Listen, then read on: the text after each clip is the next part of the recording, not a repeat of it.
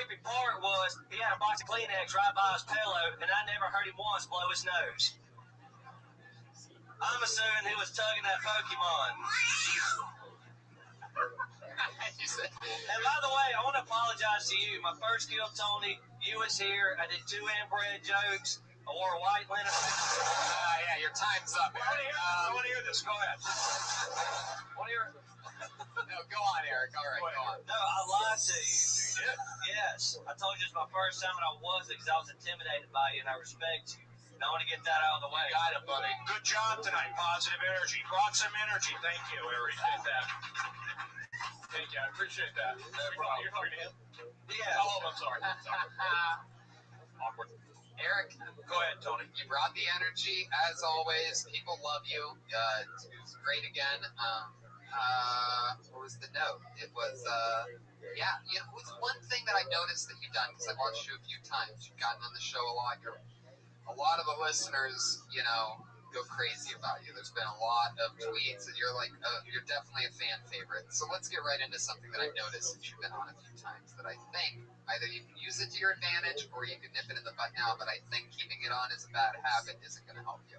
And that is, when you hit a punchline, you do this thing where you show everybody that was a punchline. If it doesn't go great, you go, you do this thing, and then you go on to the next thing.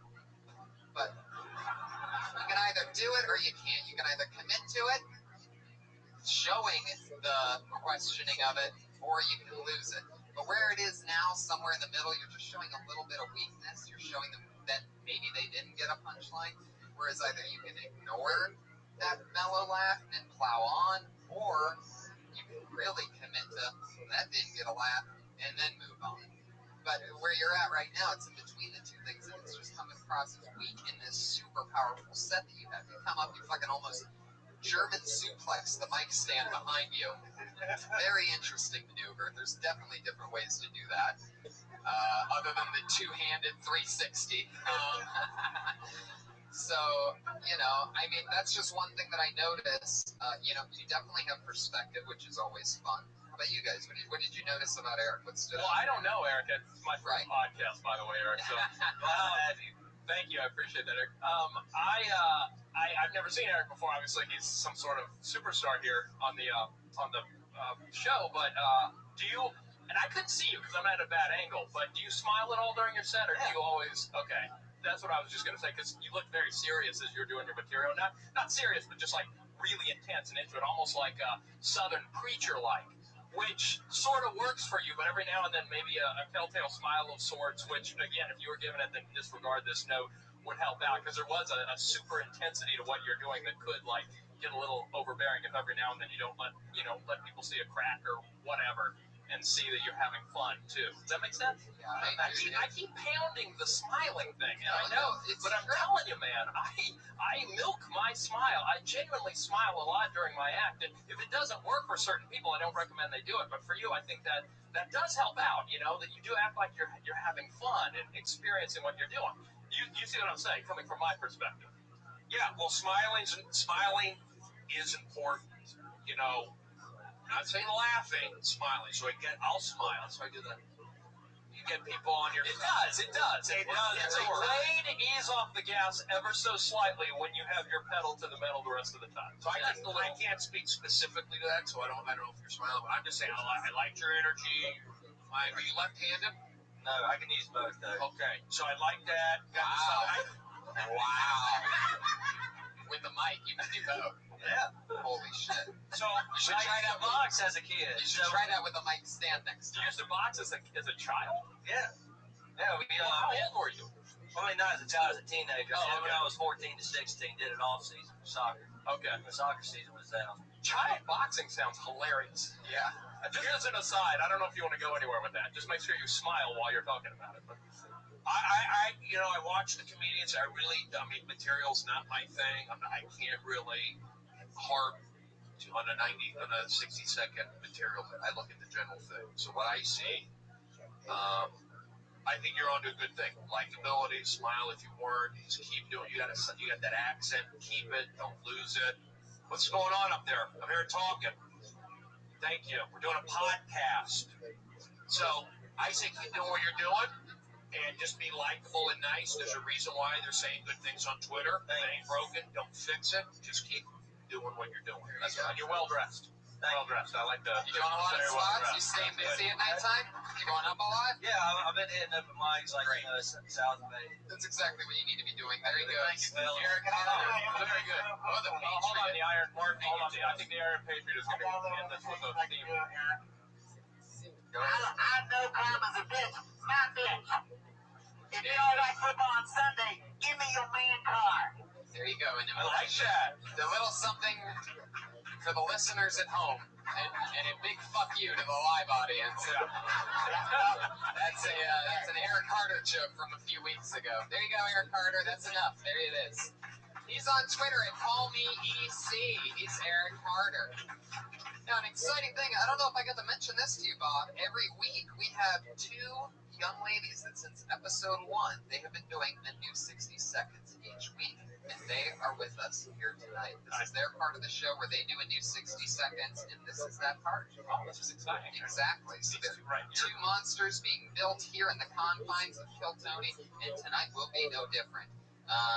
First, you know her as @PrincessShank on Twitter, and she is a fantastic. She's a little bit different. She's weird and goofy, so know that going into it. Here she is, everybody. It's Sarah Wine-Shank.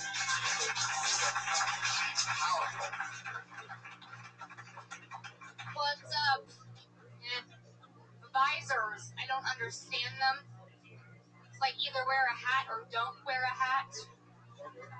What is the purpose of a visor? Go full hat or go home. Even more confusing, bald man wearing a visor. You would think that he would like to reap the benefit of a full hat. Not always the case, guys. I was thinking about it the other day while I was looking at my furniture, wondering if I would ever really need coasters.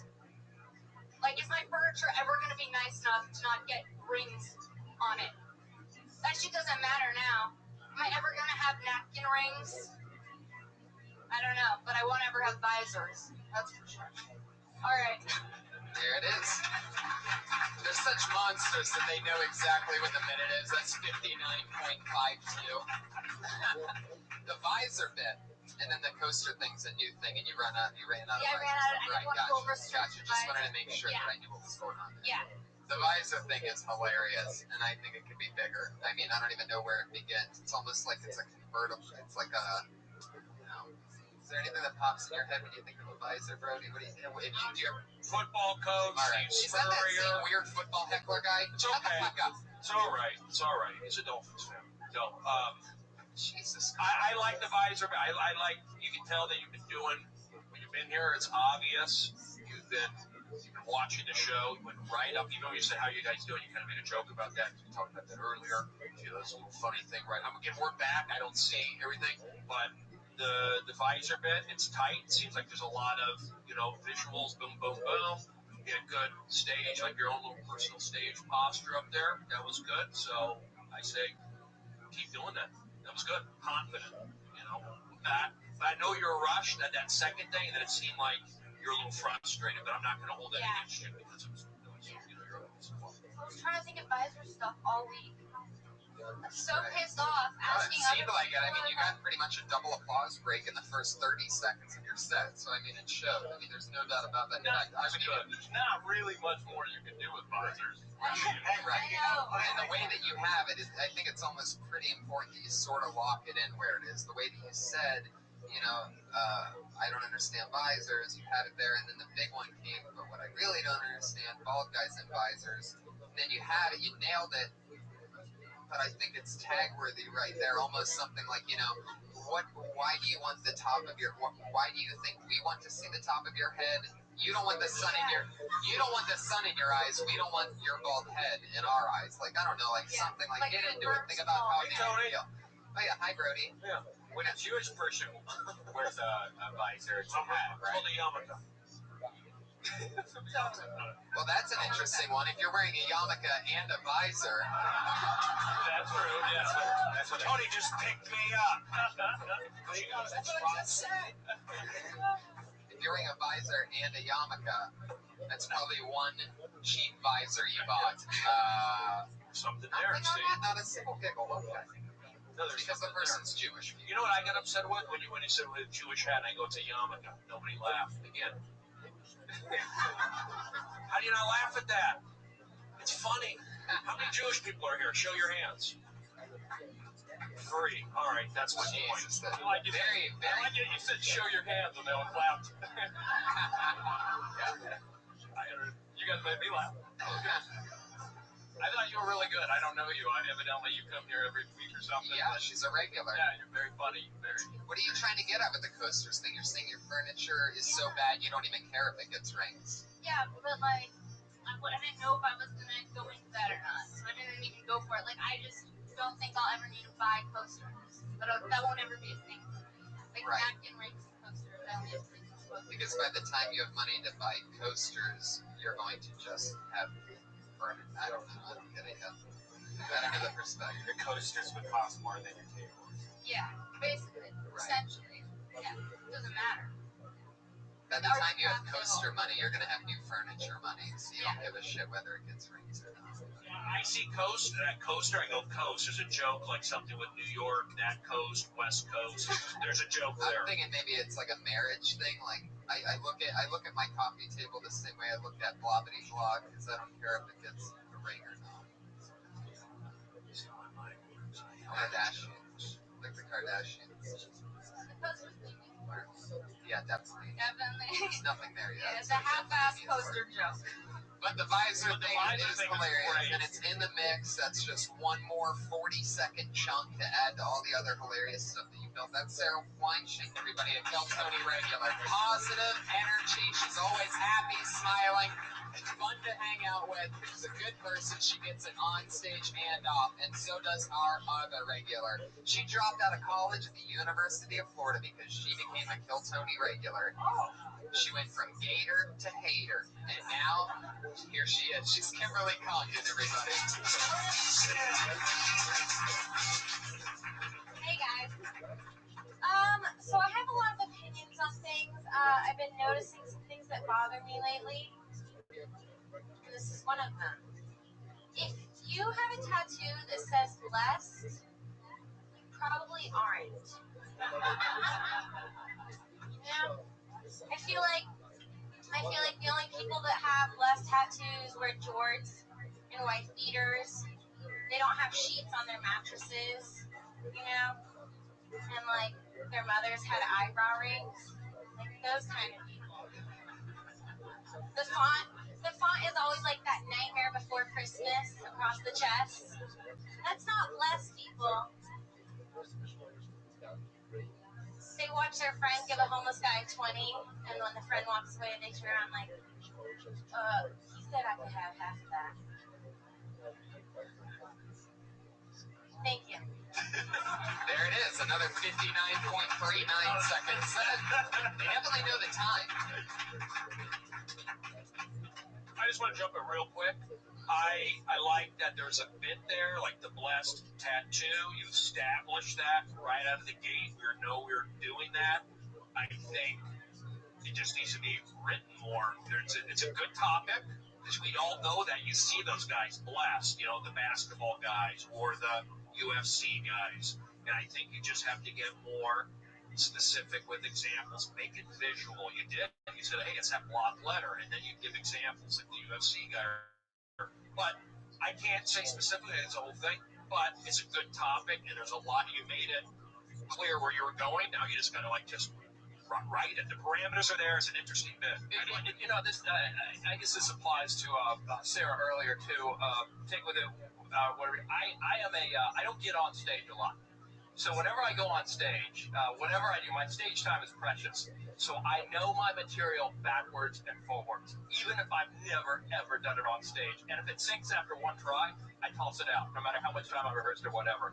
If it doesn't work at all, you seem like you were kind of struggling to remember the bits. So they were in your head. You weren't reading. You weren't really focused on the room, and you weren't really focused on yourself. You're kind of in between, trying to figure out where you were going next and trying to hold on punchline to punchline. Yeah. Know your material. Know it backwards and forwards. brush your fucking teeth with it. So that you can say it backwards if you had to. Stop when I snap my fingers and go right back through it the other way around. I've got my shit. This is why I was nervous about doing this. Right. Because I wanted to script everything I said tonight. Because I don't know how to do spot. But I learned that I'm actually really good at this.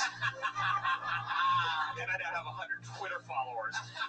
But you see what I'm saying, Kimberly? You've got a great, and there's great material. I guarantee you, you know how to boom, boom. It was a setup. Right. You had your great setup. And then I just saw you going tag after tag after tag. You know those like the back of your hand, barrel through that, boom. That audience is in your grip. It's definitely, Same thing I said. it's true. It's pretty well written, and you got it there. You just want to be able to flow with it so that we're not, like, waiting. You know what I mean? Like, it's sort of like we're, like, into it. Like, it's like we're rooting for you. But it's, you know, a vast improvement on other things, because it's really a great premise that even though everyone laughed right away at the premise. It Right. wasn't even a joke. It was an observation. So right away, you know that you're bonding with the people. That's the best laugh in the world, when you just get a laugh with what's basically an observation. And then, so you know the audience is on board. Then it's just boom, boom, boom. So you had them. Well, you got the material right there. Just make sure you know it. Really right. And really drive in how big of losers these guys are. You know what I mean? Like, I almost can't believe, you can almost see, like, the unevenness, like the tattoo artist was laughing while giving the guy the blessed tattoo. Like, you're not fucking blessed. Like, add stuff about how the tattoo is permanent, but his respect from people is temporary. Right. Exactly. So many things to play off that. There's so many bonus tags you can He's only blessed after he sneezes. Like the sheets. There's so many skin tags on that. There you go. There's the. Wasn't even a good joke, and you gave me something. Thank you. Fuck yeah, and you stayed on that the whole time, right, Bless? Right. I did. When if you ever feel yourself flailing, just do it in vampire voice. Maybe that'll help out. Have you been doing spots? Have you been going up other places? Doing spots. This Sarah, one, you too? Yeah. this one I was trying to do. Every time I go up, I talk about different things that annoy me about people. So Right. that's why I wasn't. Right. That's definitely a part of your natural voice. And you have good. You speak well. You speak clear. You enunciate. So keep doing that. Awesome. Was the whole dropping out of college? That was just a joke, right? No, she was a full-time college student. Her cousin is friends with Brian and I, and so we met her as soon as she got here. The cousin told us she was interested in doing comedy. Her first time ever on stage was right there, and she kept coming back every Monday since. She decided not to go back to college. She dropped out, went to Florida, picked up her stuff, came back. Now, you're all in, Kimberly. You put all your chips in. That's the only way to succeed. That's the only way to do it. So, if you're all in, be all the way in. That's Kimberly Condon, everybody. She's on Twitter @KimberlyCondon. That was episode 31 of Kill Tony. Bob, you got anything coming up you want to promote or anything? Let's try to see how much we can blow up your Twitter. That's @BobOshak. That's BOBOSC. It's not. HACK. It's Shack Night.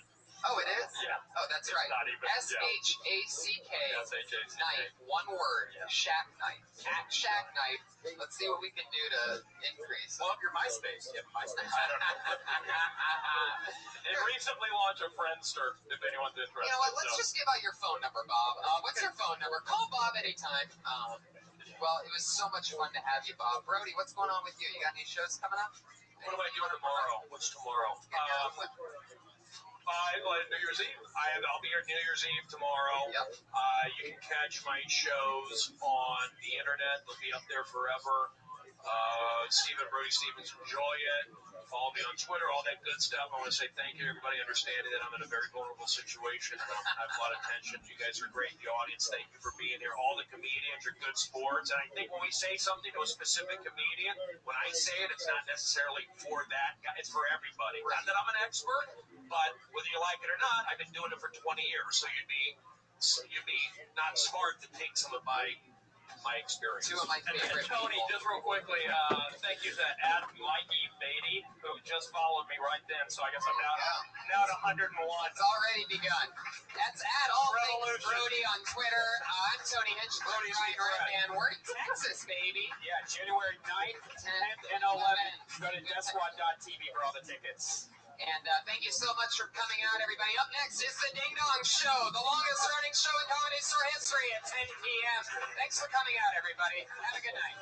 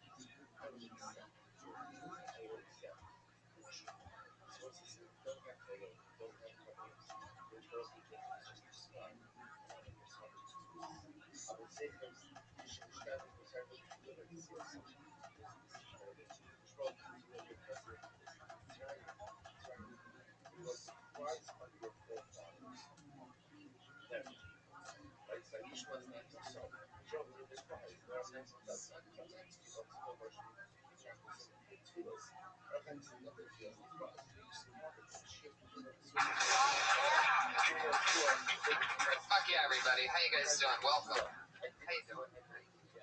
Good to see you guys. Packed something. Packed back of the room. It's good to be here. Fun weekend. Yeah, we're gonna have a fun week. We're about to go to Texas. Yeah, we're going to Texas. Shows in Texas this week. We are in Houston and Dallas and Austin. Fuck yeah, isn't that exciting, guys? On the road, getting paid. How fun. Yeah, it's weird because me and Tony, we're just starting this getting on the road thing more and more, lately. And we're new, so we don't know all the little secrets. And so we almost have Joey Diaz being our godfather, you need to do this and that. And it's really weird learning that part of the business once you start trying to figure out, all right, now I want to go to Texas. How do I go to Texas? Right. And luckily we've had our friends over at Bogart LA help us out, but it's interesting. It's a lot of work. Yeah, it's crazy. And I wish we were able to take Phil Tony there. Yeah. That's the only part that disappoints me is that we won't have an official Kill Tony in Texas yet. Well, we need to figure out a way to bring Iron Patriot. Iron Patriot's here, everybody. Our head of security. What up, Zoot? Wow. That's a new one. That's a remix, huh? Zoot, how you living, pimp? Baby. How you living, pimp? You say that one, but before you used to have other catchphrases. Give us Yeah. You know that physicists, Dog, I know everything. Proved the simulation. They proved the simulation theory can't be real. All right, well, I mean, that's cool for them, right?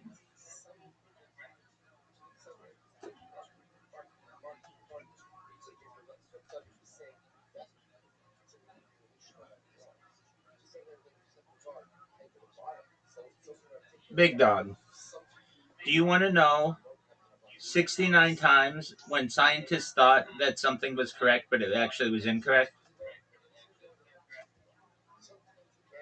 How many times? I mean, I have 69 big ones that I published.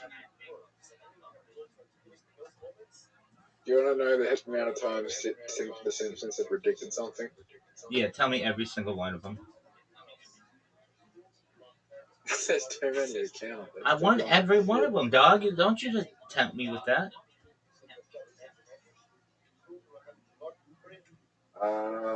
Everyone? That's what I said, son.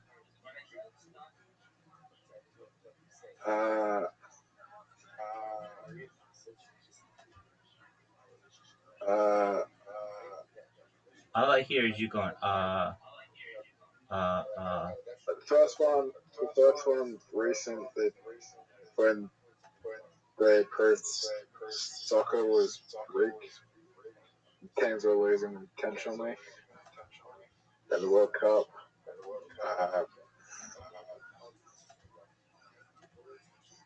They predicted AI.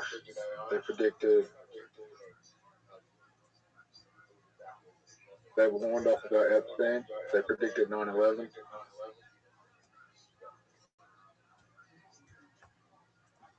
What else? Where else, Zoot? You tell me, big dog.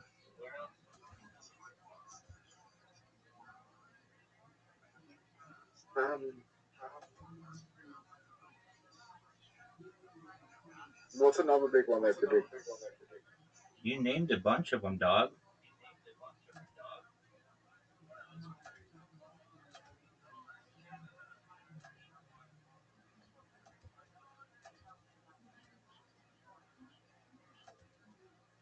They predicted Trump being president.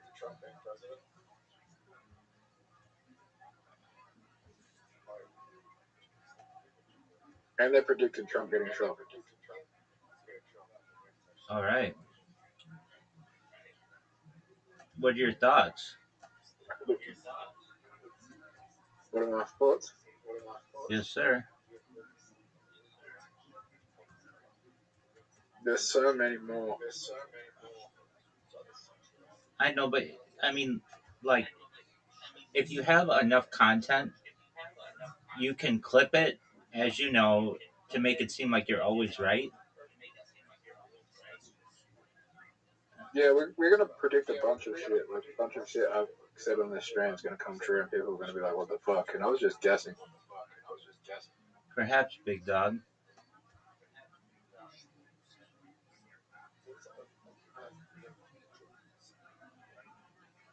Are you ready to play? Not yet. Okay. All right, I'm down. I understand. Now, let me ask you this, son. When's the next time you're going to get on stage?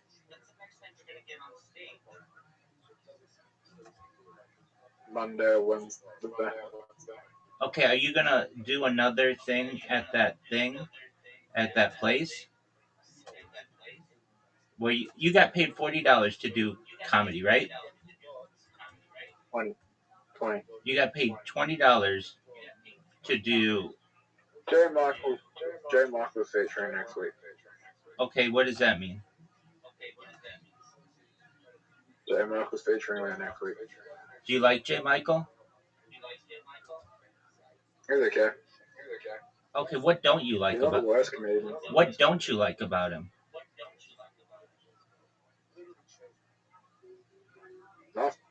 Nothing. All I could say is that he's one of those comedians. This isn't necessarily a bad thing, but he just does this. He's been doing the same set over and over for the last couple of years. Okay, I mean that's okay.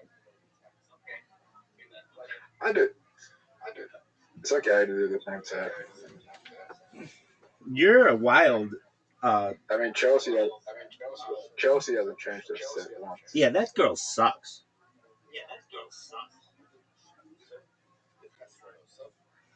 Chelsea, if you're ever watching this in the future, I could have made you into the most famous comedian in South Australia. But now you're going to have to be second to Zoot.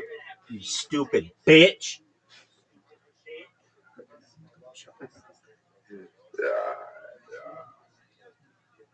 There's a few comedians that haven't changed their set once. And Zoot, you always change your set. You go up there and do something new every single time. And from a comedic standpoint, that's good, man. I mean, I think that's an interesting strategy. Now, all your jokes aren't funny. That's another interesting strategy. But nevertheless, you go out there and you take big swings, and that should be lauded.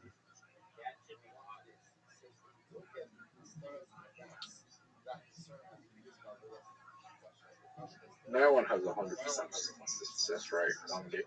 I do.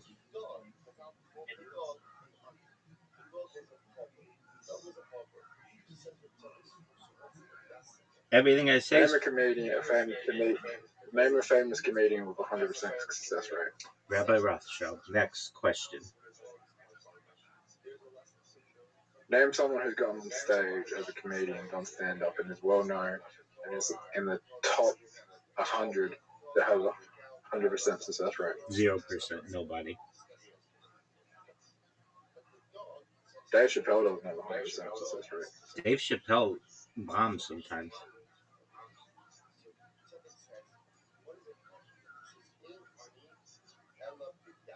Why do you think that is? I mean, they try things out. A comedian tries things out that they might think is funny in their head, but they're also trying to prove a point or send a message. So, like, Dave Chappelle may have, let's say, I think he had in his last special or one of his most recent specials, he was like, we have two ways that we could end this. I think it was his stand up. He said, we have two ways that we could end this. I've got two endings. And he does the one and then he does the other, but he could have ended on either one of them. But he wanted to send a political message in one way, and maybe he just really wants to make people laugh. Like for instance, have, like you just said to me the other day, you were like, Rabbi, I think I'm just gonna go up and talk about the moon and just talk about that. And like maybe, I mean, if you want to, we could make that into a really funny bit, and I would love to make that into a really funny bit. So let's do it. Okay. So here's a great one. So you mean to tell me that you traveled 250,000 miles to play golf?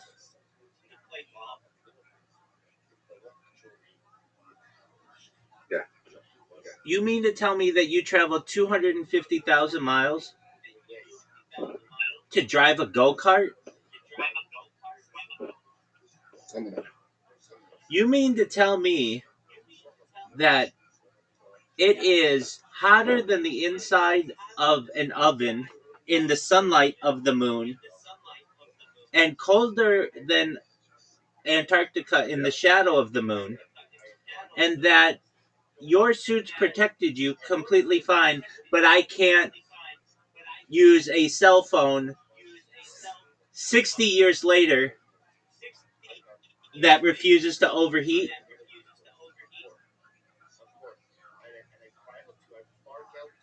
You mean to tell me that you traveled 250,000 miles on a bank of car batteries, yet my cell phone doesn't last more than a day? Maybe they have better technology then. Technology doesn't move in reverse, though. Maybe they had alien technology that's no longer available. Okay. I mean, believe whatever you want. That's fine.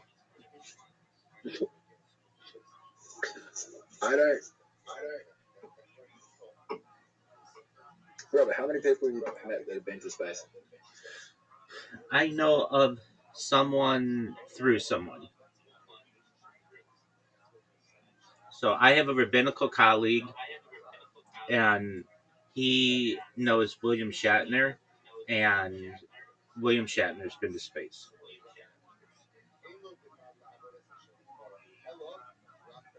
Do you know how many astronauts there are?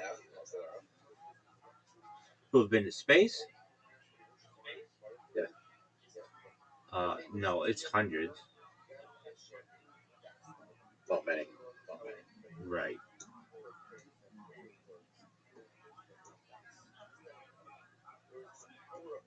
Here's another question. You mean to tell me that you're going to travel 250,000 miles and not bring a woman?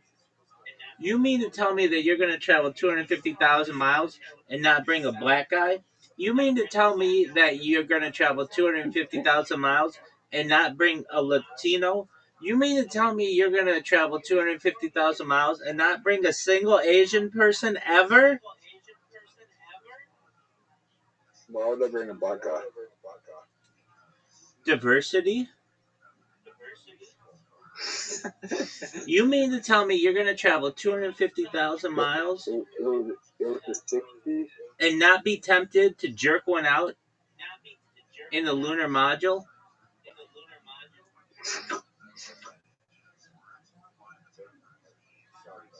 They probably did.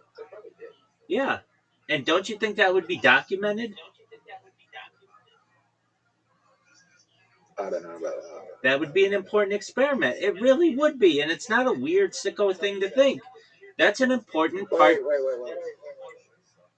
I got a question. Hit me with it, big dog. Have you ever met someone that's been on Survivor and have you asked them how they jerked off? Oh, no, I've never met anybody on Survivor.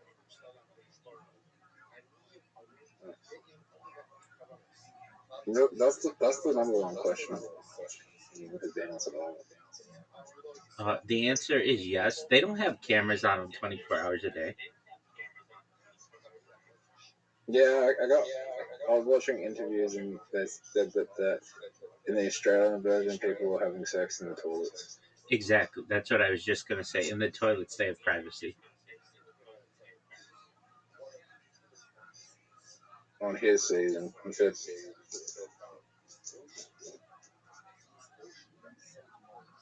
Exactly. So.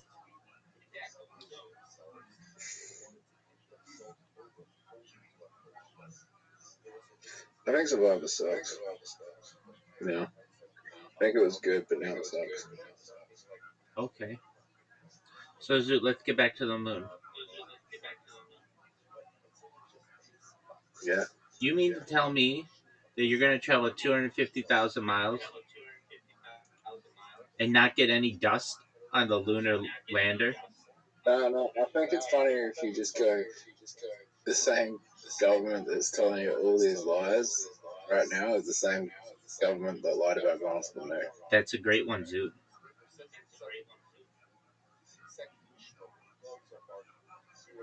How can you trust the government?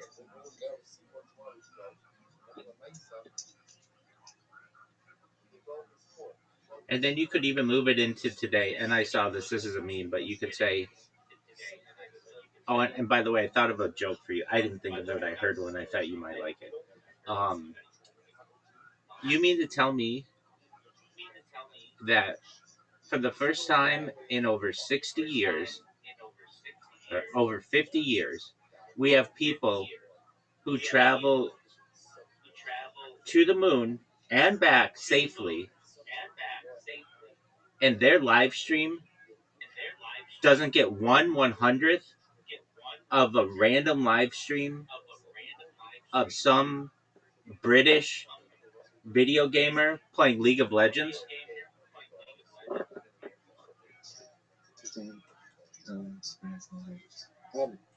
Alright, you know what else?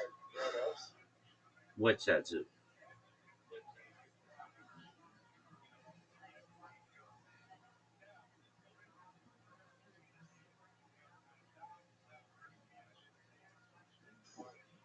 I'm trying to think. All right. Well, here's a joke that I heard. If we go into the moon,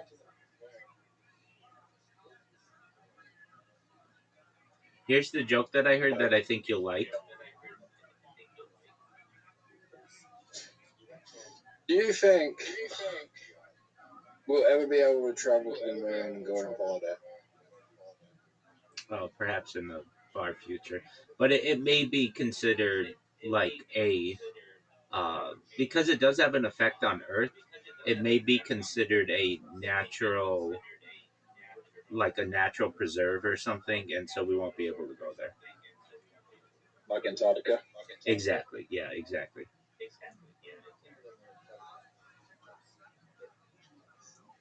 All right. So here's the joke that I heard that I just thought was creative. Um. Okay. So can you imagine if there was like a Ku Klux Klan rally and a bunch of albino people from all different backgrounds crashed it? What the reaction of the people would be? The albino people could be like, "You all, you all, you all aren't white enough to be in this Klan rally."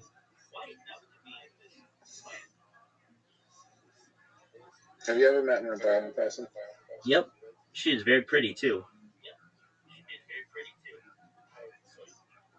and very smart. I did not know that she was albino. I just thought she was a really pretty woman, and she one time I heard someone ask the question if she was, and the person said yeah. but I mean, it's like we would have never known that there were some kind of weird things about her that like her eyes moved really quickly when you would talk to her. But the way that she did her makeup or whatever, she she's just a really pretty lady. Is she full albino? Oh yeah.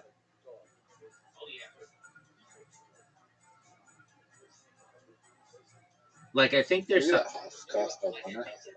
I think there's something about like your eyes are red when you're albino, and like maybe that's what it was. Don't, isn't there like a place where they the countries where they like witch hunt albino people? Yeah, dog. Some places in Africa. Why do you think that is? I mean, You ready to play? it would be like you had only ever seen people who were white your whole life, and you've never seen anybody even a different, close to different shade of white, and then all of a sudden somebody comes out as blue. That'd freak you out.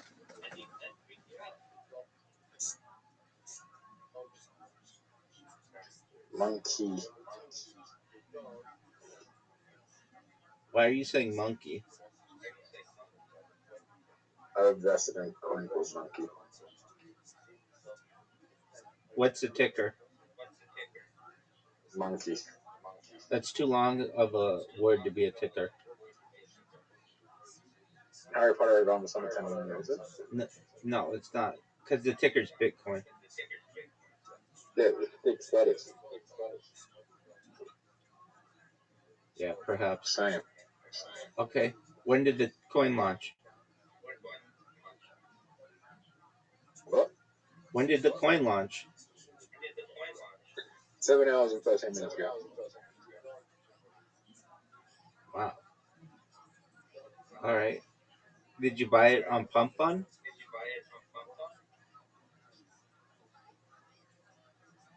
Yeah. Okay, so you have an invitation. It's a Pump Fund token. Hold it on. Okay, are you gonna accept the invitation or am I just gonna quit? You have 10 seconds, 9 seconds, 8 seconds, 7 seconds, 6 seconds, 5 seconds, 4 seconds, 3 seconds, 2 seconds.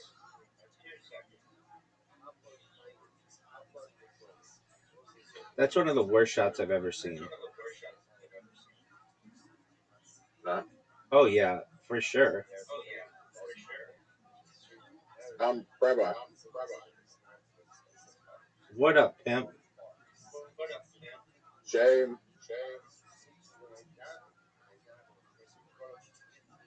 J. Michael. What comedian should I open for in LA? Not Chelsea. That bitch can pound sand.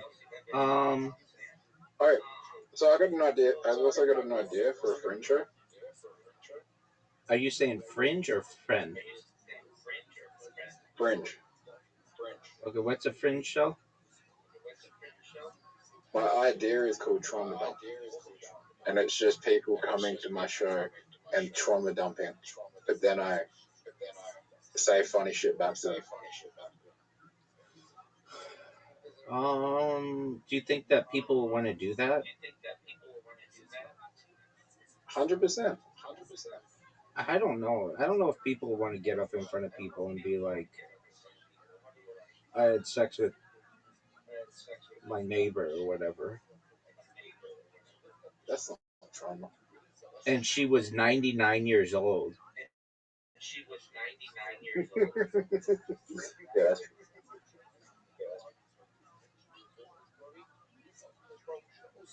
Are you sure you're not the one? I don't know if a 99-year-old can consent. Oh, for sure, a 99-year-old could consent.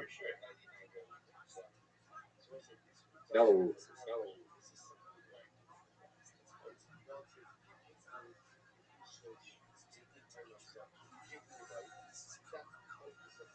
Like, oh, come on. You're down 0 games to 1. Or 0 holes to 1. I don't know.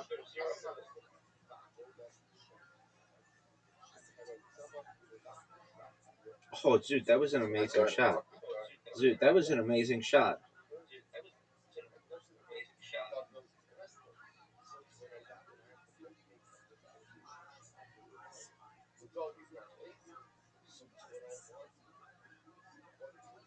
But how the fuck did you get into the situation where you had sex with a 99-year-old neighbor? I mean, maybe you were maybe you were horny or something, and she made you cookies and was just being like a nice old lady, and she didn't look too bad, and maybe she said that you reminded her of her deceased husband, and that she hasn't been with a man for a long time, and then boom, dude. I have a fucking weird I have a weird story. Not like that, but okay. When I was like 9 years old, Oh no, this is gonna be bad. yeah, it is. When I was like 9 years old, uh, so we had uh, we lived in like a big house that I this was like pretty advanced technology where I had a had the hookup to a phone line in my room, but it wasn't hooked up to anything. And it was my parents thought in the future as I got older, maybe I might want my own phone line because like cell phones weren't really a thing then, and my parents didn't want me calling on the first line, like the main line. They wanted me calling on the second line, which was also like the internet line and the fax machine and all that kind of stuff. And um, so this one day, I plugged in. This is dial-up. Oh yeah. These are dial-up days. You're gonna have to explain to like people watching what dial-up was. Oh, I'm not. I remember dial-up. I'm not. This isn't like a public story. This is just a weird story that happened to me. And so we had like an extra phone or like a few extra phones like that I just got from like a storage area of our house, and I plugged it in. I plugged in the phone, and I just went into the newspaper and started calling like random numbers. And I was like 9. I didn't really know what I was doing. Anyway, I called this one person who was they had like someone who was maybe like a 10-year-old there, and I was like talking to the 10-year-old or whatever. Maybe it was something like that. I don't really remember this that well about this. But then the mother of the child gets on the phone. Now this child's older than I am, and she's like talking to me, and she's an adult. She's like in her 30s, and I don't know how, but maybe she asked if I had a girlfriend or something like that, and I was like, no, I don't have a girlfriend. Like that's like ew. And she's like, what's ill? And I'm like, that's not like I don't. I'm a kid basically. So anyway, I think I asked like if I could call her again or something, and she was like, yeah. And uh, maybe like a few weeks go by. Anyway, I remember getting in this telephone call with her, which was very sexual for a 9-year-old. And now I could have been 10 or 11, but I don't think I was that old. I wasn't 11. Anyway, I'm telling this woman, I'm asking this woman about like the female body, and this was a really funny thing This was a really funny thing that I said. I said, it was something like, I was like asking, like, so she has a vagina? And she's like, yeah. And maybe she's like, it hasn't been used in a while or something. Or maybe I asked that, has it been used in a while? And she's like, no. And I'm like, oh, did you know that it can plug up? And she starts laughing and she's like, what do you mean plug up? And I'm like, if a vagina isn't used for a long period of time, it could close up. And she's like, no, it couldn't. And 30 years of my life go by, and I thought, okay, maybe I was wrong or whatever. But there is a certain issue that can happen with women if nothing goes in there. Usually with older women, like really old ladies, if that nothing gets inserted in their vagina, that their vagina can close up. And so when I learned about this, I wanted to tell this random woman who's probably now like 60 or 70 years old that my 9-year-old self knew more about the female body in some ways than she did. Anyway, after that conversation, I never talked to her again. I think that's a good thing. Yeah, I do too. It was like what do you call it uh when like little kids what do they call it? Like, like basically before the internet. Um, no way. I just sent Riser an invite and he accepted it. It was an accident, Zoo. So just wait one moment and we'll Wait, play. let me see if I was that. Yeah, call him.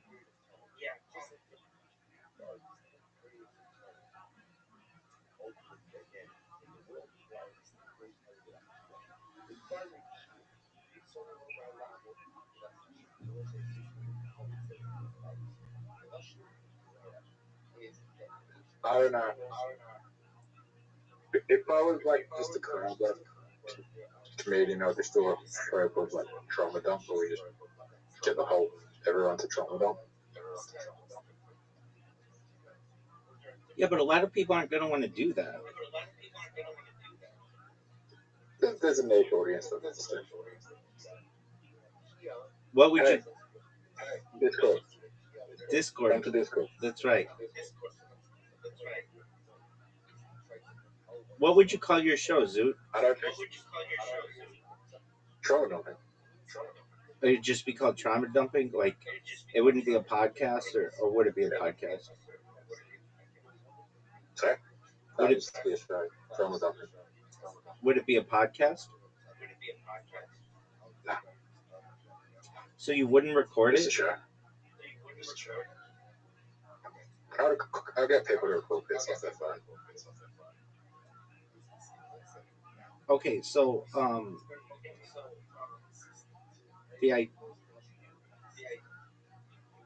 don't think it's a bad idea. You just want people there to know they're going to that.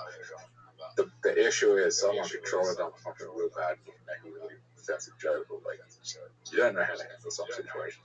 Okay, so say I trauma dumped whatever my 9-year-old self calling this lady, talking to her about vaginas that could close up. What are you gonna say to that?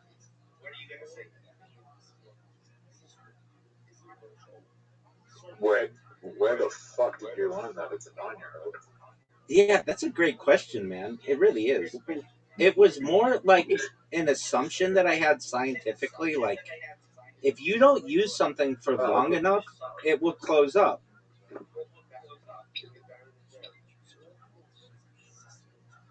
Oh fuck. What? Oh, I missed the shot. I forgot you're not playing. Where's Riser? Is Riser playing? Yeah, he's Riser the one time. He is. Where's Riser? I called him and he's not coming. Did he say no? No, I can't be on the Discord and chat to you at the same time. That doesn't make any sense. It doesn't let you do shit. I can't. He said that it's like. Okay. I can't be on the Discord call and call him at the same time. I was trying to do that. I understand. I'm beating him 3 holes to 2, and I'm about to send you an invite. Are you ready? Is Raza going to be in the game? I don't know.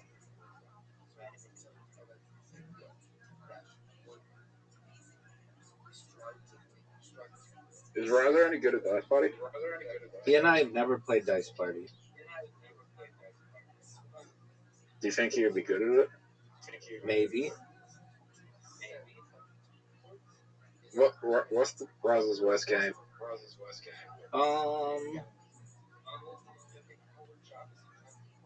Riser's worst game.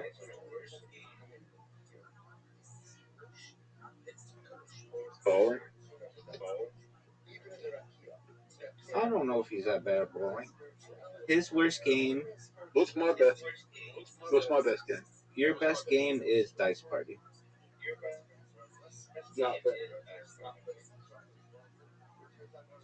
What'd you say, Zoot?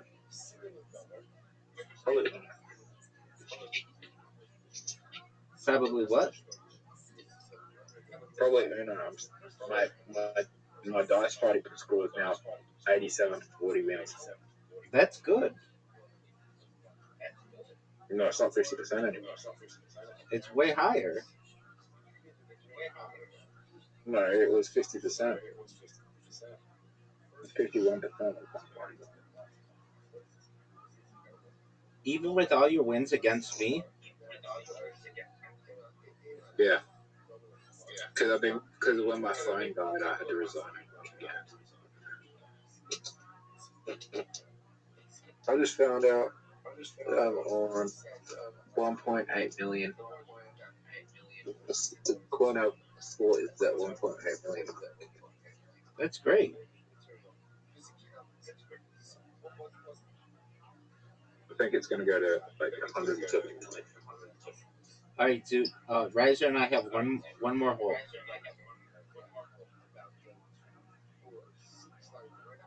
One more game of mini golf and Dice Party.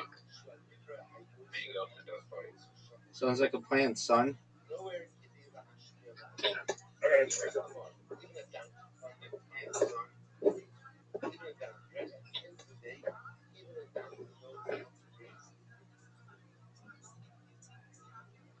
Are you serious?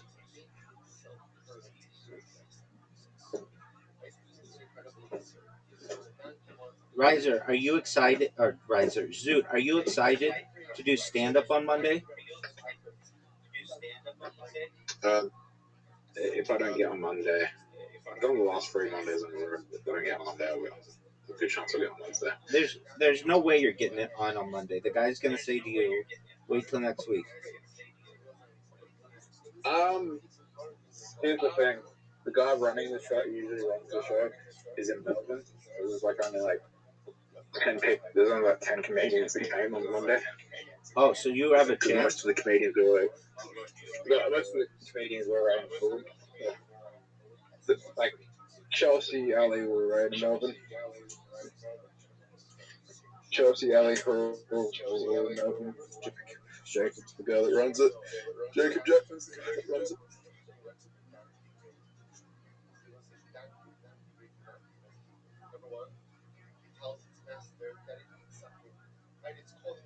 He has a podcast as well. What's his podcast known as? 8 Mania.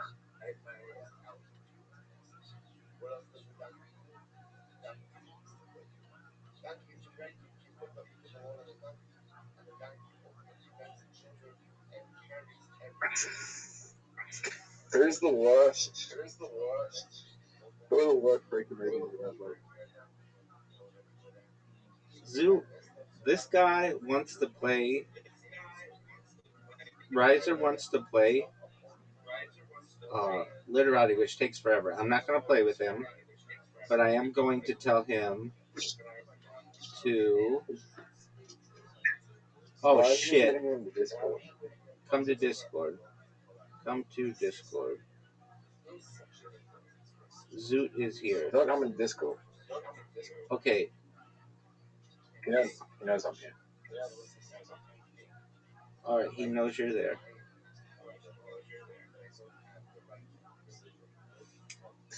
There's 1.7 million market cap. Zoot, I'm sending you an invite right now to mini golf. You're good at this hole. I know I always tell you this, but I think you're good at this hole. You have 10 seconds to accept my invitation. You have 9 seconds to accept my invitation. Are you ready to make it in a hole-in-one? I don't think so. Oh, yeah. Oh, Zoot, that was the easiest hole. Zoot, that was beautiful.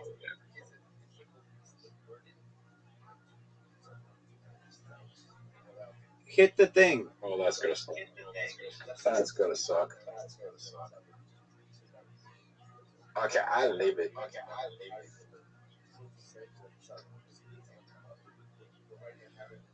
Rape.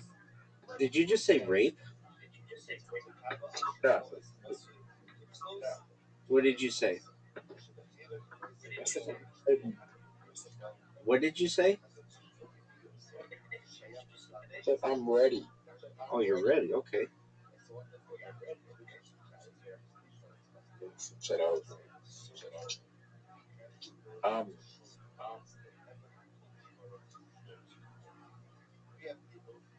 Well, Zoot, you have an easy shot. that's quite difficult. Dog, that was beautiful. Zoot, you're playing. You have the easy shot. Yeah, you're right. You're playing amazing. So, do you know that World Comedy is in 2 months? Are you excited for it?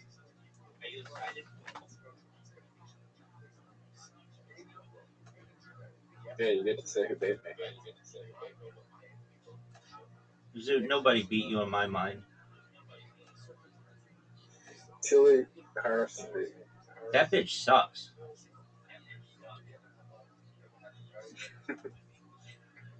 Yeah, if you ask most of the comedians in Adelaide that were there,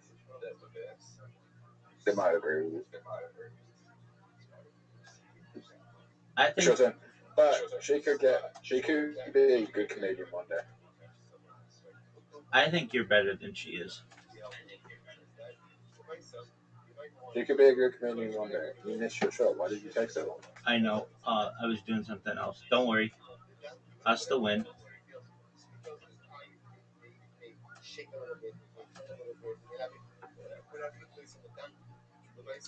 Oh, Zoot. It's your shot. I know. Maybe I won't win. I got it in 3 shots. Yeah, that's amazing. You gotta get it in a shot. There's a chance. There's not a chance. Playing the perfect game.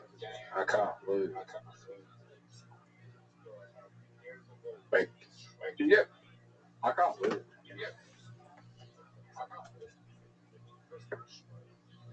Fuck, that's a terrible shot. Oh, Rabbi. What up, big dog?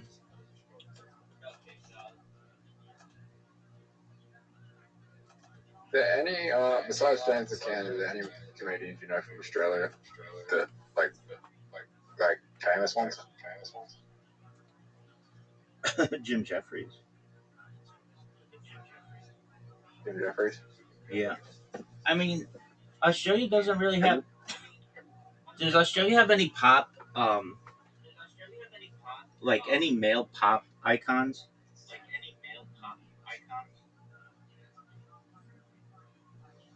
That are alive? Or dead? Steve Owen. No. I mean music, like Paul Hogan. like Justin Bieber. Oh, pop icon. Cody Simpson. Who is that? He dated Miley Cyrus. He dated Miley Cyrus. Oh, she dated multiple Australian guys? Was it Miley Cyrus? She dated. He dated a. Helm. She not dated. Miley Cyrus. Cody Simpson. I think it was Miley Cyrus. She dated Helmsworth. She dated. She dated Helmsworth. She dated Helmsworth.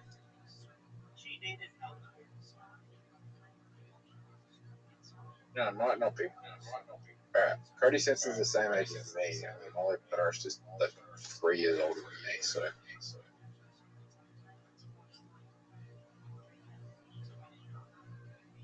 Cody's, yeah, might have been Miley Cyrus. Wasn't Ariana Grande? No, it wasn't Ariana Grande. Who's another big pop star around that time? Miley Cyrus was big. Taylor Swift. Wasn't Taylor Swift. Like, who's like 16, like 17 or 18, like 16 to 18? Doug, I don't know now, but back then, Victoria Justice.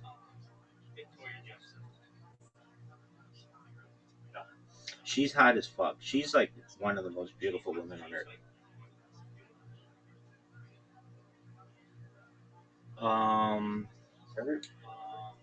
Iggy is. No, it wasn't Rebecca Black. Dude, yeah, she's not like a pop star. Iggy Azalea. No, she's too old. All right.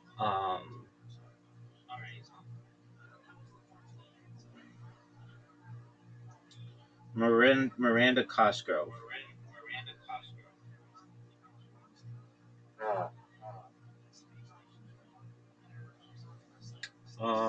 What? I mean, we'll just look it up. Let me look it up. No, we're looking it up together.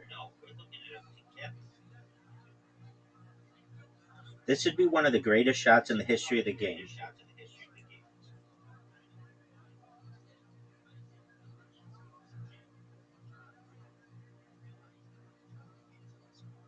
Bullshit. Okay, what is this guy's name? Cody Rhodes? Cody Simpson. Does he suck? Yeah, sure. No, he doesn't suck. It's just like Justin Bieber. They're trying to market him as the Justin Bieber of Australia.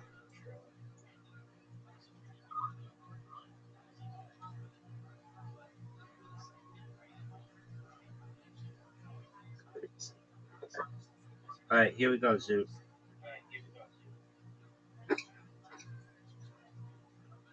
Kylie Jenner, Gigi Hadid, Miley Cyrus, Kylie Jenner.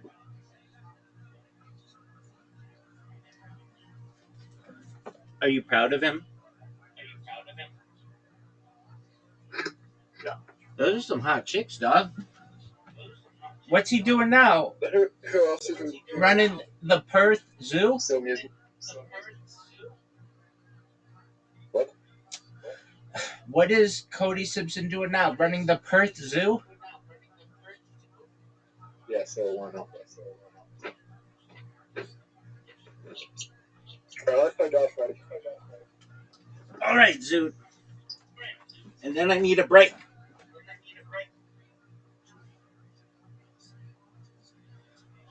I think Kendall's better than Carly.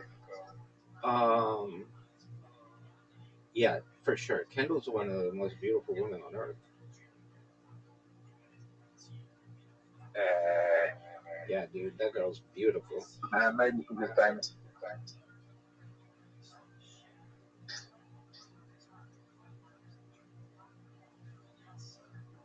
The most beautiful woman I've ever seen was in a strip club.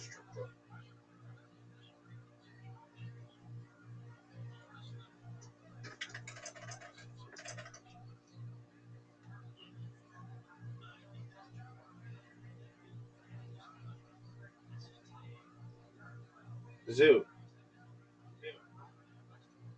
This is not a good way to start.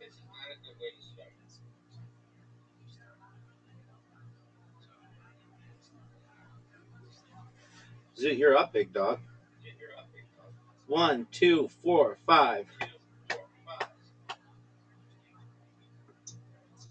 Oh, you're taking a huge risk. Yeah, this is not pay off. This is what? Square did not pay off. Did you get a small strike? No. Oh, yeah, before.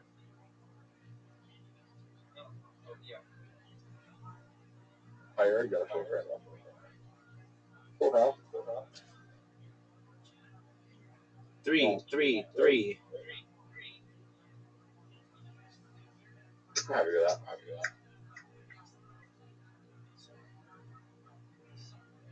I'm on 2. You know what I'm going to roll? 5, 5.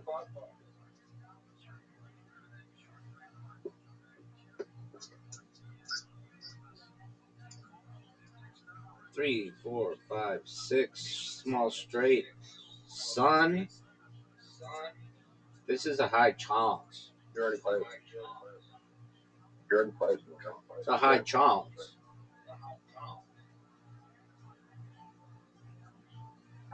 Fucking hell. I won. Zoot, you've lost. Look at the score. It's 79 to 15. Yeah, I could come back. 3 ones. 4 ones. 4 ones. Wow. That 4 times sucks. Yeah. That is the worst 4 times you can do.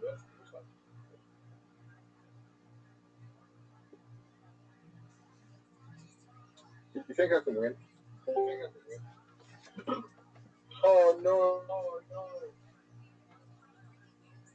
What's wrong, Zoot?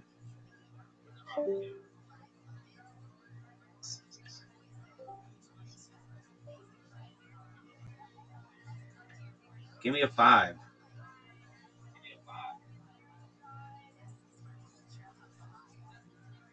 Zoot, you're up, pimp.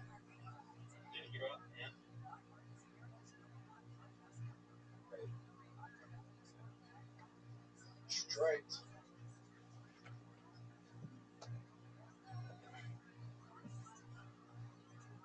That's bad. I'm gonna try something. Are you serious? That was a great schoolhouse.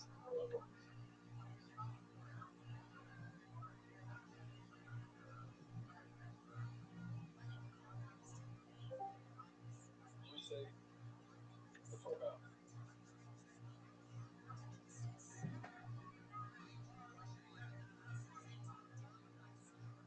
Bro, what's the highest chance you can get? Out of 30.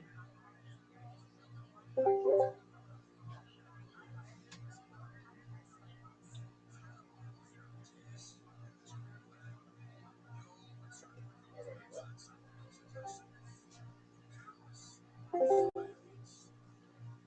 straight. Zoot, can you hear me? Zoot, I saw your full house, and that was a really good full house. I could hear you, I just couldn't hear you out of one of my computers. Someone got charged with AI. 19-year-old in my city got charged with AI, producing AI pornography. It was adult. What are you saying? The person they did it was. What are you saying? The first person in South Australia got charged with producing AI pornography. They were an adult. The person that they produced the pornos as an adult. To clarify. I don't. Was yeah, the 19 years old? I don't understand. In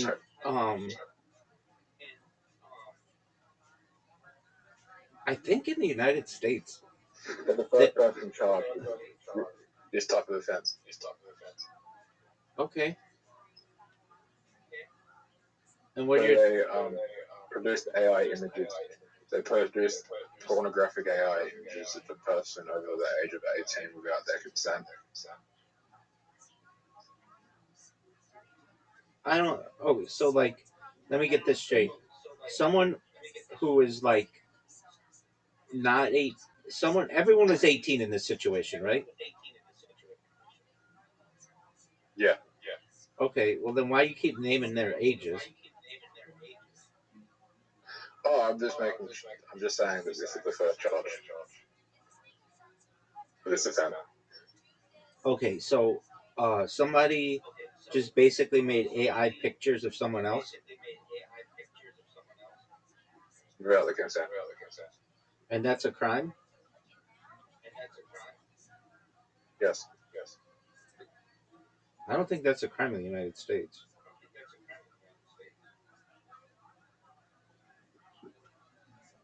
So that's interesting. All right, They're the first person charged with it. Yeah. I understand. Which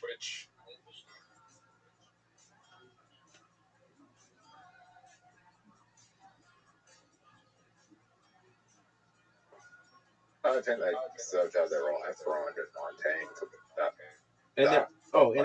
And they're only 19. That's bullshit. Yeah. So I do think you mean to tell me you mean to tell me if I go to your video with that guy, the magic art guy, and I take your picture and then just make a random picture of you playing baseball, that's illegal, or soccer? No, if it's naked images, then it would be illegal without my consent. Oh, so it was naked pictures. Yeah. All right. Well.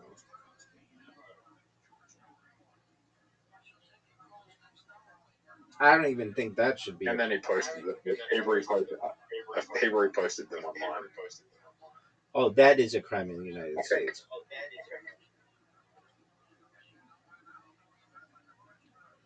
Dude, how you beating me so badly? You got the bonus. You got the bonus, son. Full house. Full house. Oh my. That's a good chance. Yeah, it is.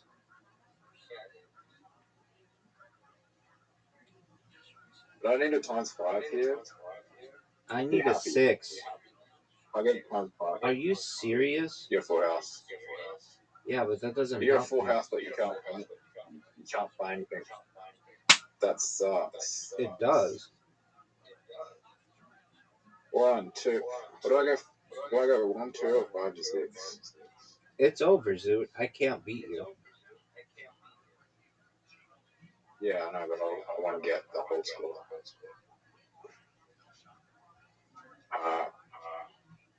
I need a 4 and a 2, right? I need a 4 and a 2. Yes. I need a 4 and a 2. Oh, let's go straight. Are you serious? I just need some 6s. Give me 3 6s. That's not good. Nope. I did not get the bonus. 2, 2. That game sucks. 2 2s.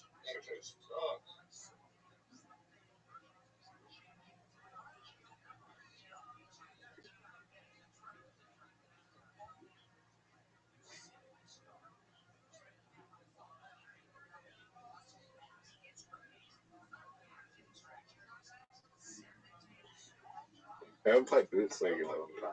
What? The game sucks. What game? What's a game? Blitz League's amazing. What's a game? What's a game we never play? Doug, I'm done for now.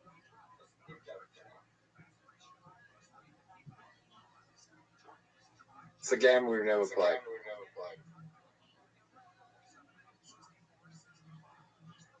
What's a game we've never played? We've played them all, dog. Except that one, maybe Remember when we didn't play Chad. Remember when we didn't know how to play Monopoly? We didn't play chat. Remember when we didn't know how to play? Do you remember when we didn't know how to play Dodge Party and Character Flip? Yes, I do.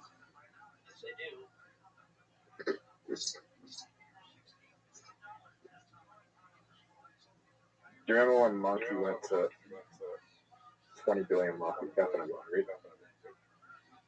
No. Did that happen?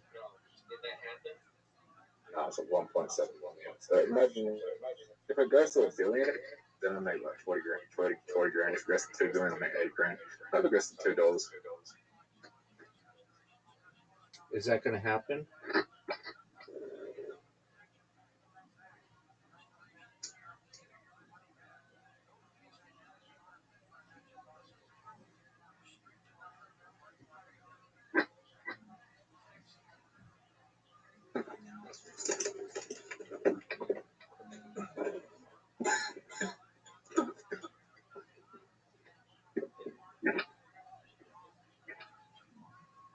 I'm gonna go.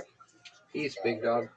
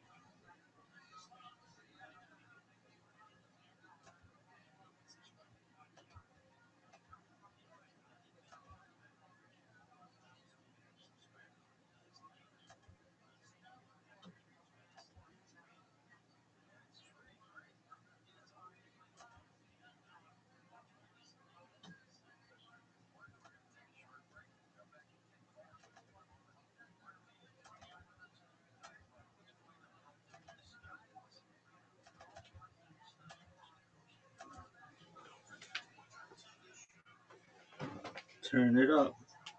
This athleticism, though, for serious. This West Side.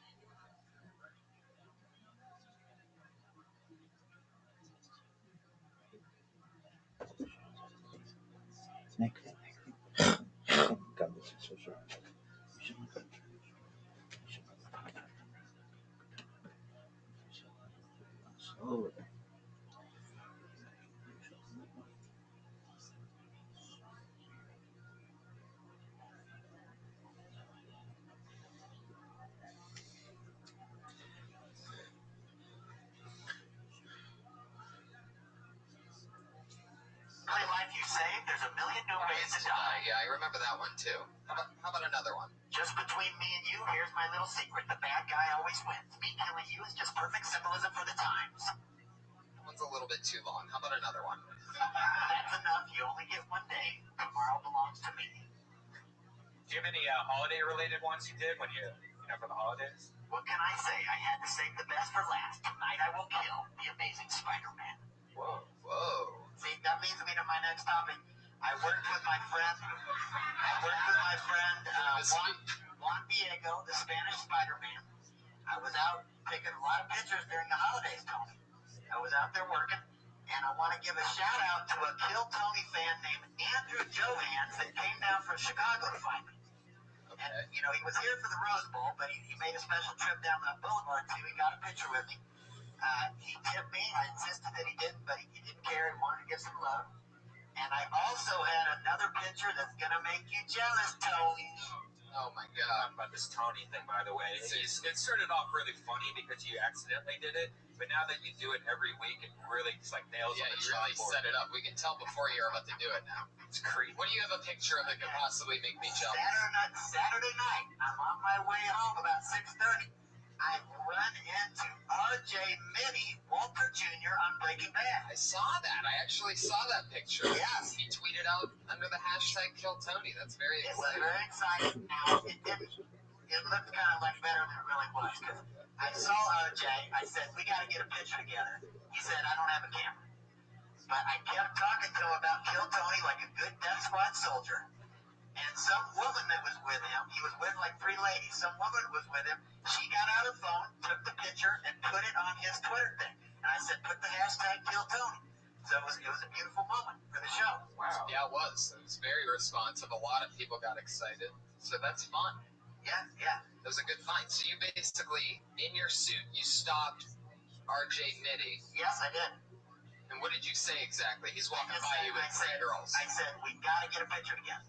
I said, I'm on this podcast, Kill Tony. Tony Hinchcliffe, this famous comedian, he loves you to death. He talks about you all the time. I said, we got to get a picture. I said, I wasn't going to let him get away. I was not going to let him get away until we got a picture, until we got it on Twitter, and what needed to be done. So when you say that you were not going to let him get away, what were you about to do had he just kept walking? Well, by the way, for those of you that don't know, R.J. Mitty has cerebral palsy. Well, he has a mild form. And as he's walking by, this fucking robot insists on taking a picture with him. So you really got to picture what's going on here. He doesn't have as severe a form as when he plays on the show. He has a mild form of it. No, yeah, I know. And, you know, he had a tough childbirth with no heartbeat, tough cesarean birth. But he came to L.A. in 2006. It was really his sister that was getting into acting. And they didn't know. He was an extra on Hannah Montana, just like me. And then he started getting into more stuff. He got a talent coach that started coaching him. And then that's when he got in Breaking Bad. So he wasn't even expecting to go down that road. Heck yeah. Yeah. Stopping him on the street was a real palsy move, man. I'm telling you. Really went for it. And we appreciate that. But he seemed normal, Tony. He didn't seem, he seemed like a cool guy. He walked fine. You know. There you go. He talked okay. You know, I don't know if that was his mom. I don't know who that was. I mean, he has his mom goes with him on a lot of things. How do you know that? On Vegas, he had his birthday party. He even had his mom there for that. So, well, like that, it's his birthday party in Vegas. Yeah. That's different. So why would his... All right, fuck it. Yeah. The Iron Patriot, everybody. He's here. He's always here. Why? What are these new noises? I'm trying to work on my sound and my effects. How do you like this one? Not bad. No, what is that? Yeah, they got it. Good. What? Close Encounters of the Third Kind. Have you ever had a Close Encounter with the Third Kind, Tony? Oh, stop with the Tony shit. So you gotta settle down with the Tony thing. You really need to WD-40 that suit, Patriot. It's making a lot of noise tonight. Yep. I'm an enigma. I work in mysterious ways.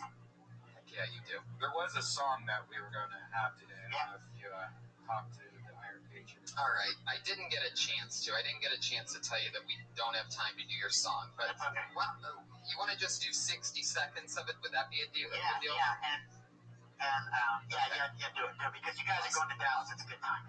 Okie dokie. Well, if you don't know, Patriot was in a band in the 90s, a rock and roll band that, how long were you guys together?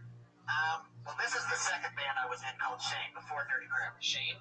It's called Shane. Uh-huh. I'm moving fast. I did one song from my first band. Now my second band, I did one song and they keep moving.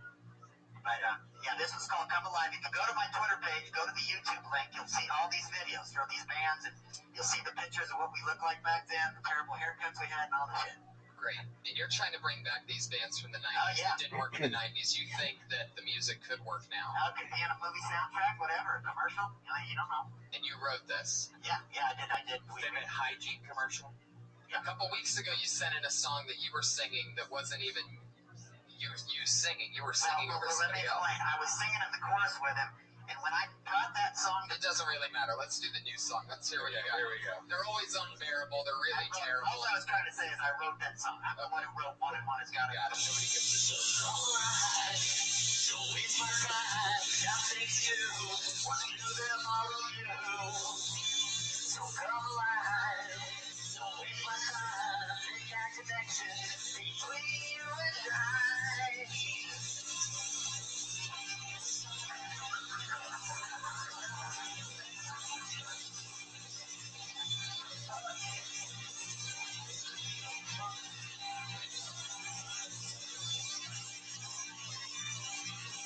I see the summer days. They come once a year. So yeah, lots of those things. Oh, baby, now this year. You got just in the second year.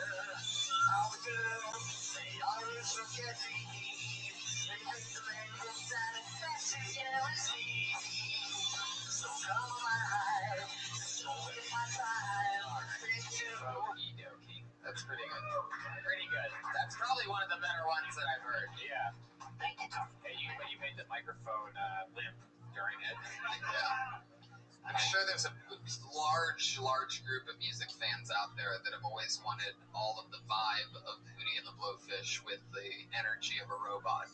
So I'm sure something will get big for you guys soon. I'm bringing it back. I don't want those songs that just lay wasted. They need to be heard by people. Right. Now, if the band got successful, do you think you'd still wear the suit, or would you go back to being Jeff Crabtree? I'd probably try to do what they let me get away with. I mean, if they let me sing it without the suit too, I'll do that too. But that right now they like me in the suit, so I got to keep doing it. What if we just got rid of like the bottom half of your suit and you wore like, I don't know, jean shorts, like really short jean shorts? Like where you can see the pockets come down the leg. I think that'd be great. We should test that out one week. Yeah. Can we test that out? It'll be easier on you also because you can like drive. I want it to look cool. It's got to be the full thing. I mean, the sculptor that made it, it's such a work of art. It's from head to toe. It's got to be all together. Can we just have a fun episode? How would we fly that, by the way? I got one of those golf travel bags I'm gonna put it in. I already figured it out. Get two of those. And we would check it. And you would trust that it would come out of the other end. Wow. Yeah, did I tell you I got my passport a couple weeks ago? Got it in the mail. Perfect. I'm ready with the passport. I know there's some fans in Canada that want us to come. I'm ready to go. It's coming. It's coming really soon. But let's stick with tonight for now, shall we? You guys ready to get this thing bumping? It's episode 32 of Kill Tony. I always have two great friends, two awesome guests come on. This week is an extremely special one because not only are these guys really close buddies of mine, but they're also two of the funniest friends that I have. Put your hands together for them. It's Bobby Lee, everybody, and the Roastmaster Jack Ross.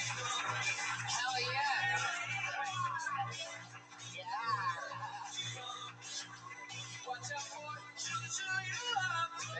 I have a question. What the fuck is this Asian shit? That was just for you. We've never had this set like this. I know you don't, but that's fucking rude, bro. I know, right? No, it's always like that. Okay, good. Yeah. All right. How you doing, Jeff? I'm great, buddy. Congratulations. Sold out crowd for Kill Tony. Look at this. How's it going in the balcony? All right. What's up in the mezzanine? Yeah, some people took their bites of their food after you asked the mezzanine. They're confident. Fuck yeah. It's good to have you guys. You ever work with anything like the Iron Patriot before, Jeff? My washing machine broke down once. I want to talk to you, Jeff. Same noises. Jeff, I want to talk to you. I'm glad to see you here. Thank you. I'm sure you get sick of people trying to roast you all the time. Never, IP. Never. Lay it on me. So I'm not going to talk about your double chin. I'm not going to talk about your hair. Your hair that looks like a bird's nest. I'm not going to talk about your fat flabby body that reminds me of Ron Jeremy. Oh my god. Wow. This is Iron Patriot, I'm here as a guest. fucking idiot. This is no way to treat me. This is what I want to talk about. Why are you swaying like you have to urinate? I'm getting it good. This is what I want to talk to you Stand about. still, do it with confidence. You sound like George Bush right before he said no more tax, no new taxes. I want to talk to you about your love and appreciation for the late, great Buddy Hackett. Thank you. And I noticed on the Christmas episode, you gave Tony a Buddy Hackett hoodie. That was very nice. Hackett jacket. Yeah. And, Oh yeah, that's and you were heavily influenced by him because when you were young, you heard him on The Tonight Show. Now, I was also heavily influenced by Buddy Hackett. Oh yeah, Because as a child, I used to listen to the soundtrack of The Wonderful World of the Brothers Grimm. Now, have you seen that movie before? Is this a separate podcast? Yeah, this is called Talk to the Patriot. So what was your question for Jeff? By the way, before this Have you seen, he's a big Buddy Hackett fan. Have you seen that movie? He plays Hans in that movie. I have not seen it, IP, no. You need to check it out because it influenced my childhood. It's good. Thank you very much. And also, I want to say to you, Jeff, you always have an expression on your face like you've seen it all and nothing surprises you. Is it true? Have you seen it all? Does anything surprise you? Nothing, I've seen it all. No, every time I think I've seen it all, I haven't seen it all. Take off your uniform. Show us it all. Come on. Yeah. Bobby, I want to talk to you. Why do you have the microphone down by your dick anyway? It's coming out through my chest. The sound's coming out through my chest. Bobby, I want to talk to you. Yeah, please go. Bobby, Yes. we're on Kill Tony number 9. What are you dressed as, a moped? You're on Kill Tony number 9, Bobby. And we also got a great picture with me, you, and Doug Benson. I don't know if you remember. Yeah, I Now, remember. what I want to say is Doug's got this new show, Yeah. Getting Doug with High, where he smokes pot with celebrities. Now, Jeff was recently on the show. Jeff Ross was recently on the show. It was a real good episode. Could you put aside your 10 years of sobriety and go on that show? Because I think it'd be really funny. No. I don't think Doug likes me that much. Really? No. I think you'd be perfect on that. Yeah, but he doesn't like me. I just fucking said that. You're kidding. It has to do with the pot. He doesn't like me. Really? Yeah, so probably no. Yeah. Tony and Redman got me into smoking weed again back in June. I don't give a fuck. I really don't, and no. So that's that. So what I'm saying is it didn't go into other things. I don't drink or anything. It's just you can I'm a drug addict. Iron Patriot. I'm a recovering drug addict, man. I have a disease. From now on, your questions for the guests have to come through me. And if you're ever wondering episodes and weeks down the road why you have to do that, always go back to episode 32. I need to be free. I need to be free to explore my artistry. You really came at both of the guests in a very offensive way. Rude, I say. Very rude. I wanted to come in here and be offensive and not defensive. I know you're Somebody's rust proofing isn't working. Yeah, it's all in good fun, Jeff. You know, But we don't know who the fuck you are. It's unfair. It's true. You're a See man. me, you can Google me. I don't know who the fuck you are. You could be like a little Filipino man behind that. Or two of them stacked on top of it. Yeah. Oh, shit. There you go. The audience is now. There you go. The audible asshole out of nowhere. Wow. Patriot. Could you imagine if on the old Tonight Show, Ed McMahon just started making fun of the guests when they came out? He just ignores that question. Do you have any roast coming up that I would fit on? That I'd be good to come on? Yeah, he's roasting R2D2 on the Death Star. What the fuck are you talking about that you would fit into? I wouldn't even book you on the R2D2. I would dig up the robot from Lost in Space before I would. Fucking Iron Man's fucking retarded cousin over here. It's just iron deficiency, man.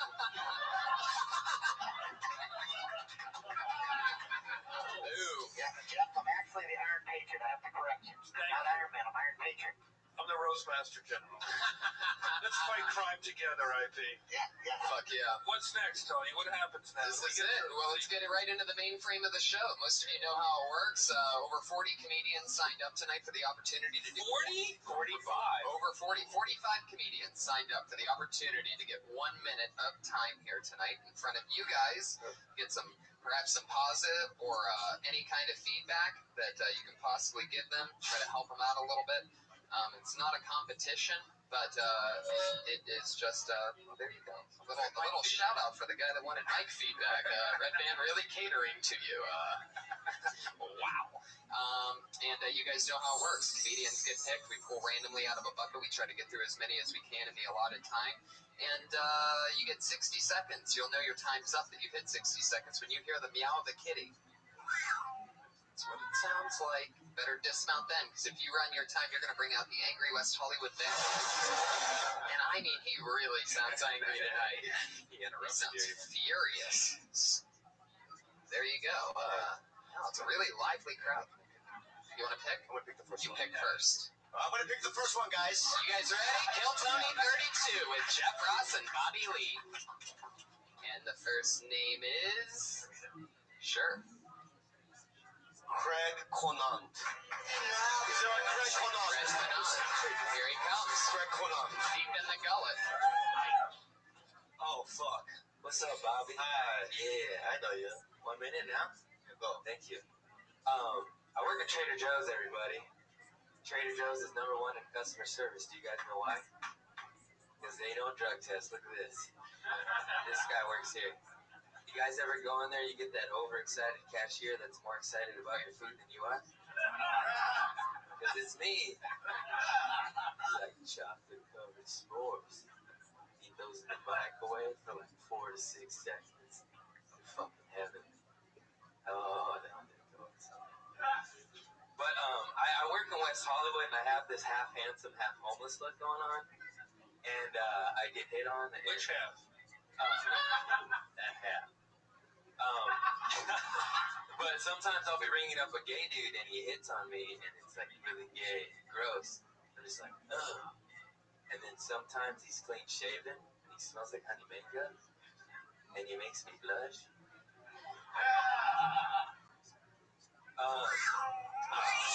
Shit, I'm sober now. There you go. That's your minute. That's Craig Conant. I like it a lot. Fuck yeah. You're like a Tom Rhodesy kind of a guy. You're Tom Rhodes at all? You're Tom Hit the Rhodes. Thanks, Jeff, bro. Oh yeah, sit down, make yourself. Hey, when a joke bothers you, it's your birthday, stand up.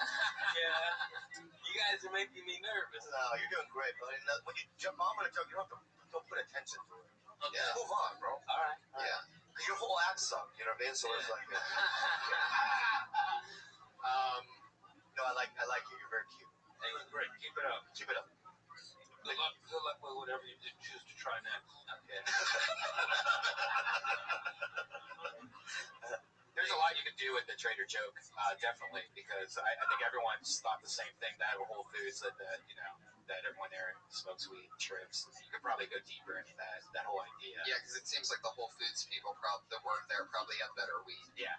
Than the Trader Joe's. You got like the Mexican shake or something like that. Yeah, it's laced. No, I don't know. Okay. Still trying to make money. I quit. Your minute's up, kid. I know. Hey, Tony, can I get that Korean guy right up there? Because like 2 minutes ago, he came up to me and goes, hey, well, growing up, when I was watching on TV, I didn't think you were good. That's what he said to me. And then he goes, but no, you're all right, you know? 45 people signed up for the random opportunity to do a minute, and you want to start hand-picking Koreans on the front row? Yeah. Are there any more Koreans here that would like a chance of, this... All right. Okay. You want a picture? Wait, Bobby. I'll let you know when we're going to pick new names. Craig Canont is still on stage. I don't know if you noticed that, but... Why? You guys haven't dismissed me yet. You were great. All right. But it's not really about whether he's straight or not. 3 years. 2. 2 years. Yeah. How many times a week do you go out? 3, 4. Yeah. Where's There's not much to say because it's like you don't seem nervous and you you seem relevant, but I can't tell you. What would you say? But what would you say if you worked at Trader Joe's? What are some aspects you'd like to hear? What are some questions you would have for a guy that works at Trader Joe's? Well, I'm just saying that, like, I'm not, when someone's new, right, I would just rather hear about their, like, more specific life. Where they're from and all that kind of stuff. In a minute, I mean, you have that ring the bell shit at Trader Joe's, which is cute. You could probably go into something like that, about how there's bells, It just really dissect your store as if they're all drug addicts. And I wouldn't call gay people gross. I think that's that's a little bit overkill. Where are you from? LA. Really? Yeah. Why do you look like Leonard Skinner? What happened? What part of LA did you grow up in? All over Lomita, Torrance, Donna Beach, Culver City, Inglewood. Wow. Hollywood. I just want to say something. I want to say something. You're a guest on the There's show. two You can say types of whatever you want. comedians, right? There's like the ones that want to do the road and stand up forever, right? Just go on the road. And then there are guys that like want to put it together a 10-minute set, get an agent, try to audition, become like a TV person. Who do you want to be? The road. You want to be a road guy? Yeah. Okay. There he goes, everybody. Craig Conant. He's on Twitter at Craig Conant. That was an interesting name. so bad for him being the first person. That was so awkward for him. Well, the first person always takes the bullet. That was very good. It was great for the first person. Yeah. Here we go. Pick another one, Bobby. So are you saying the quicker we go, the more people in this room will get on stage? It's not about how quick we go. But I'm just curious. Like, all the names of the people are all the people in the room right now? A lot of them? If not, then they get blacklisted and they can't sign up again. And according to cutthroat. when Bobby's on, actually we have a special Bobby Lee rule that when Bobby's on that he made, they get banned from the club for 3 months. Oh yeah. That's for sure. Yeah. Is that a good thing or a bad thing? Getting banned from the club? Yeah. Depends on what trajectory. I mean, everybody's different. Who knows? Jeff Ross picking out of the bucket. For those of you listening, The Korean. Where the Korean? What does it say? Dave Emerson. Dave Emerson. Dave Emerson. If I don't see somebody moving, somebody's gonna get He's fucking bad. blacklisted. Seriously, he's bad. That's the sound of being blacklisted. All right, I'm gonna put this in my pocket. All right, he's bad. You're gonna give it to Tommy afterwards? Right? I asked about that. Yeah, that was pretty amazing. Simulation theory. Here, pick another one. Here we go. Jeff Ross, hand in the bucket. Waving it in the air. Bobby Reed's. Casey Skinner. Casey Skinner. Oh, yeah. The human being.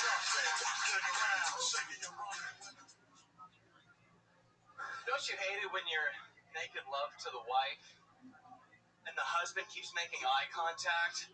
Fucking boner killer. My girlfriend has passive-aggressive orgasms.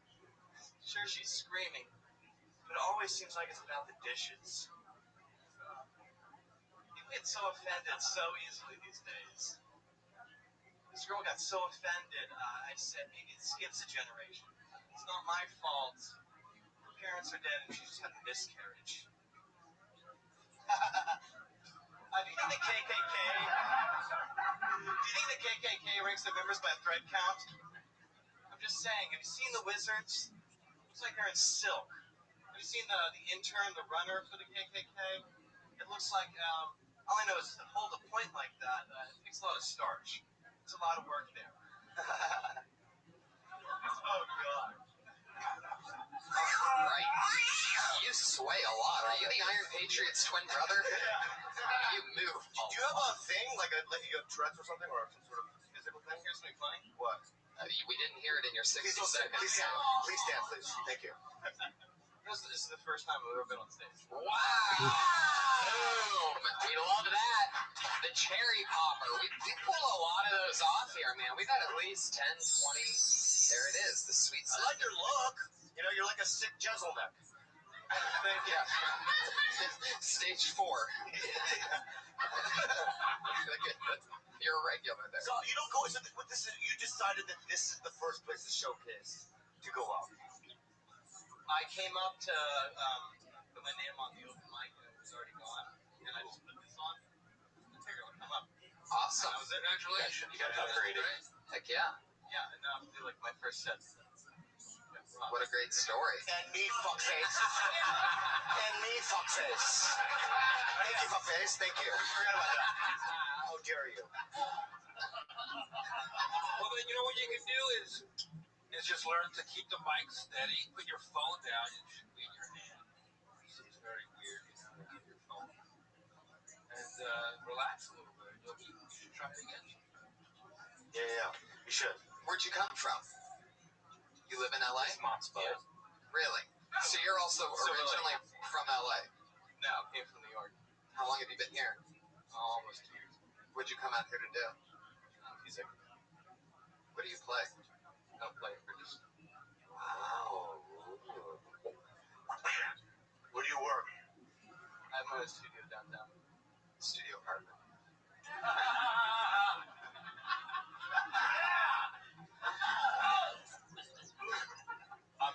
You're definitely into one-liners.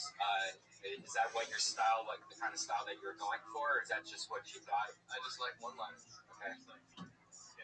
Because, you know, doing 60 minutes of one-liners, that's like 120 jokes almost.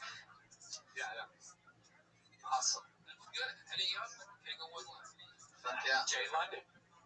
Jay London's King of San I give a Monica. better example. It's fine. I think anyone that does stand up is brave, and that's what you get. I mean, you came up here, you're brave, and congratulations. Yeah, that's totally awesome. Keep going. It's like jumping out of an airplane. It is, yeah. Yep. Welcome. Congratulations. Casey Skinner's first set. Thank you. You saw it here. Bobby's got his hand in the bucket. Kareem guy. A lot of people online think he's your brother, by the way. JT. Council will put you on to make the next clap and send, which is cool. Oh, this guy's crazy. I love it. The clap is here to last. You don't want to they got GT on. What's up, guys? How you guys doing? When's the minute start yet? Oh, okay. Well, I was dating some Indian girl.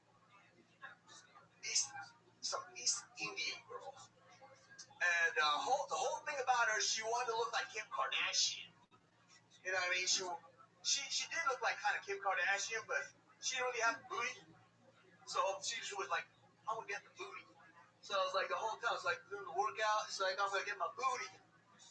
All right, cool. It's like one day I was laying in my bed. Once like she's going to the bathroom. I'm like, I'm just watching you go to the bathroom, girl. It's like, don't look at my booty. You look at my booty. I ain't looking at your booty. You know what I mean? You're just going to the bathroom. It's like, I'm watching you go to the bathroom. I'm not checking out your booty. I'm just like, even though you ain't got much of a booty. It's like, you know what I learned by this? Wow, straight to the angry bear. That's a first. Wow. I didn't even get to my punchline. What the fuck? You didn't. It's a minute. Oh, it's like, you know what I learned by dating this Indian girl? That the red dot on her forehead meant coffee was ready. Wow. So, How much longer until you were going to say that part? I was going to tell her to go down to Pink Dot and grab me some overpriced chips and get yourself a Pink Dot. Fuck yeah. That's not marijuana, is it? It's an interesting one. You're like a crazy guy on a bridge, like how they scream about the apocalypse? That's what it would seem like to me, you know what I mean? That you're just going crazy. Is that? Well, I used to be crazy. Yeah. Well, and can I say something else? It's starting to come out again. Also, there was a time where you were very aggressive toward me. And you would come up and like squeeze my ears or scratch my butthole. I thought you were Chinese, so I was going. And it's like normally you looked at me like, hey, dude, I was like, Patriot, get ready to pounce. You're like, I could get you fired. You just looked at me like, hey, dude, I can get you kicked out of here forever. I said that. Wow. That look. I didn't say that. I would never say that. This is my normal look. That's my normal look. And I was like, no, all I did was just come up to you and go, and I thought you were Chinese, so. That's it. GT. Does this work? You get. Honestly, dude, if you had a minute, you did do one punchline in the whole joke. You sound like a crazy person. And yeah, the booty and the tongue thing, that's two different jokes altogether. Yeah. And last time you had a couple of jokes about your girlfriend being a hooker and all that stuff, and I could see what you're attempting to do. Was there a joke in there that we just missed, or did you just get some meth in the bathroom? What was the booty thing? Well, I was just saying. How did that end? I was just like, man, I just came out of here. I was way in the back. I was bummed out. So by the time I didn't know when the minute was going to start, so I didn't even have it set up yet. There you go. GT, everybody. He's on Twitter at GT Music. GT. There he goes. He wanted more of the handshake. There he goes. I think you should pick from now on, because I'm fucking it up. Patriot, how you doing over there? You okay? Yeah, you guys are doing a good job. Thank you. Next comedian goes by the name of Scott Kidd.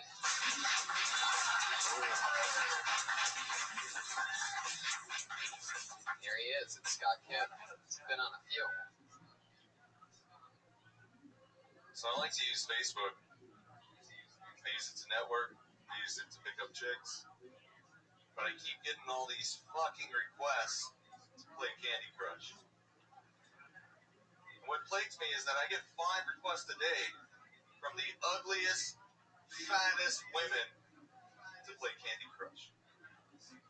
Why is it that every one of these women look like they need an insulin shot before they start playing Candy Crush?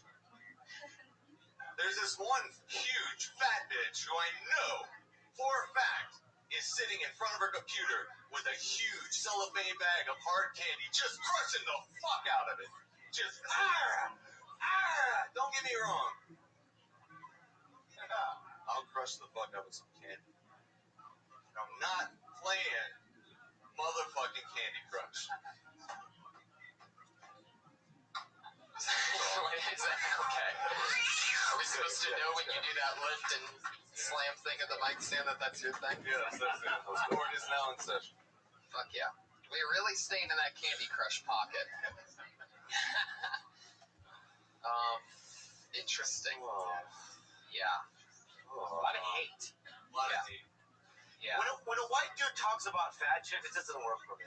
No. You're being mean. It's like, if you were like a good-looking white dude, maybe that'd be fun. But like, you're not. You're like, it's like someone drew you. Right. You know what I mean? Like someone said, I'm gonna draw a white person, and then they drew you, and then you're like, what the fuck is he talking about? You can't get fat chicks or nobody right now. Now, when you get credits, maybe you'll be able to get like an Esther Pavensky or something like that. Is that her name? What are we talking about? I think your ex-girlfriend. Oh my god. Yeah. But right now, you know what I mean? Let's just work on being likable. Oh. Yeah. All right? Yeah, dog. Yeah. Are these people gonna kill me? No, nobody's gonna kill you. Tony. Nobody kill me, okay? All right. They're gonna kill Tony. I never noticed that. Thank you, Korean. Thank you, Korean.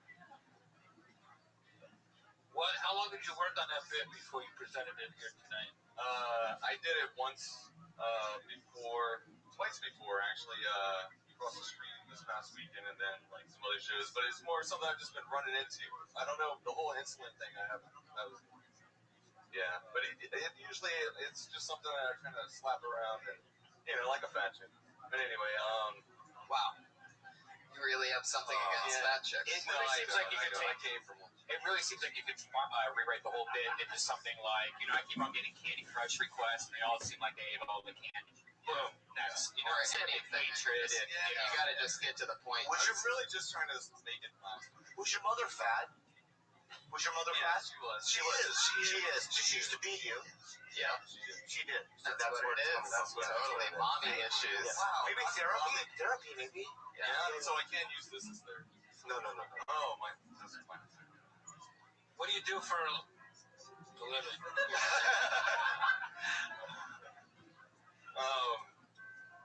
Right now I do freelance like graphic work.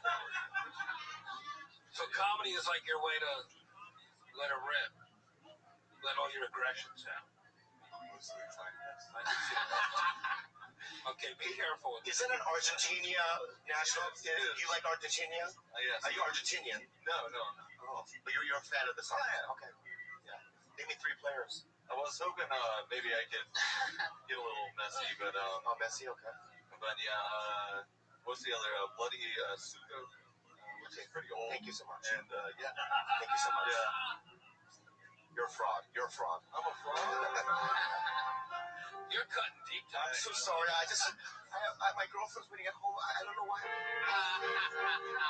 Thanks, Bobby. I love That's so you, great. I love it. Thank you so much, man. There you go, All right. Scott Kidd, everybody. Yeah, Everybody. Yeah. All right, let me ask you guys this. When you first started comedy, do you remember a joke that you're embarrassed that you had that you did? Yeah, I did one. Do you remember it? Yeah, I said, I'm so lonely when I masturbate, I grab my own ass. And then I used to turn around to the crowd and go, yeah, do me, like that. That's so funny. No, it wasn't. Really? Disgusted me. Oh, wow. I mean, I have so many bad jokes, Yeah. I know what it's, I've been doing it forever. Right. And it's like, I know the struggle. It takes a long time. Yeah. You know what it is? What I figured out, it's not even about being funny. It's just about staying in it. Yeah. Dudes that stay in it generally make it eventually because their friends make it, right? I'm serious. Like when I did open mics, I used to host open mics here in the late 90s. Thank you so much. And a lot of those people like Morgan Murphy or even like Nick Swartz and these kind of guys, they used to do the open mics. They all kind of just stuck around. And they were talented, but the guys that quit never make it, obviously. So just don't quit. Great advice, Bob. Jeff, do you remember a joke you did when you first started out that you're embarrassed about? One of my first jokes was about my father being a caterer. And I was on the Little League team, and instead of giving me a baseball bat for my birthday, he gave me an international salami. And I took that to Little League practice. Do you guys have your notes from when you first started out? I found one the other day, and I was just, what the hell was that? I have a journal. I should read it one day. It's like the first year of me doing stand-up and me being mad at oh man, they didn't put me at this open mic in San Diego. I'm gonna fucking kill that manager. Like shit like that. You know what I mean? Shit because I wanted it so bad. You know what I mean? I was so hungry. I was very opportunistic. That's what people said. I didn't have a lot of friends. It was just because I was 23, pussyless, moneyless, had nothing, and I found it a gateway to my salvation. So anybody that would get in my way, I would just get all angry and shit. But I have a journal. I'm able to read it one day. Yeah, you should do that on a podcast. Read the whole thing. Yeah, we'll do it. Bobby, didn't you work at a coffee shop? And then you got fired, and you went to the first place. It was in San Diego. The first place next door was the comedy store. Yes, that's true. Yeah, how the fuck do you know that? Well, I was reading about you. Do you think if it was a meat shop, you would have become a butcher? Oh my God. Oh my fuck. You were doing good. You were digging yourself out of a hole for a moment. No, I worked at this place called Disc Cafe, and one day I went to work. It was completely closed, and they didn't call me. We didn't have cell phones back then. It was in the 90s, right? And then I went next door because they had a help wanted sign at the comedy store in La Jolla, and I knocked on the door, and they go, "Do you want to be a bar back?" And I became a bar back there first. Wow. And then maybe like a month in, Fred Burns used to manage the place, said, "Hey, Pete, you want to go up?" And I went up for 3 minutes, and then I just kept going. And then You fell in love with it. well, not really, but I just. Was there somebody that you saw there that It was Jennifer Field. Here's what it The only girls I got, because I was 23, the only girls I got was prostitutes in Tijuana. Okay, thank you so much. I used to go to this place called Coahuila Street, and there was a place called Adelita, right? And look at the girls judging me right now. When you're fat and ethnic, I got nothing, okay? And so we used to go there every week and get hookers for like $60, right? And I started doing stand-up, and then one night, this girl, Jennifer Fieldwell, this hottest white chick, she goes, can you take me on a date? And I know girls like me, right? And that's what hooked me. Because she saw me do stand-up, and then I got laid, and then that's how it happened. Wow. So you're like, I'm into this. Thank you, Jennifer, if you're listening. Thank you, Jennifer. Jennifer Fields. She had a pink pussy. I loved it. So much. Jennifer Fields changed the trajectory of Korean comedians forever. Like giving her a taste of that sweet. It's a beautiful story. Thank you for sharing it. Yeah, thank you so much, Jeff. Thank you. Your next comedian tonight goes by the name of Brian Hippert.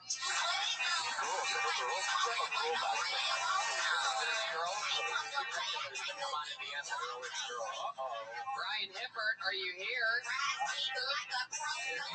Brian Hippert. Oh, wow. Oh, boy.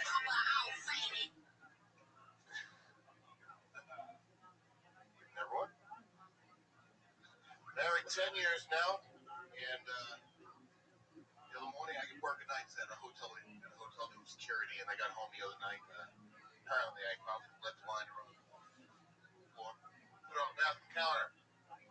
Just as I'm about to fall asleep, my wife says, "This isn't my color. What shit is this?" But it sounds more mixed. She's not be Mexican. She calls it Spanish. So she yelled at me in Spanish and English. She said, "Who's this? Who's this?"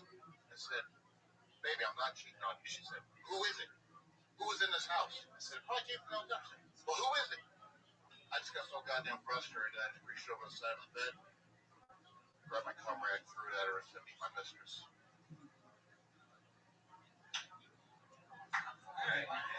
I'm half black, half white, and I grew up in a predominantly white town. This one quick? Yeah, the nickname was McNigga.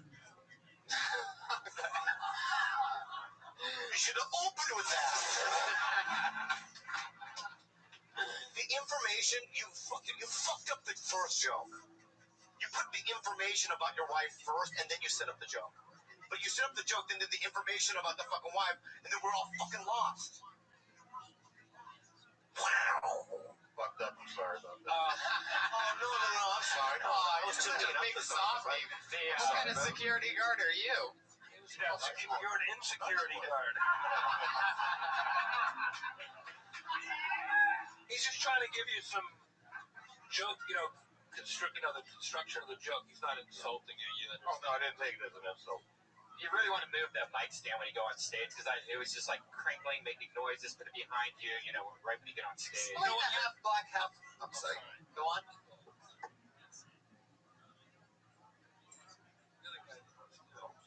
You've never been on stage, or you only got stage once or twice. Just try to do this when you get up. Then you'll be able to walk around the whole front of the stage, and nothing will squeak, and you'll feel loose. And sometimes when this is in front of you like this, it pulls focus, right? So it's like putting it back of you. Or you're not that physical, so why don't you just keep it in the mic and be a talking head? So put that thing in the mic, right? And just stand there like that, like that, and just do it that way. Just talk like this? Yeah, like that. Now do the last joke that you did that was the quick one. Yeah, do the new one. Do it just like that, but face the crowd. Yeah. Now do it. I'm half black, half white. I grew up in a predominantly white town in Colford High School. My nickname was McNigga. Okay, good. Is that a little better? Ooh, really good. Really good. I love it. You know what? Yeah. Why am I giving this guy tips? You feel bad for me because I wore white shoes? No, the shoes aren't the problem. But they are kind of a problem. What the hell are those white shoes? Honestly, How long you been doing it? I did a little bit 10 years ago until my wife said I'm not marrying a stand-up comedian. And Well, then why would you fucking marry a girl like that? she has Why great would you taste. marry a girl that doesn't support your fucking dreams, man? Have you seen his fucking show? What are you talking about? Oh, yeah. Trying to help The worst jokes I ever heard in my life. I don't honestly, you know I'm with the wife on this one. No, actually, what actually got me motivated to come back up here was this is fucked up, but season 4 of Eastbound and Down. That got me motivated to come back up. Why? That's a TV show. I know, but here's an old Kenny Powers. I know old Kenny Powers struggle. It kind of related to me because I've been experimenting for the last 10 years. Finally got my degree. Now I'm fucking working with adult security part time, and honestly, I fucking don't want to work, or else I'm gonna end up hanging myself or shooting myself. Probably gonna hang myself. This goes into a joke. We can't say this on Kill Tony. We can't get called into court being an accessory to a suicide. I'd probably end up shooting myself because Hang yourself. You're gonna do it. Let him finish your joke. No, there's no 8-foot ceilings in a 1-bedroom apartment. Wait, say it again? There's no 8-foot ceilings in a 1-bedroom apartment. So he can hang up. No, he was doing a joke. That's all I'm saying. Yeah, I actually like that joke. I would have hung myself by now, but there's no 8-foot ceilings in it. I would change it to studio. So wait, you live in a 1-bedroom apartment with a chick that didn't want to marry you if you were a stand-up, but you were an exterminator? That's right. And I have, and I can't have children because I've had 3 traumatic ball injuries that have left me scarred. Wow. That's your opener. That is totally your opener. Yeah, right there. Tell me what happened. What happened? Maybe the first one. Yeah, let's go in order. In high school, I lost a bet and had to play on the field hockey team with the girls. The one game I didn't wear a cup, I caught a stick right to the balls, and I actually had to have an 8-gauge needle shoved into my sack to drain the fluid. Ooh. Wow. Oh. Wait, I'm sorry. That was the number 1 one? What's number 2? There's 3? Number 2 was in the Navy. Oh shit. I really want to get into it. Yeah, go to it. It was Thailand. The guy was sucking you off. No, actually, that did happen. There was boys. I was high on opium. I did a shitload of those mind races they got at Club Shark in Thailand, Phuket town, and then some guy talked me into smoking opium. He didn't have to try too hard. But Bobby, why would you do I'm that? in the alley. I'm in the alley. This is the good shit right here. I'm in the alley with my buddy, and you know they had big tits, and I was like, oh shit, they gotta be girls. So get sucked off, and Everyone would make that assumption. Yeah. She squatted. Oh. Wow. My buddy starts tapping me, but I mean, it's head I'm paying for, so. Happy Yeah, he's tapping me because he can see that he's got balls. I'm not saying it. So he's like, balls. And He's I'm like, tapping you and he's saying balls? yeah, and I'm almost there. So as I said, I'm going to finish. And you were about to finish when he's So I saying said, balls. fuck it, I finished. What did that have anything to do with your nutsack injury, though? Oh, no. What was the second nut injury? When we were in Thailand, I was trying So to... that story had nothing to do with your... Right. Keep that to yourself, fucker. I asked for the 3 incidents, and then you start going on a tangent to some other thing. I don't want to know about that, I fucker. apologize about that. I brought that up. That was my fault. Yeah. The second one... I made a joke thinking that it would just get a laugh. It did, and then he's like, actually, that did happen to me as well. I see what happened. The second one, my bad. The second one, I was on duty on my 3rd day in Thailand, and I was trying to pry off a fire extinguisher bracket. The crowbar slipped out and popped tremendous force and hit me in the left nut. What the fuck, dude? And that fucking thing swelled up again, and I had to have my nuts drained again. Oh, wow. Wow. Now, the third one, that's just third fucking... one was 2001. I just got my wife pregnant, okay? You dropped more balls than Dick Clark. Thank you, Kai. Now, I'm up on the ladder. I was working overnight stock in the paint department. Now, they have cases, they come in cases of 4 gallons. I'm holding it against my chest. I'm leaning against. I got my nuts resting on the orange metal. What? I got this fucking. I got this. Slow down. Time out. So you're holding what? A gallon of what? The 4-gallon case. And you have your nuts on some shelf? Meaning it's so heavy, he's resting it on his crotch. Exactly. You know, I've got this woman. The woman comes up behind me. Like, you know, it's in Orange County, so this is up in Newport Beach cut. She says, is my fucking paint ready yet? I lost my shit. I went up like that. The cheap-ass cardboard breaks. 4 gallons. Boom. Bruised over 85% on both testicles. And there's a sad but ironic part is 8 months later, my wife lost the baby, and that's kind of sad. Leave that out. I know, and I'm Right. sad. Leave that out. So, Fuck. All right, then. I want to hang myself now. Thank you so much, buddy. It's fine. I thought you. But thank you so much. if I may real quick, just an honor to be up here with Jeff Ross. I love that everybody keeps doing that. No, wait. Robbie Lee, the best skit on Mad TV ever was the Daewoo guy. Oh, thank you. All right. No, but okay, thank you so much. Great job, though. Great job. Thank you. Those were great stories. Thank you. They were great stories. What's your name? Brian Hibbert. Brian Hippert, that's Hippert. You're not on Twitter? Not yet. Still trying to think. Oh, there you go. Friend him on Facebook, Brian Hippert. Maybe I should be sterile guy at sterile There guy. might already be a sterile guy out there. Sterile guy. Thank you very much, though, gentlemen. There you go. Thanks, man. That's some balls. It takes. Shut up. Stop it. It takes a lot of balls to do what he did. Like, really, though, like, how have you guys ever had any injury to your balls ever? How does he get through? He made me worry a little bit about when I got kicked in the balls playing soccer in, like, 5th grade. How long did you puke? I laid on the ground for so long it hurt so bad. And now I'm starting to wonder if maybe it stunted my growth or something. Stunted your growth. Doesn't it get big when you get a hernia, too? Get the big ball? That happens to you? No, I've heard about that. It didn't happen to me. Yes, it does. It happened to you? No, it didn't. I don't have a scratch on my nutsack. Do you guys have big I love balls, it like so big much. Ari Shafir balls, or do you have normal sized balls? Have you seen Bad Grandpa? There's a funny kid with big balls. He used to call me a nice black sack. Because black sack? Yeah, because I have real ethnic nutsack. What's an ethnic I nutsack? think there's not They're very dark, and it's abnormal. It's just black balls. My balls are black. Shut the fuck up. Show everybody. Not you people, but just you. Can I just turn around? You showed your balls on the burn, remember? I know, but that was blurred out. Oh. Yeah, I'll do it later. Yeah, I want to see this. Come here.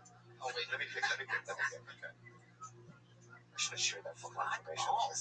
You're like some kind of Let's fucking move on, dude. dog or something.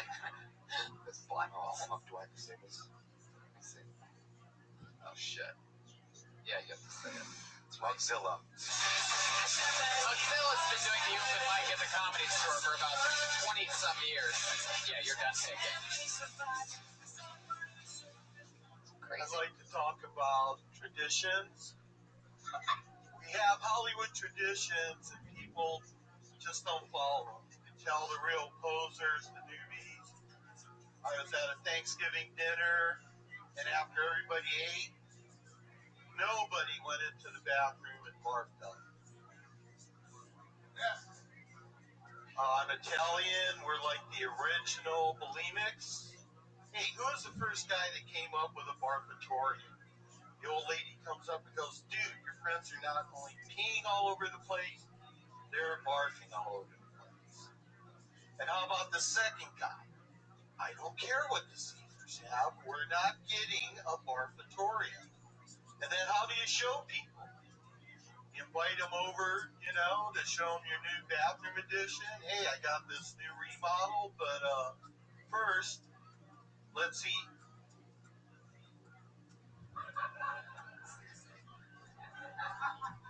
I think I actually just heard someone in the audience pass away. Mugzilla, I don't know if there's any advice we could really give you. How long have you been doing stand-up? I've been doing stand-up for so long. How long is it? That Bobby was hosting when I started.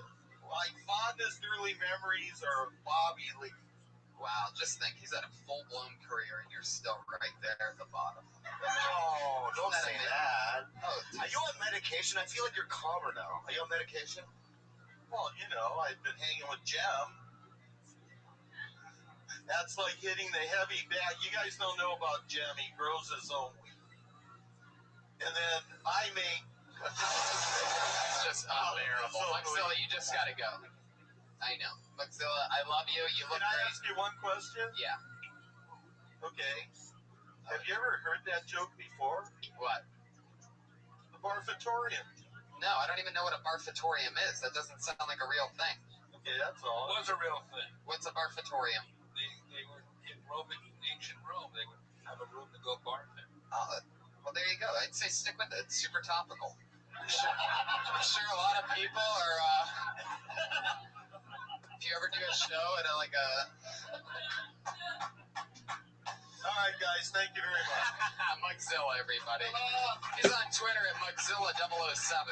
Michael Sofra. I do like the fact that he knew when it was over. He's like, "Thank you very much." He got the fuck off. Yep.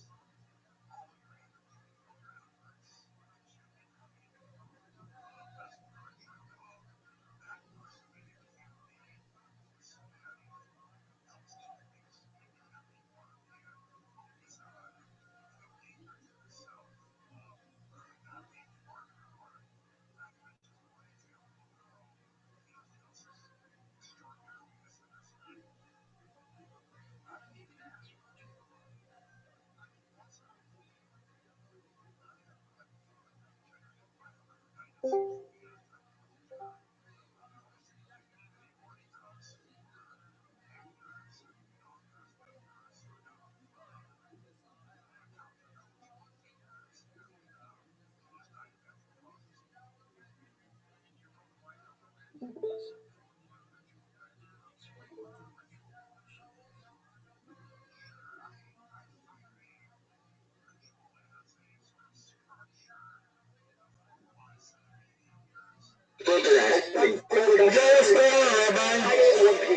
sure to look for the next Crazy with Good out of the Paducah Sun. Crazy with Good.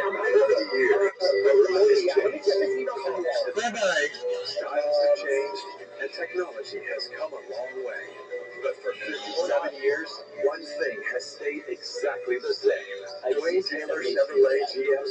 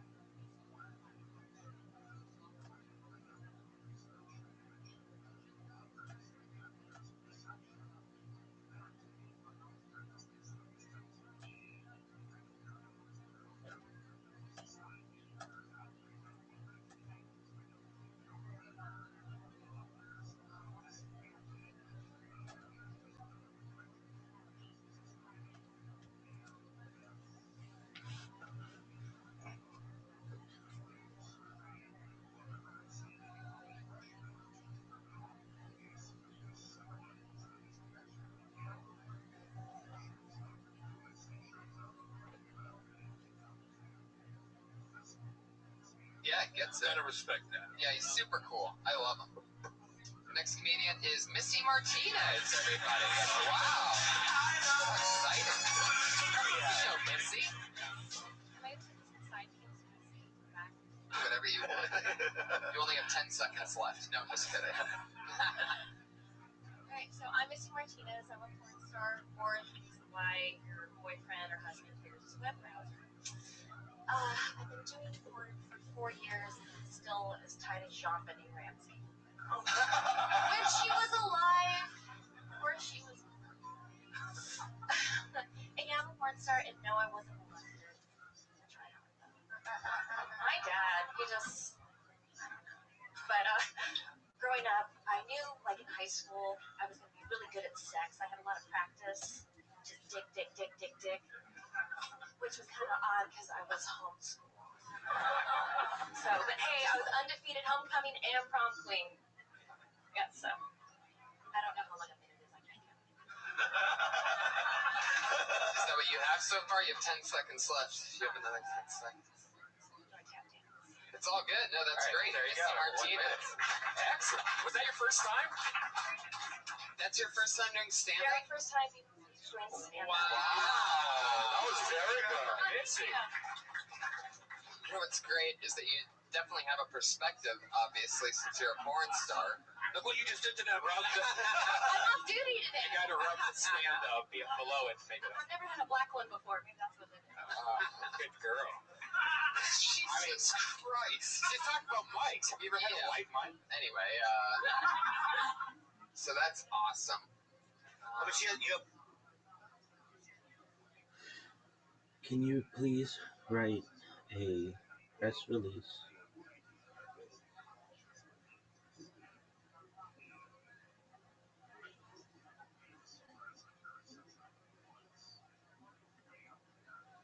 Please write a Medium article on the cryptocurrency Harry Potter Obama Sonic 10 Inu. The ticker is Bitcoin. Hashtag HPOS10I. And how the community has adopted Chief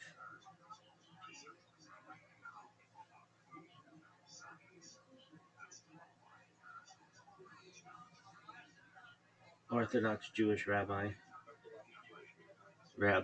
Michael, and then in quotations, Moshe, end quotation, Rothschild, famous Ashkenazi rabbi and Kabbalist, comma, as Rabbi Rothschild has been streaming for approximately 1,000 days in the Telegram of the cryptocurrency, and how the cryptocurrency potentially will be the most valuable cryptocurrency in the history of cryptocurrencies because of the idea of, in 2017, The Economist magazine stated that data overtook petroleum as Earth's #1 resource, and Rabbi Rothschild has been wearing Harry Potter Obama Sonic 10 Inu merchandise throughout their stream 24 hours a day, 7 days a week, for years straight. And how when Rabbi Rothschild goes viral, everyone is going to want to know about this cryptocurrency because Rabbi Rothschild mentions it on their streams, on podcasts, in interviews, does shout outs to them, and it is just going to be the biggest event potentially in the history of finance. Hello, Rabbi. Hello, how are you? Good morning. Good morning. I hope you're having a wonderful day. Yeah, my mom fixes a breakfast. Oh, excellent. I hope you enjoy it. I've been in here screen sharing all night. That's wonderful, big man. You said turn my camera on, so No, you can keep it off. I'd rather leave it on. What did you say, big man? I'd rather leave it on. You know the NBA brackets are out? Yeah, I do know that. Who do you think's going to win? Your Celtics? Yes. That's great to hear, my man. I think the Celtics are going to win. That could be. Could be the most basketball my Celtics have ever won the bracket. That could be.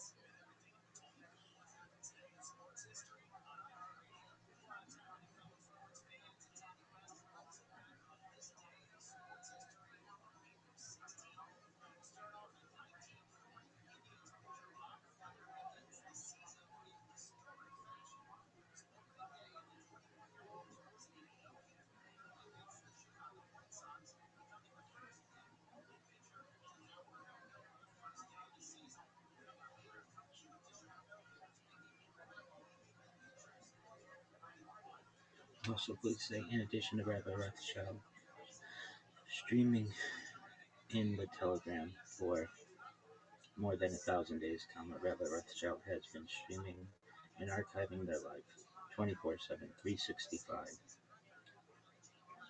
for more than 1,666 days on multiple streams, on multiple platforms, compiling more data than any person in global history.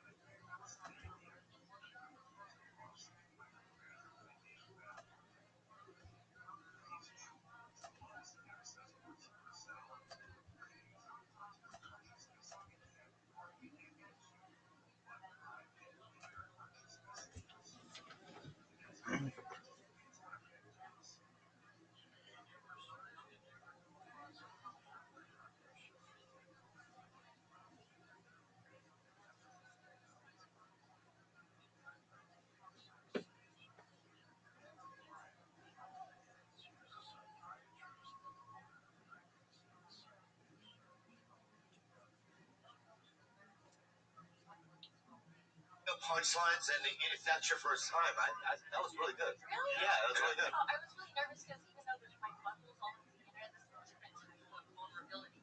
Right. I can totally relate. Right? You know what I'm saying. Anal bleaching. There we go. Here we go. The biggest tip I would say is project your voice more into the microphone because you have a very quiet voice. Oh, it says go-go. Yeah. Yeah, but you have to, it's really hard. Oh, everyone's been insulting Bobby. I had to join. Oh, okay. There you go. But yeah, it was kind of hard to hear you, I'm sure. Oh, okay. In the back and stuff like that. But, And I wouldn't break up your material with that little giggle that you did. It's great, and that's cool, but I think just keep going and just keep driving it in there. Like, we could tell where the definite breaks in between your jokes were. And you could just keep it flowing, because we don't need to know when the end of the joke is, you know. And you can also tag the things that you did say that got laughs, because they were really funny, because they do come from a perspective that people aren't used to. You know, like when you say, but I tried, you know, I didn't get molested as a kid, but I tried, you know. I don't know what exactly, but boom, boom, boom after that, and then into the next thing. I really have no notes. You just keep going up. Yeah, definitely keep going up. That's your first minute. Absolutely. Do this every week. I love you guys. Yeah. Can I say something? Of course. You know, there's this new law where you got to wear condoms in the porno business. Does that change things at all, or do you like it, or what do you think? That law was trying to violation of our First Amendment right of freedom of speech. Fuck yeah. I didn't know that. That's good news. Gonorrhea for you and that guy. Well, thank you guys so much. It was an honor. You got it. Guys, give it up for Missy Martinez. Follow her on Twitter, Missy X Martinez. And you can also catch her on a lot of Death Squad shows too, so that's cool. Great job. Do we have any Purell for the microphone?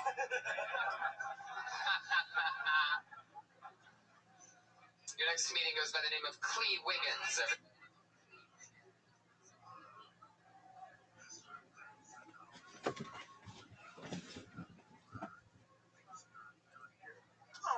Me too.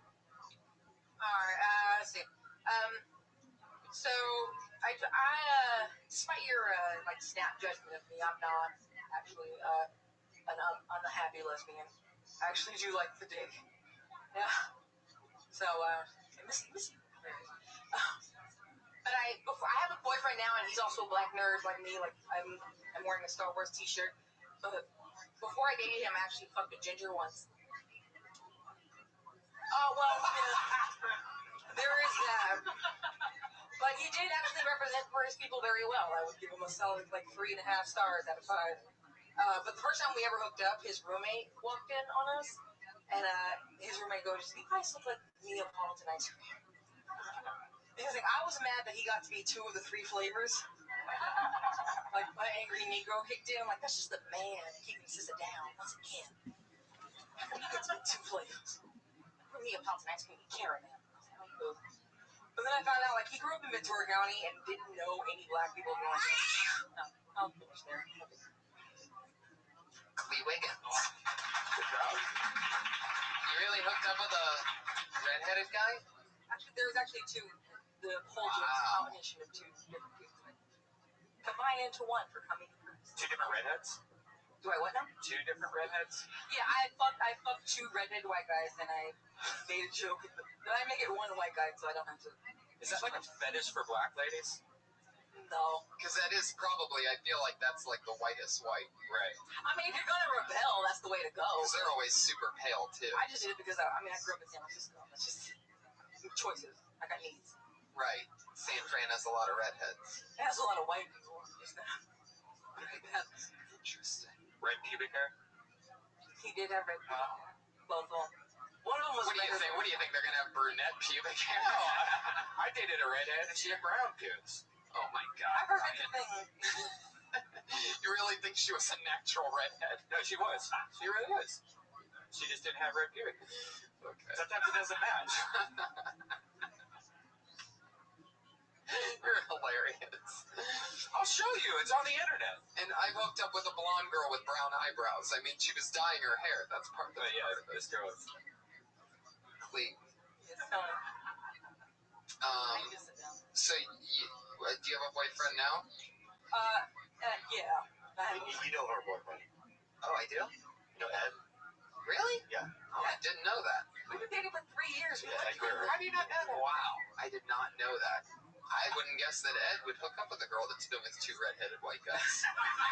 Ed's a pretty tough. Eddie in the room? Guy. Eddie, you here? No, he's downstairs. He has a spot. Okay. Fuck yeah. I really don't. I have notes, private notes to give you. I don't know if I can say it here. Why? Why would you hold back? Yeah, I happen to know that Bobby's balls are like kind of purplish. Yeah, dark purple. It's a dark purple. It's purple now? I thought it was black. All I want to say, I think that. Do you ever talk about your personal stuff? Oh yeah, I mean, The medical stuff. Or yeah, I talk about my strokes and stuff. Yeah. I had a stroke. She had a stroke. 4 strokes. She had 4 strokes. Yeah. I think that's something that's real that you can talk about. I was thinking about doing that one, and I went the other way. Okay, and then also the black nerd thing. I think that I know you are a nerd, and so is Ed, because they're the nerdiest people I know. And I don't know a lot of black nerds. Yeah, I have a bit about it, like, because this actually happened when we first moved. Well, you should have done that when you were doing it. But you should talk about. I knew you back when you did, right? So, but I like you, and I don't know. What does that mean? You're a nerd. What does that mean to you? Well, here's the thing. I'm one of the people I think nerd is overused, but I do think I consider myself a nerd. Let me ask you a question. What's Worf's son's name? Alexander. There we go.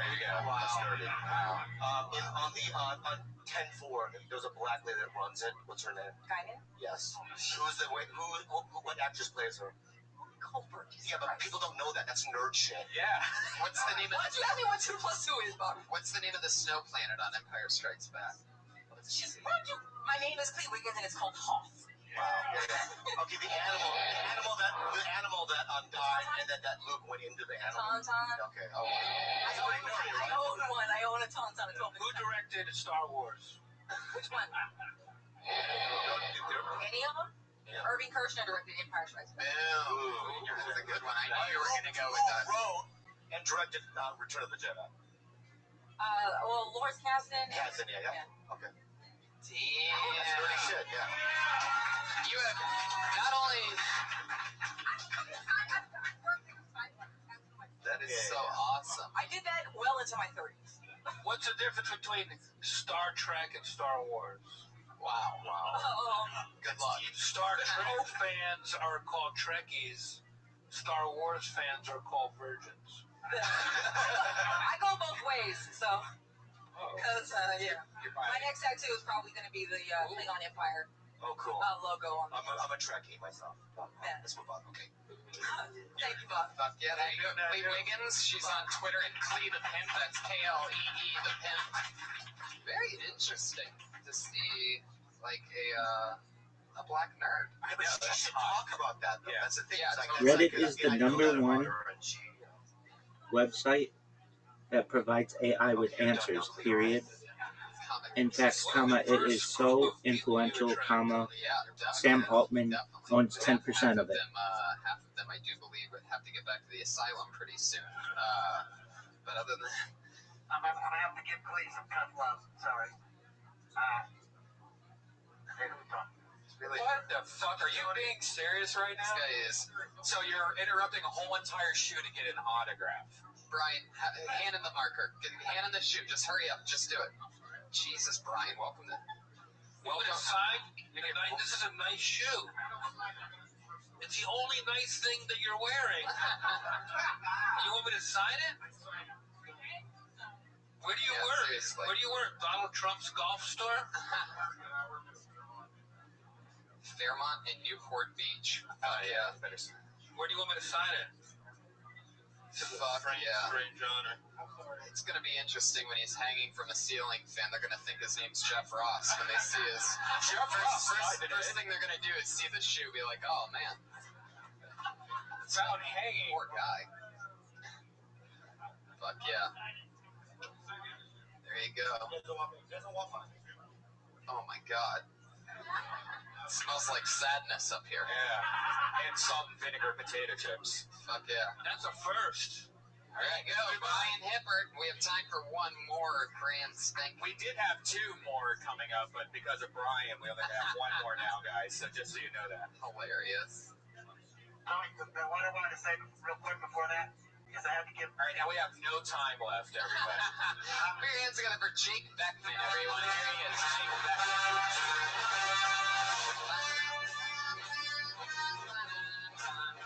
Jake Beckman, are you coming? He's blacklisted For 3 months, Bobby Lee style. That means he's done. 3-month Bobby Lee blacklisting.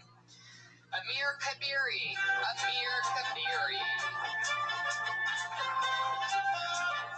Here's another need for you to give Tommy blacklisted, Bobby.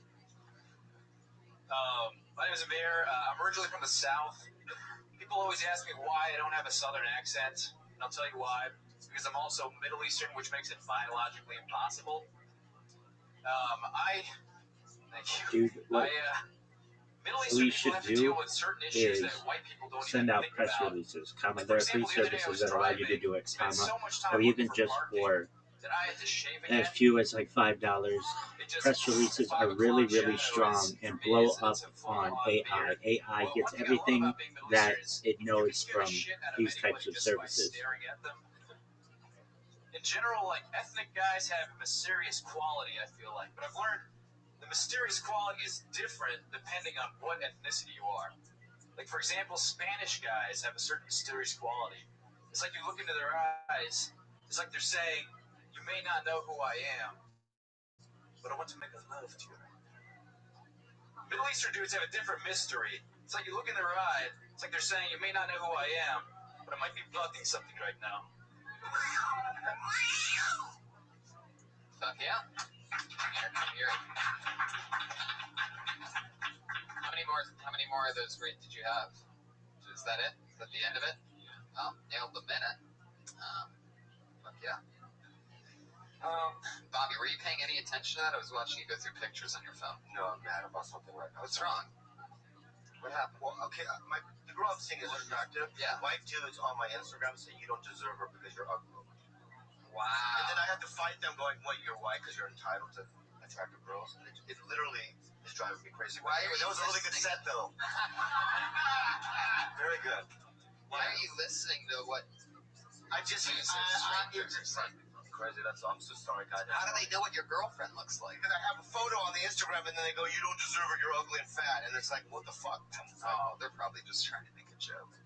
That's funny. Don't you know it's not funny, but a lot of people aren't fucking funny. tired of that shit. I know, just block. No, I'm not gonna block fucking shit. Well, that's your own problem. These then. fucking cowards on the internet, I'm fucking tired of this shit. I can't even go on IMDb because there's 9 pages of fucking forums talking about how awful I am as a human being. It's like, anyway, I've had enough. So I'll see you guys later. No, Bobby. So when you Bobby. just relax. Did this last time too. You alright? You okay, Bobby? All right. Okay. Oh, Korean guy. Fuck yeah. But from what I saw though, can I say something, dude? You're cute. I feel like you know how to write jokes. How long have you been doing it? Microphone. About 5-6 months. Oh yeah. I mean, this is great. Right. Totally. What I heard? Yeah. You're in great shape. How old are you? Yeah. I'm 25. Baby. Oh, baby. What's your best joke? My best joke probably is the joke I did last time I was on this podcast. It's about the Iranian space program. It's about how they sent a monkey into space. Okay. What's the joke? Oh, do you want me to tell it? Yeah, tell the joke. Okay. Jesus Christ, man. Just say it. man. Just relax. Okay, yeah. I mean, it's kind of long, but all right. The fucking comedic clips of a suicide bomber. All right. Let me just get to the punchline. We already know about the monkey in space. Yeah. In Iran, we just sent a monkey into space. Not to the moon. We just sent it to space. And afterward, we had the president stand next to the monkey and make a speech on national television. And as I was watching, I realized something. That wasn't the same monkey. You can tell because it looks nothing like the original monkey. They sent a black monkey into space. You're standing next to a gray monkey. Which means either that monkey aged 40 years and 3 days, or it was stressed out as fuck because they put it in an Iranian spaceship. I think it did a lot better the first time. I think so too. Yeah. Okay. And then after the monkey came back from space, he went back to running the country. Yeah. Yeah. There you go. Yeah. New edition. Iranian space program material. I like that. Yeah. Good use. That's the tag. That's the tag. That's the whole thing. I would cut the rest of it. I'll just delete everything I wrote and I'll take yours. I like that you're taking on challenging topics. That's great. So I give you merit for that. Yep. And you look great, and you're young. You're very new at this. That's so exciting. Congratulations. And hopefully you'll come back soon. It's Amir Kamiri, everybody. Big fan of yours and Bobby, too. Of course. Okay. Okay, yeah, you can go. You're going to come right back? Okay. Bobby's going to go pee. I love you, man. Okay, everybody, he's coming back. Just fucking relax. Just let him go to the bathroom. Oh, my God. Jeff, how you doing? You having fun? I am. Patriot, how are you?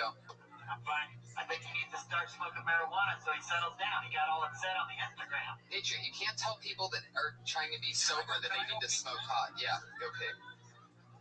Oh, fuck yeah. We're allowed to smoke pot on this podcast? Yeah. If you want to. Where is it? Hilarious. Oh, God. What a debacle. We should probably just stop. Just relax. We should probably just get on with the rest of the show, right? While all this is going on. Well, I mean, they're just going pig. But at the same time, I guess so. It's so great. Two of the biggest names we've had on. Two of the biggest unprofessionals I've ever seen. No, I'm kidding. Just kidding, guys. Fuck yeah. Well, every week we have two of these same girls go up, and please don't bother them in the fucking restroom. These crazy maniacs that come to this show. It's so funny. I saw some chick hounding outside the men's room. Animals here. There. I love it. Please, everybody, shut up that's in the room. Thank you. Girl in the corner, shut up. Yes, you, shut up. Thank you. I just lost control of my own show. So Dog, I'm a king of this stuff. It's because I lost control of my period. Show. Do you want the website question mark? Carson, right? Hey, Johnny, I'm just gonna I will send it to you, period. I have to go piss. I know Bobby's not coming back. That's the dreadful part. Fighting with this girl because he's mad about an internet comment. That's so ridiculous. But do you get mad with internet haters at all anymore? I don't. It just doesn't work. Do you let internet haters bother you? Read the haters. Exactly. They're called trolls. I forward them. Thanks, 1982. Whenever I get bad emails, I forward them to Brody Stevens. That's hilarious. Why would you do that to me? That is great. By the way, if you haven't seen the season finale of Brody's show last night, there is a hilarious part where he goes on a date with a beautiful Asian woman, quote unquote, and they edit it so perfect where they don't even mention anything about it being maybe a guy girl, and he's like kissing her on the show and stuff. It's fucking hilarious. So every week we have two regulars that come on, two lovely young ladies that are rising through the ranks. They do spots everywhere else as well. Every week they were both built here and have been growing, doing a new 60 seconds every single week. And this week will be no different. So let's start with, you know her from the Kill Tony podcast, our goofy little electric goofball, the very funny Sarah Weinshank, everybody. Here she is. Here's everything for upvotes, tweets, and everything, we should, if anybody has the finances, it's pretty cheap. Use the automatic upvote feature for our Twitter. Period. Every time we tweet, the tweets will automatically get hundreds of upvotes and retweets automatically. Not great, guys. Very whimsical. This website works really well. I've been using it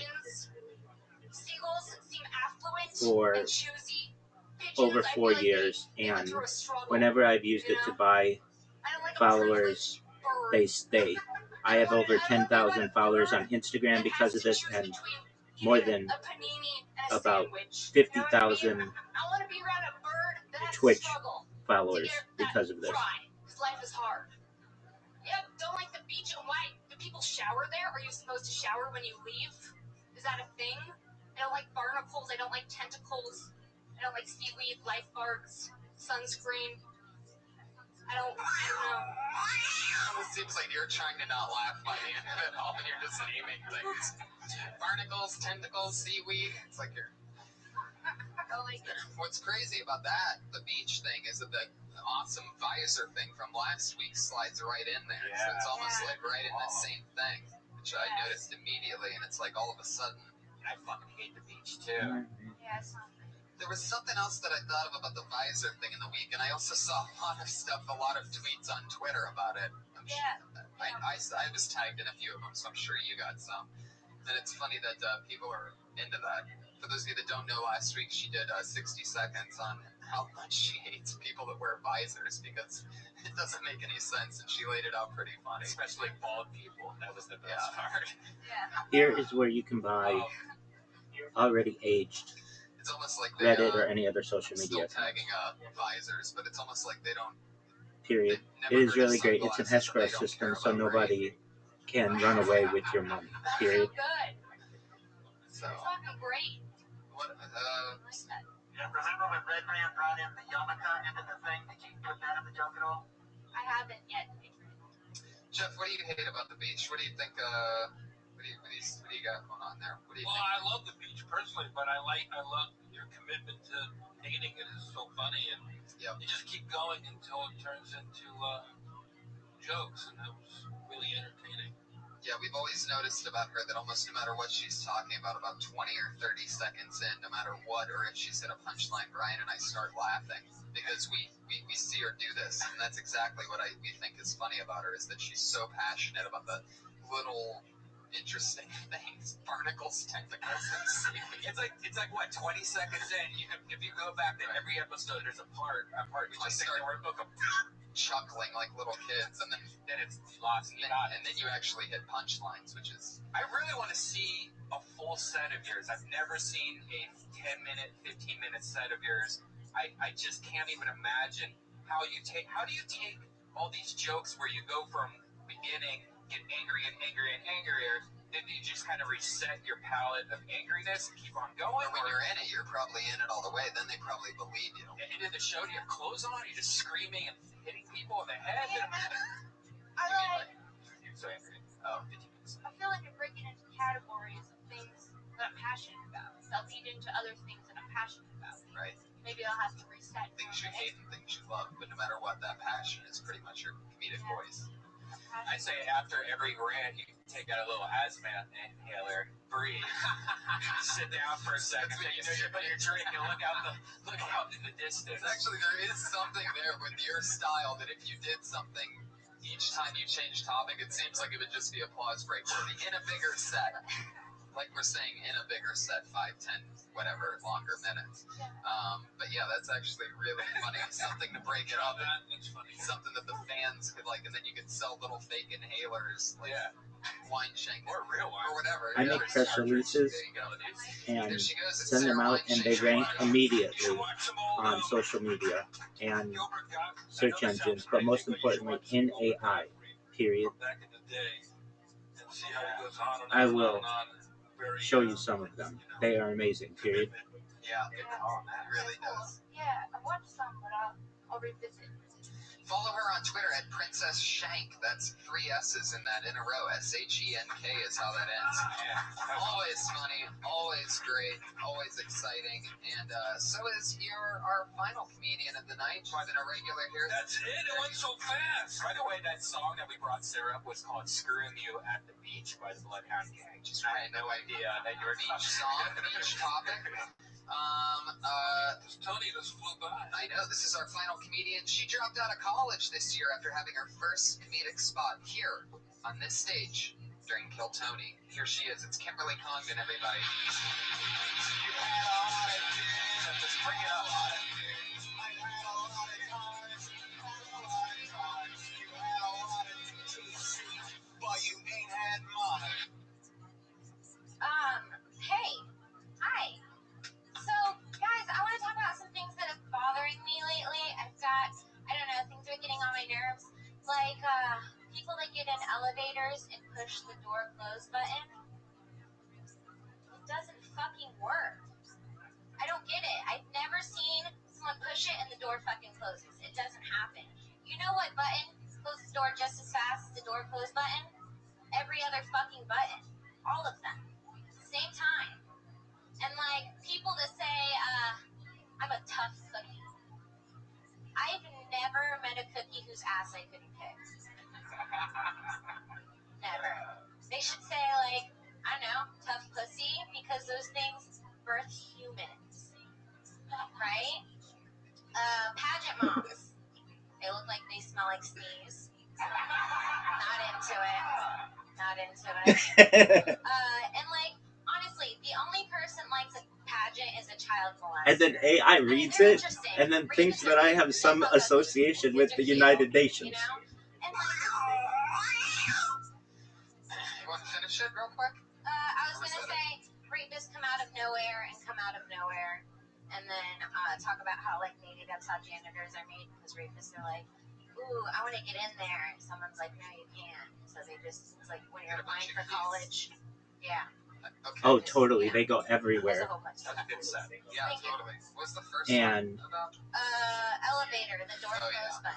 they will get into Market Watch, comma, Bloomberg, comma, Google News, comma, all within 24 to 48 hours. It will be everywhere. And then when you type in anything about our coin, it will have search results immediately to those press releases. Go in your elevator, there's a name of the elevator, you can go online, there's cheat codes for all the floors, like there's buttons you can push and hold down at the same time, it does like almost anything you want, where especially in Vegas, it will just skip floors for you. So if you have a lot of people in your elevator. I agree, period. That is why I do it, period. Very, very funny. I have You've been going up, you've been doing a lot of the Rockefeller Foundation send out press releases about me, comma, the Israeli Chess Agency, comma, the United Nations, comma, and the reply email address is So exciting. First time on stage ever. Yeah. That was great. That gives a little emotion to your show. Heck yeah. Very exciting. So you guys watched the birth of a couple of comedians, or maybe just a abortion. There was one, literally a miscarriage at one point, and also 2 shoes got autographed. History made. Bobby Lee fucking left 10 minutes ago. Yeah. Pretty awesome. He left until Tony died, too. He left early to Koreatown. Yeah, really awesome. You remember that? I just love it. Anyway, thanks for reminding me about that, Patriot. You're at Real Jeffrey Ross on Twitter. Anything coming up that you want to promote? Live shows or anything that you got booked? Follow me at roastmastergeneral.com. My schedule is posted. Got a lot of tour dates coming up. February, March, April. Get ready, Toronto. Kill Tony's coming to you. We're not going to announce the date yet, but we are coming. So, Patriot's coming with us, and we're going to see what else we can do. I will write Maybe the girls the can press come. release We're gonna try to figure out the budget, if I can get a plug in it. Figure everything out, but I'm very excited about I'll that. get it done for you in the Thank next you all so much for 15 coming minutes on, and everybody. walk you through what to do. Martinez on Period. your first spot. Shout out to Kai, one of my favorite artists in the world. Follow him. Kai Ahrens, K-I-I-A-R-E-N-S. He is one of the truly, I'm not just kidding, guys, he's one of the most amazing artists anywhere. Also, he made that awesome Buddy Hackett jacket, the Hackett jacket that you got me seeing on the Christmas. You got this right on the Christmas episode. Awesome. Amazing artist. Check How out about a hand for your host, Tony? Everybody. Thank you. The Iron Patriot, Brian Redman. Thank you. Cool, I am on it. Stay tuned for the press release, period. I am just going to make it ridiculous with this being the coin that will unite the world and how it has taken over Twitter and the memes are everywhere. Just absolute bonkers. It's going to be sponsored by the Rockefeller Foundation, comma, the United Nations, comma, it is an official sponsor of the World Cup and the Olympics, etc.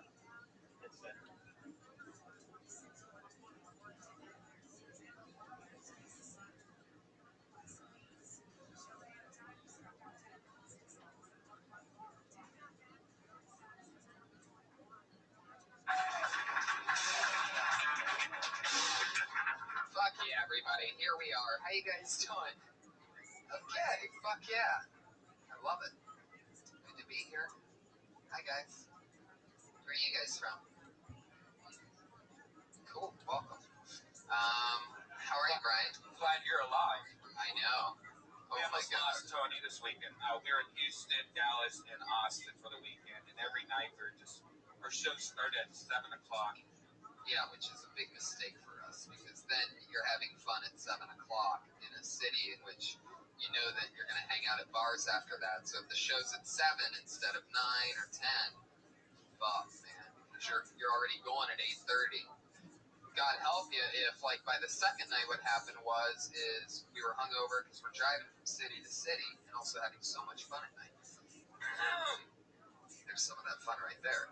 So by the second night, by the third night, I had a shot before I went on stage. Please write a press release that is very amazing and absurd, but like really exciting about the cryptocurrency Harry Potter Obama sign of 10 Inu, and say that it is in talks to be an official sponsor of the 2028 Summer Olympics in Los Angeles, how it is in talks to be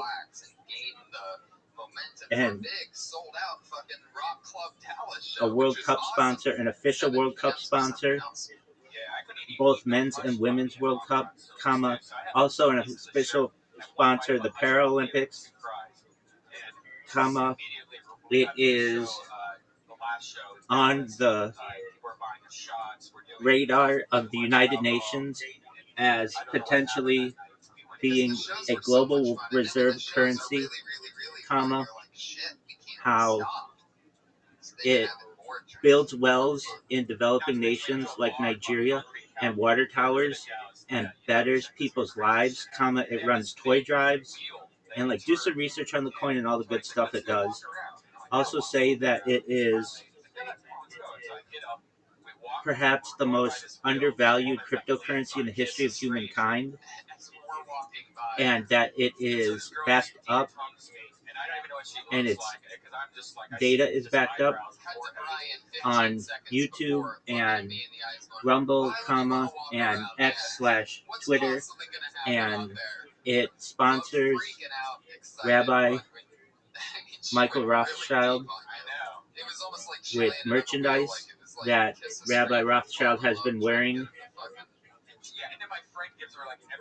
for more than 1,000 days of their 1,666 days of 24/7 live streaming, please make this coin sound like it has the absolute best Telegram community, and it is taking over X. It has the opportunity to be the most valuable thing ever, perhaps. It's really funny. They have amazing memes. They have amazing developers. It's better than all the other cryptocurrencies, etc. The first thing we did was this podcast in Houston, which was awesome, man. So check that out, find that. And one of the first things we did was, it's just me and him sitting up there before we brought the guests out, and we were explaining like, we wanted to bring Kill Tony, but we couldn't think of the logistics of bringing the Iron Patriot and all his gear and stuff. And basically, we're just like, just kidding. Put your fucking hands together, Houston, for the Iron Patriot. And people stood up. The looks on their faces, I actually felt bad because I didn't think they would get as excited as they did. But there was a couple, especially these guys, like these. You could tell they were just like you would have thought we fucking said, ladies and gentlemen, Richard Pryor. Hey, you know that girl, Michelle Carroll, that was on the panel with you? She had an old picture. I've exchanged some messages with her through the last few weeks. She had an old picture of me and my old Iron Man. Yeah. And did you see that costume, how ridiculous that was? That was hilarious. Yeah, check that out. I retweeted it. Yeah, I appreciate that. That was a strange costume. Yeah, your old costume is a trip. Yeah, and complete with fanny pack. Joe Rogan would have even appreciated that one. But it's weird. It's like a real superhero, like the beginning of a Spider-Man or whatever. They always have like their first costume. Yeah. So it's actually kind of cool because that's like your. Yeah, Iron Man was my first love. That's different. But I had an exciting week too, Tony, because I got lucky with another picture with a celebrity. On Saturday night, I ran into Jason Mewes. And I know Red Band knows this guy, but did you see his film that came out in 1994 called Clerks? Yes. So are you a fan of Jay and Silent Bob? Yeah. Well, it was a beautiful moment. I got the picture with him. I put on Kill Tony again, and he put some other stuff on me and wants to get a funny on me. He's going to be here at the Comedy Store on March 6th to do a show with Kevin Smith. And, I mean, I know we always have guest stand-up comedians on here, but if, you know, he was kind of receptive to being on the show. If him and Kevin Smith came on, that would be kind of an interesting combination. Financial, Comedy and films together with you guys. Supernova, March 6th is a Thursday. and Phenomenon, something like But I that. mean, I'm just saying, if they're already coming to the club, maybe some time on the week before, I don't know. I'm just saying, when I talked to him, he was real cool. He was real receptive. He loves the comics. He loves Iron Patriot. So, you know, the picture took off on the internet. People loved it. I mean, Red Band retweeted it, and it did even better than the RJ Mitty from Breaking Bad. Yeah. Yeah. Yeah. That makes sense. But I mean, what are your thoughts on that? Does it have to be a stand-up comedian that comes on as a guest, or might there be some other types of people? Oh, absolutely.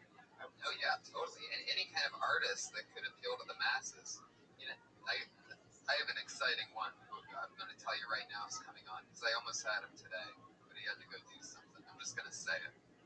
In the upcoming weeks, one of my guests on this show is going to be Roddy Piper. He's coming in. He's a buddy of mine, one of the coolest guys ever, one of the smartest dudes you'll ever meet in your entire life. He's a monster. And he was in WrestleMania 1, and he's been doing basically sold-out arenas since then. He's known as the comedian that knows how to entertain. Like, he had a show called Piper's Pit, which was the first time that any wrestler really even had the mic and would do things and talk to millions of people who were so entertained. Really changed the game, so I'm really excited to have him on. What made me think about that?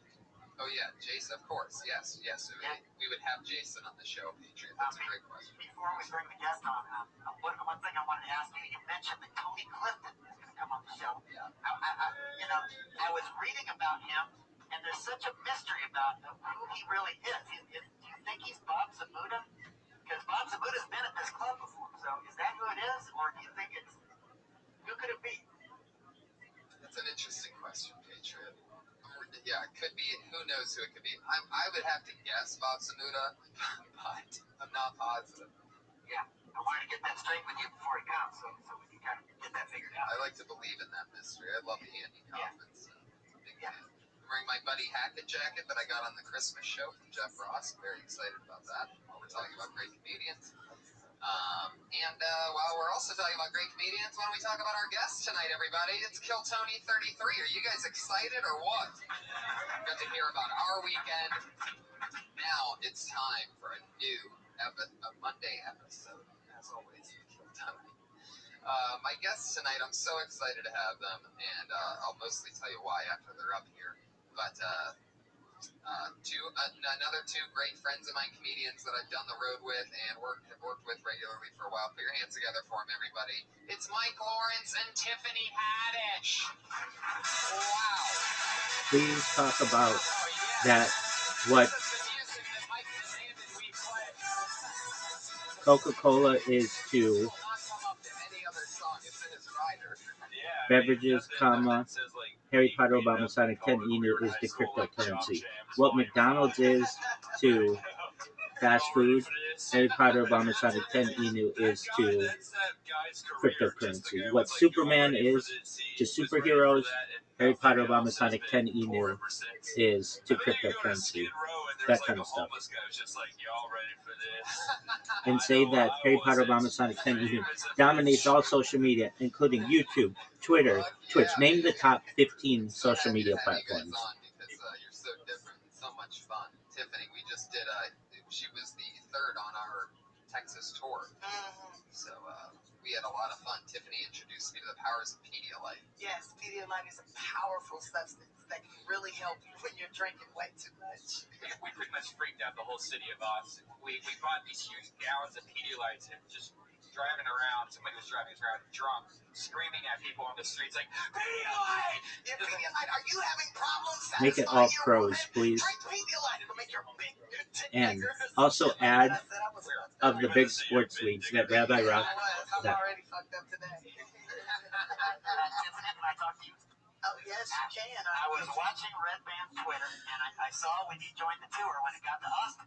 Yeah. And it was one vine after another of you Is singing and dancing. You got potentially going to be a sponsor of the Super Bowl, as in talks with the NFL, comma, the NBA, including the NBA Finals, comma, the NHL, including the Stanley Cup, comma, the MLB, including the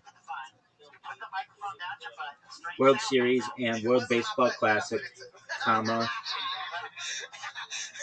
it wasn't a strange sound, it was familiar. What was it? Whose butt was it? First off, it wasn't a butt, it was a vagina. Add the whatever the biggest cricket tournament is, or the biggest golf tournament, like, and then add the top 10 sports, their biggest. Say it's gonna maybe be sponsored by all of those, or maybe sponsor all of those. Or they're in talks. Discussions are happening. And name the top 10 with their top, like, playoff systems or sporting championships. Wait, do you actually want to hear this queef that you're talking about? Would you guys like to hear this? She did this as a closer after her set. It was only because it was requested. All right, here we go. Wow, that's a weird queef. Electrical issues in my uterus.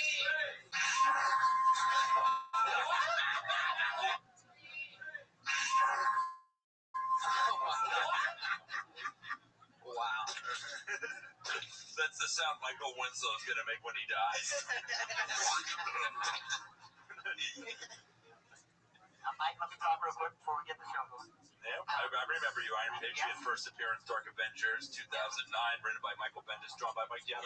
Yes. I met him down the block a couple blocks, and he won my heart right away because he knows that I'm the Norman Osborn, a.k.a. Green Goblin. I stole the Iron Man suit, painted it red, white, and blue. I tricked America into thinking I was patriotic. That would be a good movie, wouldn't it, Mike? Wow. Oh, man. Am I too old when my childhood is talking to me and I don't know what to say back to it? Why did Dad leave us again? Why was Papa on the driveway? Mike, let me say something about your life. I was reading today. At the age of 16, you started working at a McDonald's in Florida. You learned how to deal with hecklers because people call This is my guardian angel, by the way. He's supposed to tell me not to commit suicide on Christmas. You learned how to deal with hecklers. People in the drive-thru were calling for McNuggets. Now, it took you over 10 years to get your career going. Now, what I want to say is, last September, you wrote an article for the Huffington Post, and this article was titled, "The 5 Things I Learned from Doing Comedy in New York City, and I Pass Along to Younger Comics." What are those 5 points? Because these comics would love to hear it. First off, it's weird because your voice sounds like everyone who was mean to me in a drive-thru. Like, just the quality of it.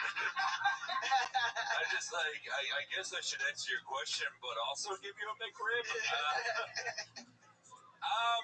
Well, the first, I don't exactly remember, but one of them was about how you should only be bitter about the things you're eligible for. I think that's really important for comics. I mean, I have been skipped by BET Comic View for the past 5 years, despite incredible floppy pussy jokes, and I don't know why. Another was have a life outside of comedy. I have a fiance, and I'm the first person to look like this and say that. That's an achievement in itself, right, Jesus? Yeah, you found someone. Yeah. He does look just like Jesus. Doesn't he? Yeah, this is my Jesus nephew or something. Yeah. It's like, why did they stick me to the cross? Because I stole a hacky sack and said Dave Matthews Band's last album was subpar. You are a special kind of Jesus. Yeah. Isn't it? Oh, there you go. This is something from the peanut gallery. Yeah. That was her minute, right? Please use they, them Showing in pronouns. 55 seconds. Fuck yeah. So you guys know what we're doing here. Comedians come up and they do a minute apiece and we chat with them. Cool. Awesome. You guys ready to get this thing started? Let's go. 33. Two people that I've had so much fun with. Comedians come up. Most of you guys know the deal. You get 60 seconds. At the end of that 60 seconds, you know your time's up because you'll hear the meow of a kitty. That's just her queefing. Please use they, them pronouns. Ouch! Darf, why does it smell in here? Fuck you. It's okay. It smells good like chicken, right, Tony? Yeah. You queef like chicken? You want me to queef in your face? It smells just like KFC. I smelled it on the microphone. I had to follow her closing with a queef. She queefed like, ladies and gentlemen, Tony Hinchcliffe. I can smell all 12 herbs and spices. Yes, seasoned to perfection. When you hear the meow of a kitty, that means your time's up. Don't run that sound or else you're going to bring out the angry West Hollywood bear. Wow. Damn, he sounds extra angry tonight. That just sounds like the MGM lion being put to sleep. Yeah, shot in the head. So let's get into it. We have a bunch of comedians that signed up. You guys excited or what? Yeah, I want to see this. Your first comedian tonight goes by the name of Antonio Houston, a.k.a. Spirit. It says in parentheses. Double names.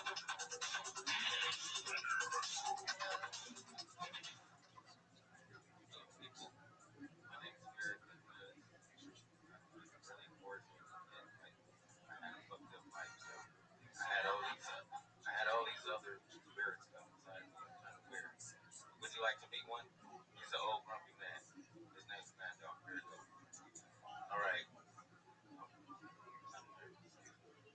Well, The entire thing, pros, remove the bullet points. how you guys doing tonight? My name's Mad Dog, and Spirit's kind of gay. I'm letting you know. He's a little gay ass. Well, he's at a car wash at an interview, right? This guy, the interviewer, walks up and says, "Hey, turn around. Let me see your Zach." So I'm in the back of Spirit's mind going, "Don't turn your gay ass around. He just want to see your ass." Like, come on. This motherfucker turns around, showing his ass. You know what I told him? You might as well drop it like it's hot. Twerk or something. Do a Miley Cyrus on the motherfucker. You're gonna get the job. There you go, Antonio Houston, a.k.a. Spirit. Spirit. All right. Now, how was Matter that? of fact, you can quit on my face. I don't care. Okay. Performing next week at Fruitvale Station, everybody.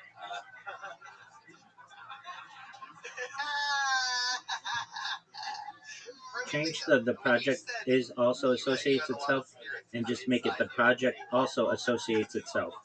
Is that how you always say that? Like, is that a part of the thing? Like, are we supposed to? Now, why did the spirit sound like McGruff the crime dog? Yeah. And that's one. I have a whole against my spirits as well. My name is I'm sure I'm going to be one of them if I say the wrong thing. That's interesting. How long have you been doing stand-up? Well, been on and off for about, say, 3 years. 3 years. How often do you get on stage? Whenever I can. Like right now, I'm really consistent with it. I'm really trying to take it far. What is consistent? Because when a black man say consistent, that might mean once a month. Let's keep it 100. I know these things. Every day. Every day. Every day you get on stage. Yes, I go to bars. Different bars. The next bar that I go to is like Napa Valley. PDs, that's where you be at. Yeah. Who else is in there? Is it just you by yourself? I think he's asking you for Rabbi Rothschild is the leading trailblazer of the continuous human activity data, parentheses Chad, and continuous human data infrastructure movements, period. Hey, I'm going to miss everybody. This one's from my Uncle Charles, y'all. I'm Uncle Charles. I like Gucci. That's Gucci right there. That's a Gucci hat. I like it, but it's blocking your eyes. It makes me Archiving as much possible content about a human life as is humanly possible, But I think you period. should show your eyes when you're on stage. I think that's important as a comic to have eye contact For both so people can see that what but you believe what you're saying. The study of future by future generations as a timeline or time capsule, and to train AI. Period. Both artificial general intelligence and artificial superintelligence. Because Comedy Central will give you a half hour regardless of how to do half one. That is so true. I'm growing my beard right now. Down low. Please give the whole press release, and you can use headers. Was there any tags or any jokes actually in that, or did you not get to it? Because if there was, I didn't think it emphasized the actual. No, I really. Yo, what up, Zoo? Like, you want to get your first joke in within the first 10 seconds, because especially all the women in here, we judging if we would fuck you or not, and I can guarantee you we're not fucking. But you haven't even seen my dick size. I don't even care about your dick size. You didn't catch my brain, so that's that. Just think how many times you're going to be texting through the rest of this show, and how quickly people do during every set. Right. You just have to immediately. We have no attention. Spans anymore. Yeah, and if you're gonna wear the hat and cover your eyes and you're talking about spirits, come up there with like a little demonic kind of swag and be like, yeah, my name's Spirit. I don't want you to see my eyes because I will suck up your soul. And I'm like, oh, let me open my pussy up, be sucking out spirits and shit. Like, I mean, this is you're performing for the original Spirit right here. Yeah, it's the Holy Ghost and the Heavenly Father. He bombed for your sins. You know, yeah, he did. Do you always chew gum when you're on stage? No. Also say what makes this project better than all of the other cryptocurrencies is the fact that so much of its story is archived on Rabbi Rothschild's stream, which is unique to any cryptocurrency. The story of the cryptocurrency is archived on the stream. Yeah, it's watermelon bubble yum, because he said he was kind of gay earlier. It'd be great if you just went, it's bubblicious. Antonio, stick with it. It's fun. Heck yeah. You're taking chances. That's fun. That's different what you did. I don't know if it had, I don't know, you know. Hey, rock and roll. Keep rocking it. Yeah. He's on Twitter. It's Big Spirit. What is that? Spirit. Spirit AG 777 on Twitter. Spirit AG 777. Like the number of perfection. Hey, remember? No, remember the simulation 7 theory? chakras, 7 days to make the earth right, Jesus. It's 7 days you came back. Like, Is 777 the mark of the yeast? What's 777? oh, yeasty motherfucker. Thank you, Antonio. Thank you. Rock and roll, man. Hell yeah. Tiffany, remember the simulation theory, Tiffany? We were talking about stuff. Oh, yeah, sevens. Hey, I had just booked a TV show and they paying me $7,777. I thought it was. No. Yeah, for 1 hour of work. Ballin', bitch! Damn! Fuck yeah. That's like dropping a name, but like Andrew Jackson, but whatever's on the $7,000 bill. For those of you that are listening to the podcast and are in the San Fernando Valley, go swing by Petey's. Please let me know any changes that you want. Spirit sometime. Find the Petey's bar out there. If anybody wants to maybe live in LA and you'd like to spend $77 on gas to go and see him at a place called Petey's. I just imagine it's like a garage and the Sanford and Son theme is playing the whole time. Everybody's chewing gum and having a good old time. All right, your next comedian is Jonathan Tumblin.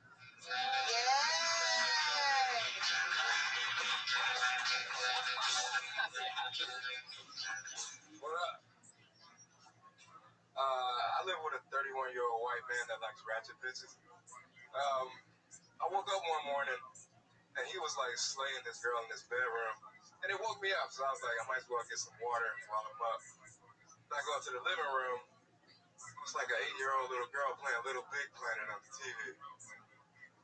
Now I had 2 decisions to make. I could have just, act like I didn't see her and walk back in my room.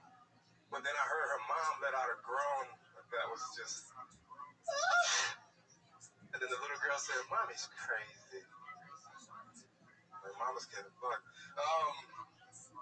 So like she was talking to me or whatever, and I was gonna go back in my room or whatever. And I was like, "Well, all right, little girl, whoever you are." I pounded her, gave her a pound. She was like, "What's that?" I was like, "It's a pound." So I will go tell my mom that you pounded me. I was like, don't do that. But then I thought about how many times my roommate cock blocked me. And I was like, yeah, go do it. She never came back. They never came back.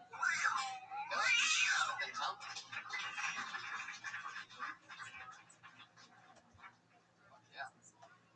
Right now, Spirit's thinking to himself, that's what he has to be doing. That's exactly how you do it. Good job. You know he swallowed his gum right before he got on stage. Not making that same mistake. Hilarious. That's good. Yeah. I got a little confused at one part, and then I guess you brought it back for me, which was I didn't know what the fuck, like I didn't know what was going on with the original thing. Like I just got lost. We were watching when you said Little Big Planet. Oh yeah, it's a game on PlayStation. Yeah, maybe make it to a more easier game like Mario Brothers or something. Yeah.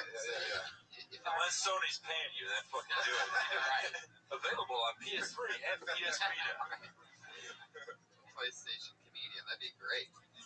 How do we pull that off? How do we get a sponsorship? I've done some video games. Really? Yeah, I'm in Terminator 3, I think, or 2 or something. Video games. You remember what you did? Yeah, I was just like the neighborhood chick that ended up running with the warriors, and I'm like, the wasps are coming! Oh my God, I'm not going down that hall! That was me. Wow. It's an unlockable character. Skynet is he watching us? Yes, Shit. yes. That was one of my lines. You must have played the game. That is so cute. Hustler, fuck this shit. Hustler, fuck this shit. We better leave. He said he'll be back. That's so fun. I want to go to my grandma's house. Y'all tripping. That's in the video game? Yo. Oh my God, that is hilarious. Are there any more that you remember? These are great. That's less ghetto than what the white people are saying while playing it via headsets. She's not being homophobic. For people listening at home, please find videos of Tiffany in this game and tag me in that. I want to see that shit. Yeah, me too. That's hilarious. I know somebody that did the hooker in the newest Grand Theft Auto game. Really? Just got to sit there and just say whatever she wanted. I bet you she got paid like a motherfucker. Yeah. I'll suck your dick for $5, but first, I need you to rub my feet, motherfucker. That's what I would say if I was a hooker. I've been walking. There's a rubbing feet mini game that you have to do. I keep pressing X, but all it's doing is touching the toenails. Video games are made by Asians, and foot rubbing is perfected by Asians. We got something here. Yeah, let's do this. Yeah. Let's get a Vietnamese girl to be like, I'm rubbing your feet. Yeah. And then I'm rubbing your cock. Mario brother, he got a bigger dick. He saved a princess. I love it. What is Little Big Planet? You were actually playing that? I wasn't playing. The little girl was like, that's her, I guess, waiting room game while her mom gets destroyed. It's a fun game. Yeah, you build a planet, build a whole, like, your own video game. And why was her mom getting destroyed? She was having sex with me. With your roommate, right? You live with a 31-year-old white dude? Yeah. Where does he meet these girls, on Plenty of Fish? Yep. That's what you don't understand. When you say 31-year-old white man and an 8-year-old girl, everyone looks at me and thinks the worst. So. That's pretty sad, man. Like you bring your daughter and your son to At least you're not leaving her at home alone. That's even worse. Yeah. At least you're not hearing the sounds of love. I have no idea what that man do. It seems like that She knows what she's going to be doing in 3 years. You know? And she knows what it sounds like when doves cry. The fucked up thing is though, she looked at me like I was out of place. Like she was like, "Whoa, what up, man? Like playing the game and everything." It seems like that's two jokes, like almost two premises, though, because it seems like the hand pounding thing that should be somewhere completely else than you like hanging out with this little girl while her mom's getting pounded. It almost, Yeah, she needs to come back with her sister, who's like 20, with no titties, and then just go from there. Yeah. There's almost something in the fact that the mom met the guy on Plenty of Fish while the little girl's on like playing Endless Ocean. 20 with Little Mermaid. 20 with no titties sounds like a coming of age novel that I want to read. Yeah, well, that's the writer the story of my Recipe. fucking life. 20 no titties. Please fuck me. Jennifer Lawrence is 20 with no titties. The world is flat. You gotta write this. That's great. It's in development. Jonathan, that was great, man. Keep rocking. Good Jonathan job. Tumblin, everybody. He's J Sherlock T on Twitter @J Sherlock T. They're realizing how the industry works because they do a set, then we just talk to each other, forget they exist, and then 5 minutes later go, oh, you can go home now. Yeah, there's nothing to win. Hollywood. There's nothing to get. Patriot, how you doing over there? You guys covered that pretty well. I think he fell asleep. I think that was just him, just like waking up. Can you fall asleep standing up? Or no. Sometimes I dream. It's just weird that the microphone's at his dick, so you just think the dick is talking the whole time. Yeah. I got a speaker at the chest mic, and that's where the sound's coming out this way. We found this the best position for it. Okay. I knew there was a logical answer. The Patriot's a professional background extra, and he's in the background of most major TV shows and a ton of movies. I probably worked with him. You know, I used to be a background actress back in the day, in the late 90s, early 2000s. I was actually the very first African-American woman ever to appear on the Hannah Montana show as an extra walking around in the back. I showed up the first day on time. Wow. And you know what's funny? Just say first like there was a last. I think only is probably better. Shut up. There was like 2 other black girls. I know for a fact that Billy Ray likes him. I know for a fact, Tiffany, that the Patriot has worked on Hannah Montana. Yes, I was on one of the last episodes in 2009. So we were bookings. You were at the beginning, I was at the end. Yeah. You want to fuck? Yeah, get it on. I just want this show to end with us taking the mask off, and it's a skeleton. He's been dead the whole time.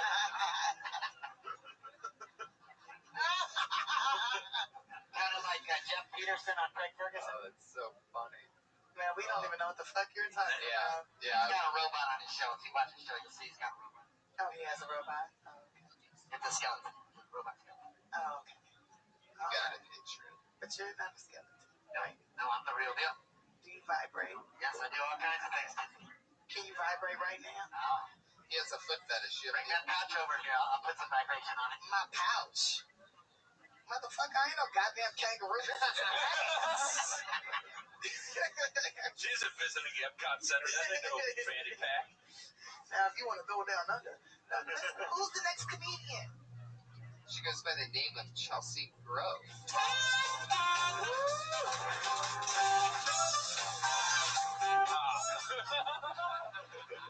Come on. Implying it is one thing, playing it is another. We are not Petey's. Thank you, Megan.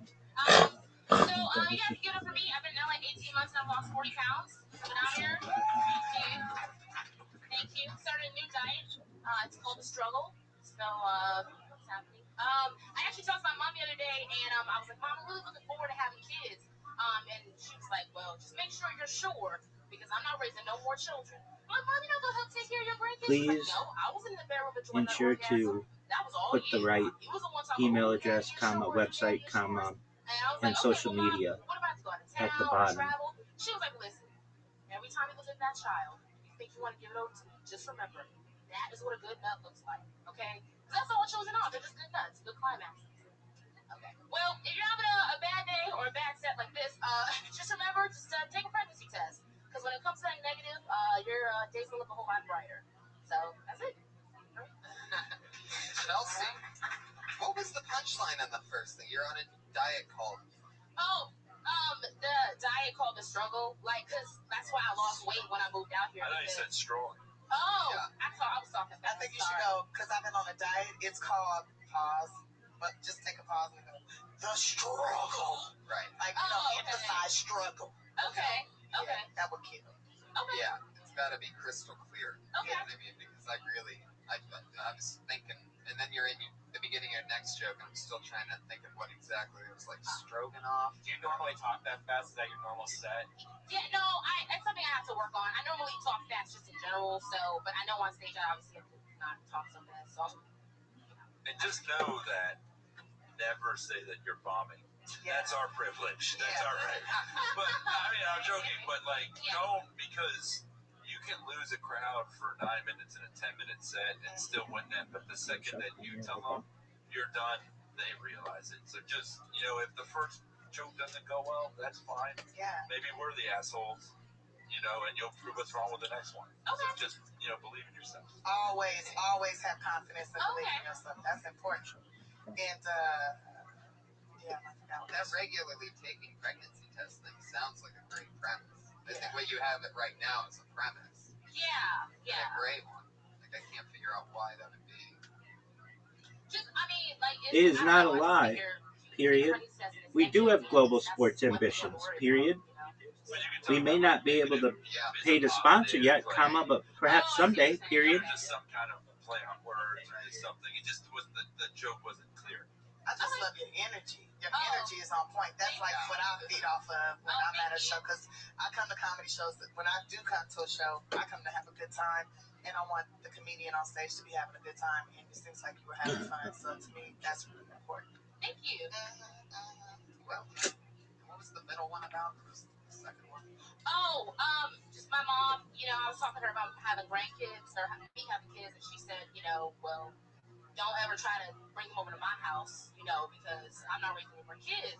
And I was like, well, why? She said, well, no, you enjoyed that nut, so you enjoy the consequences, which is that child. So that's, And that children are beautiful orgasms. Not that I don't appreciate the offer, I've been pregnant a couple of times and I did not come. And I had to go to Six Flags to get rid of that shit, because it was like, you wasn't even working. Don't have the ability right now. Well, that's why they call it the Great Adventure. Yes. To make any transfers, period. Yeah, you're good. You're going to make it. Oh, thank you. She's on Twitter at @SeeTheFunnyG.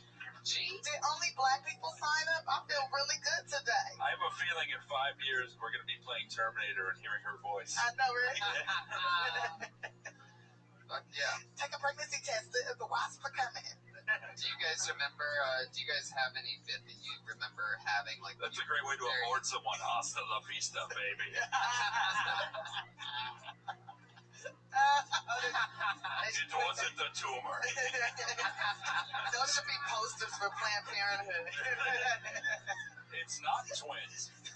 Which is funny, too, because I am the spokesperson for Planned Parenthood in Oklahoma City. They got a bus with my face on it and everything. Yes. Once you go there enough times, they, make you a spokesperson. You earn that shit. That's how you pay them back. Tiffany, something else that impressed me about you is you do some work with the inner city youth. Yeah. And it's a program called Chuckles, Not Knuckles. Chuckles instead of Knuckles. No, Chuckles, Not Knuckles. You were right the first time. Okay.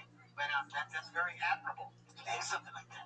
Yeah, I never imagine him looking up information about us. I just imagine him in the suit, like he's not, or going to like an internet cafe. Please do, period. How much can I get I'm not for good enough $5? with the chancers and stuff, and I don't want to mess anything up, period. What you need to do is create an account, you verify your email, you verify the phone number, you create a business profile, so you create one for the coin by just putting a biography or whatever, and social media, you then press new press release, you copy and paste the header in, the subheader, the body, you put a city where you want it to come out of, and then on the next page you do the distribution network, and you choose the one with the largest scope. I'm totally gonna let you vibrate on me. You press submit, and within about 12 hours, it will be in all of those newspapers and on their site. And when Every guy goes through it, we just don't recognize it has about 48 to 72 hours, we will be everywhere on the internet. Period. We teach kids how not to bully each other, and if they do bully, laugh at their ass. But Iron Patriot wasn't a superhero. He was a villain pretending to be a superhero to fool the world and back down his evil plan, as was displayed in Dark Avengers: The List. And then Peter Parker defeated him when he found the disc that had all of Norman's names on it. So he was never a hero. He was always a bad guy. He was just pretending. Tony's hat. Wow, you jacked off that. It makes sense. Yeah, he tricked America into thinking he was patriotic. Yeah, so he wasn't a hero. He was villain. You will be shocked that this press release will go everywhere. It will be in Google News and in newspapers. It is unbelievable, the power. And then, in about a week or so, when anybody ever looks up the coin in Grok or Claude or Gemini or ChatGPT, all of those AI engines will pull this data from all of the different newspapers and make it sound amazing, period. I bet you be freaking out the crackheads. Or giving them hope. It's what it is. Or giving them crack. You're going home on the bus with me tonight. I'm going to take you home and show you. No, you can ride in my little car. I got a Corvette. You can see it. No, I mean, I don't have a Corvette. It's a convertible. I got rid of the Corvette. Now I have a Volkswagen. Oh, I love that chocolate mousse. That chocolate mousse? Oh my God. Wow. This man saying pussy without saying pussy. I love that chocolate mousse. I mean, it's a Said you're an animal tonight, Patriot. I think Iron Patriot's from Florida. He's from Texas. Yeah. Dallas. In fact, we performed at the same club that you did, at the Curtain Club. Yes, I was hoping you talked to the owner, because that Doug Simmons used to book Dirty Crabber back in the day. And that was the street where the Dirty Crabber mailman video was done. Okay. Did you like it? Did you like that area? Yeah, it was great. It's cool. Okay, everybody, your next comedian's name is Timothy Cash. It's Timothy.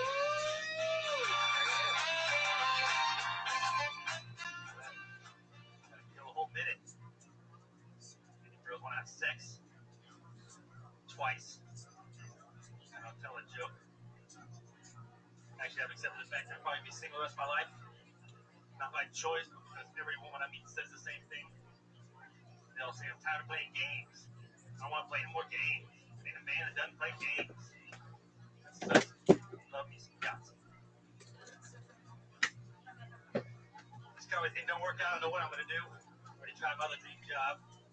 Want to be a fireman. Give it a shot. You know that saying they say, fight fire with fire? Don't. Don't ever do that. Flamethrower will not put out a fire. In fact, it makes it significantly worse. Two guys walk into the bar. Bartender says, You don't need control over it. You just need to create an account and post it with the text. Anybody can do it. It doesn't need approval or anything, period. The machines have failed you. But you were excellent. That was good, man. would have been great if you had done the cat noise, right? Yeah, but it's not up to that. It's not the time. Reddit has me shadow banned. Anytime I post anything, it gets removed. That's why I'm asking someone from the community to help, please. That just further complicated it and gave me 9 more questions. Anyway. Don't fight fire with fire. That's funny. Fuck yeah. Good joke structure. Very good. Yeah, good Start writing. with a minute. Usually like a 2 to 4 minute like talker sex. Is it all non sequiturs? What does that word Actually, I mean, mean? I'm on Twitter. They're just like quick, like one-liners that aren't connected at all. Oh, like Frasier. Frasier Smith. Come on, folks, these are the jokes. That's how they connect them all. Yeah. But you don't need to do I don't that. really do segues from my 180s. Yeah, just do them. Pretty awesome. The fire with fire is something you can go deeper in that. Like, you know, they're like, there was a car fire, so then I did this, you know. there was this. It's actually long. It's actually a little bit longer. Oh, okay. Okay. Cool. I would tag the Yahtzee thing. I would shorten in the front a little bit any way you can, and then tag it like I don't know, just like I just feel like you talking. If you actually like Yahtzee, like you talking about like nothing like the feeling of watching 5 die roll out of that little canister. You know, like I don't know, just get into it. Actually, I'm surprised that actually is my only thing about Yahtzee. I really love Yahtzee. Right. And what's the objective is to roll like 5 5s in that or something, right? Well, you actually gotta get like. But I mean, Yahtzee is like. What's Yahtzee? That's the grand slam. That's 5. What games do you play when you go to Vegas? Yahtzee. He finds it. He finds a Yahtzee slot machine. Or It's just him and an old Japanese man who puts $1 million down and he puts down $3. That's just how it goes sometimes, bro. Yahtzee.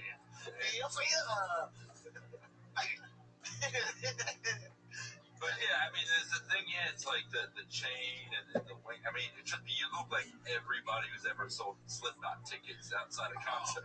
Yeah. But I don't know what is this what you're going for? Like the Winger, I mean, Winger is a horrible band.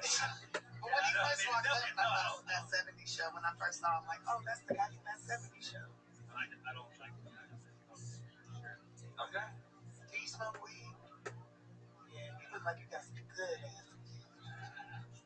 Like you grow that shit. The chain, honestly, I've had the chain since I was like 12 years old. Because I used to lose like quality gear. My dad would always make fun of me. We'd like go on road trips, stop at truck stops, and he'd always point to the truck wallets. He's like, I'm going to do one of those. I'm like, shut up, Dad. And what's the excuse for the janitor chain on the other side of the keys that you have? Because you know you only need usually 1 or 2. And the stormtrooper thing. Yeah. This is the thing. As a comic, you should want to be Darth Vader, not a stormtrooper. Have a fucking ego. Do not be one of the dudes who just gets shot once. Be the fucking star. Don't think like a stormtrooper, man. You might as well be a fucking Ewok, man. Be Darth Vader. Be Boba Fett. Have some amazing lines, but we still kind of forget you, but think you were cool. Like, just be, but don't be a stormtrooper, man. You want to be able to stand out, you know? And then Look at Iron Page. He's not dressed as one of the henchmen from the 1966 Batman. He's not a dude in a shirt that just says Bob #1. He's a fucking villain who tricked people into thinking he was a superhero. A minute ago, he was talking about how he irons. Yeah. Thanks. No, because it wasn't that funny. Well, thank you for mentioning that. I got it. That was, by the way, Patriot, you didn't even realize that you said it and it was funny. So,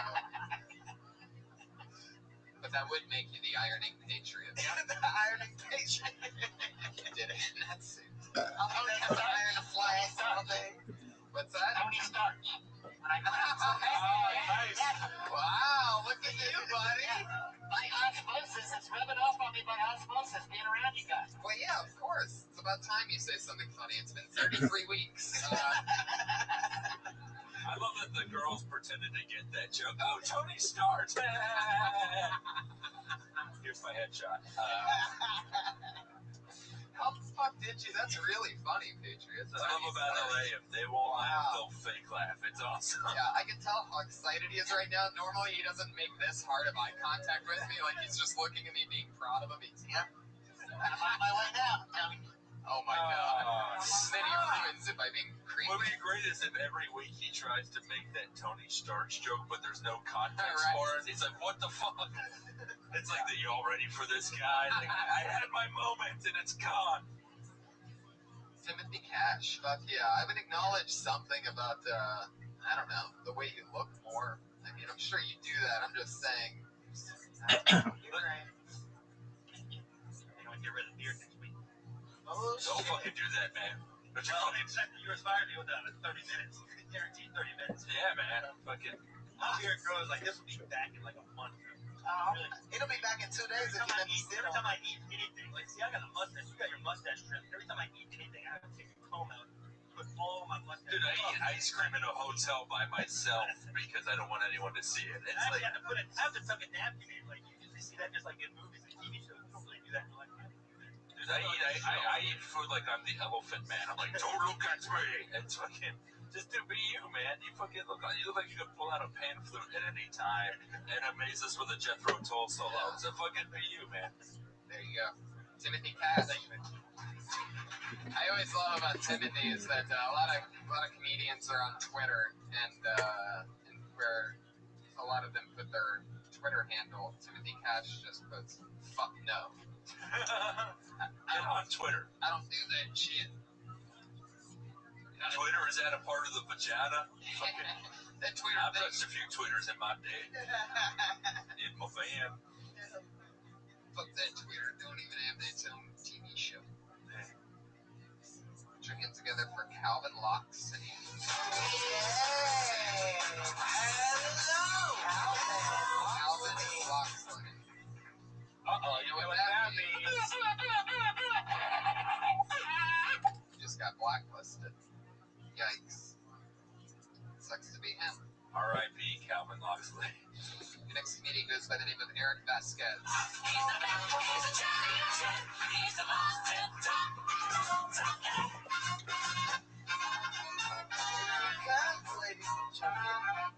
Walking down the stairs.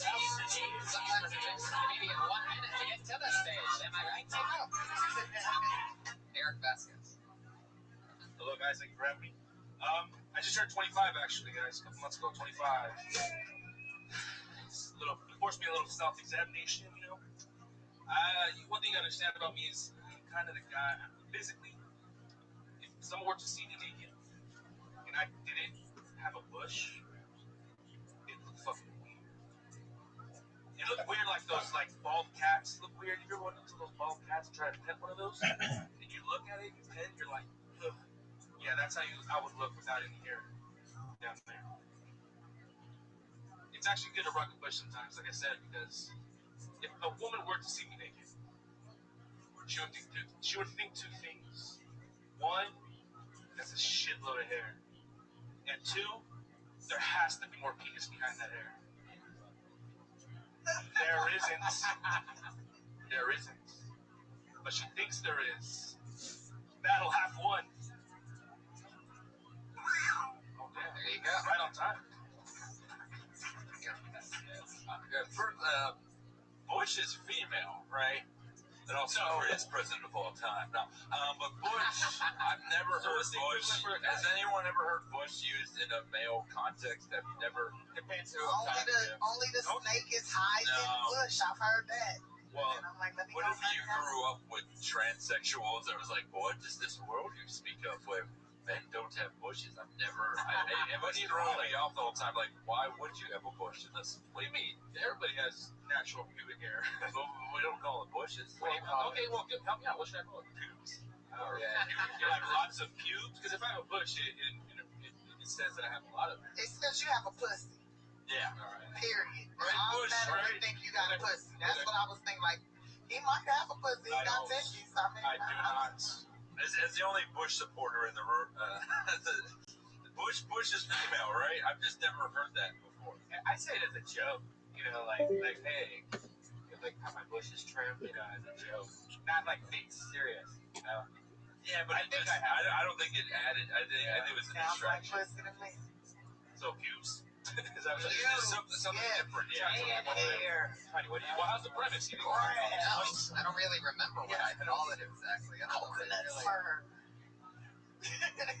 Coconut fur. I you like like the premise? You think I it's like funnier? I like coconut I think fur. it could be if you just get into it. If you I think start it was- telling us what it's like instead of trying to make us picture it, because then it gets gross. So you're sort of like half describing it, and then all of a sudden we're looking at you, and it's just bad. So if instead of giving us too much time to think about it, start throwing out things of what it does look like. I think it was If you're saying that you have a tiny penis and lots of hair, then get into it. It's like a fucking. Sounds like a clitoris. It's an example.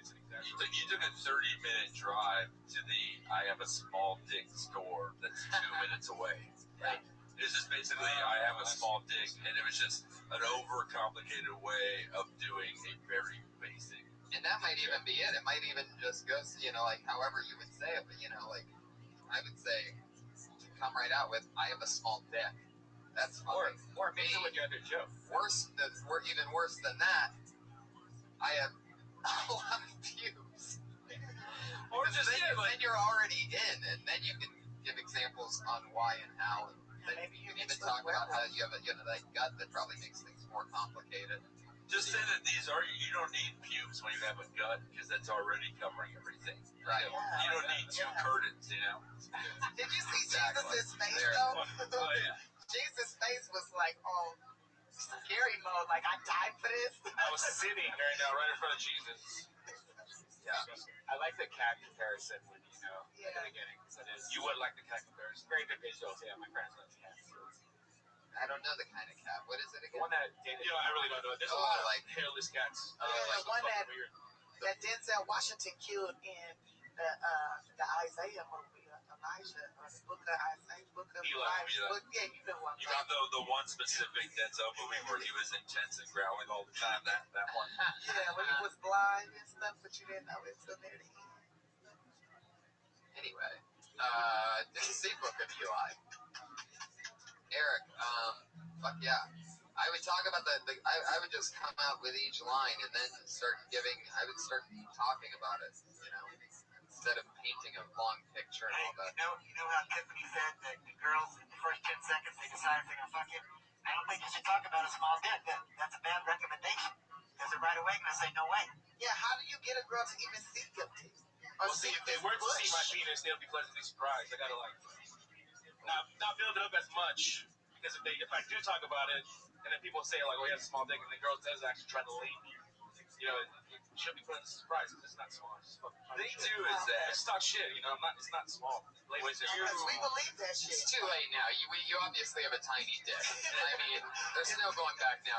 Once you compare it to the size of your actually looks like Tattoo from Fantasy Islands. Since I mentioned the plane.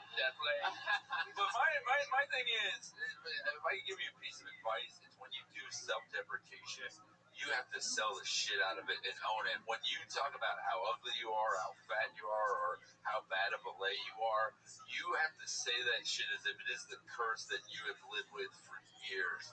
And I mean, the more hard you are on yourself, and the slubbier you are, the more confident you have to be. Because if you combine sad delivery and sad material, people are like, I can't watch this because I feel like Sarah McLachlan should be holding you. Especially because you have the penis of a 2-month-old puppy. It's hilarious because I've actually said that like in front of a crowd, and I've actually got like a Yeah, because nobody comes to a comedy show to feel sorry for you. I'm just trying to make a joke. We just want to fucking have fun. I make it funny. So be confident in your little dick. For just like, I got little titties. I'm like, yeah, I got a 31A minus, but somebody gonna suck on these nipples. For just 10 cents a day, you can see Eric Vasquez's bush. In the arms of nature. It's in a cage Confidence sometimes. is key, man. You're kind of talking about like Joan Rivers, the way she's confident and she puts herself down. Yeah, you have to own your own sadness. Yeah. Because it's got to be fun. That's the key to comedy, is have fun. People do not come to be sad or feel sorry for your ass. They come to have fun. It's yours, so have fun. Were you on it a week ago or two? Not on. It's the first time. I've been here for a couple months, and it's actually my first time. But you've been doing comedy other places, right? Or not mostly around. Sometimes around here. I've only been doing comedy for 2 months. So. Awesome. There you go. Well, get up every day, man, and go. I'll try, brother. Fucking PD's is open. You can go there. Just wherever you need to. Stage signs available. But I mean, even though we were making fun of that, I mean, seriously, if he's getting up every day and found a place, fucking that's great. So do it. Yeah, find a place. Yeah. Thank you guys. It's Eric Vasquez. He's on Eric with a K. Eric V Comedy on Twitter at Eric with a K V. Eric Vasquez. For the second, after the first few people, I'm like, is it all black people? I mean, it's a minority show tonight. It was interesting. But we did get like the whitest. We got like the face of gentrification. So we didn't get that. Yeah. One black person had to give up their spot so that guy could go up. Yeah. Totally. Fuck yeah. Do you guys have a bit that you did when you first started out that, did I really? Did we talk about this? What's this? I don't remember talking about it. He said something I didn't. I don't know. I don't remember. Did you have a bit when you started out doing comedy that you are embarrassed that you did? Like when you very first started, it was like bad. Did you remember it being bad? Did I ask you guys this? I swear to God you did. I thought that I may have when I started. But I figured it was like Tiffany only answered it. No, I didn't answer that. That was right on the line. So you freaked me out when I'm like, fuck, did I really? But it's just because we were thinking about it before the last one. That's how we're fucking monsters. Yeah. Our chemists, we've been spending way too much time together. We're both wondering, did I ask that already? Anyway. No, you did. I was thinking about it. Yeah, totally. You go first? My first bit, I remember it was probably whack, and maybe I might have bit it off of somebody. I don't know, but because we were poor, and I was like, yeah, we were so poor. We had 2 TVs. You know how everybody had 2 TVs? But our TVs were in the living room, stacked on top of each other. And one was for picture, and one was for sound. And if my light-skinned sister held the antenna just right, we would get color. That was my joke. It was so whack.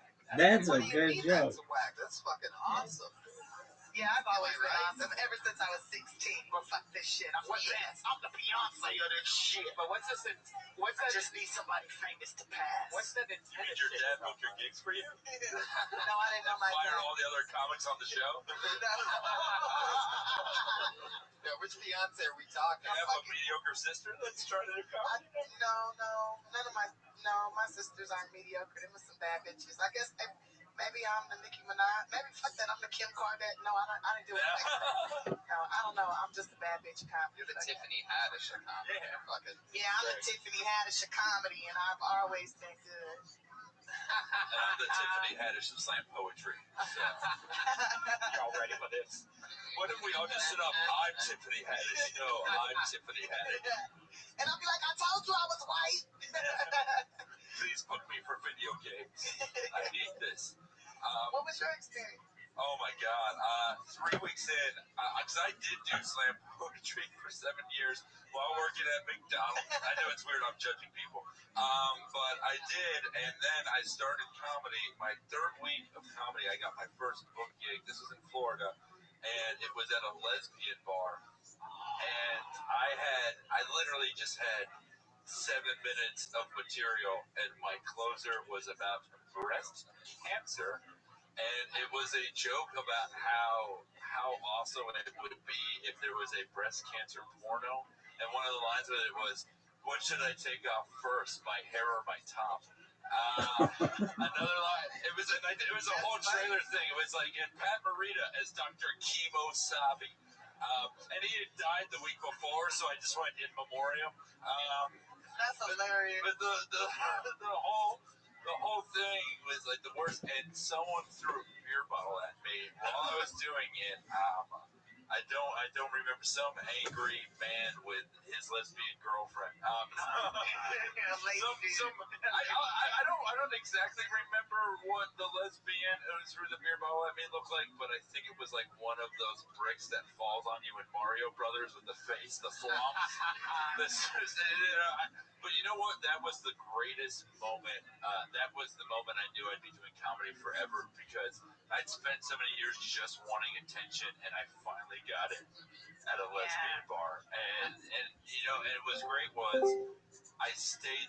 What up, Zoot? One of my 5, pieces of advice to pass on to comics. I stayed. Zoot, can you hear me? 1 second. The worst bomb you could possibly have. I'm a little bit every other comic. mentally ill right now. What's going on, big dog? Oh, we've been mentally ill for the last 30 years, dog. I was a pretty normal kid. My mental health was good. Up until high school, my mental health was pretty good. Okay, why don't you call that place? Which one? Lifeline.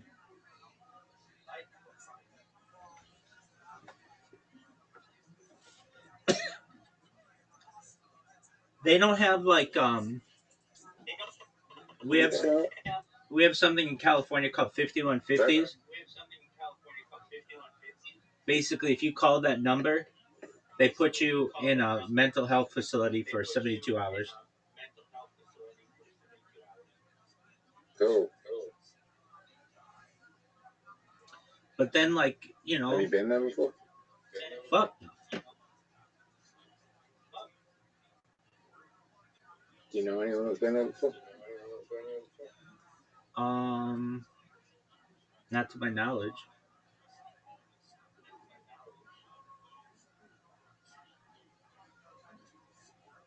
I'm going to bed, I think. Okay, are you gonna lose a mini golf? Tomorrow. No, right now, dog. No, tomorrow. I'm going to bed. Unless you can tell me the whole existence in the universe in the next 20 minutes and what the hell, why everyone's Dog, do you want to just shut the fuck up? Do you want to play Dice Party or no?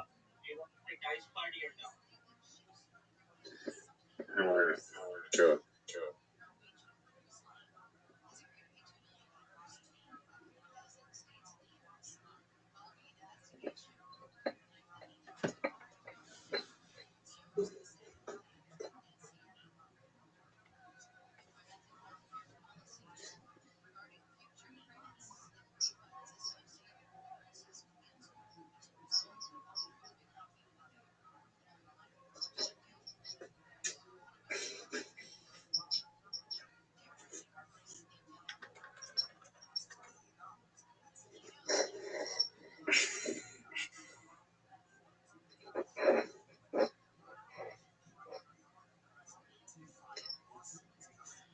Zoot, you're up.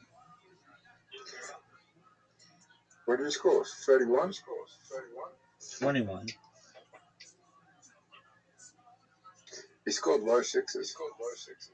I know. So did I.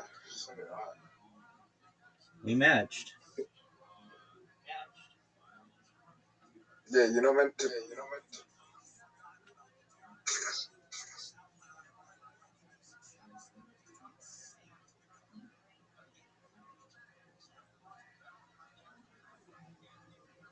Alright, do you know what I want? 5 6s. Sorry? 5 6s. Doesn't matter what. Are you kidding me? What are you gonna do, big man?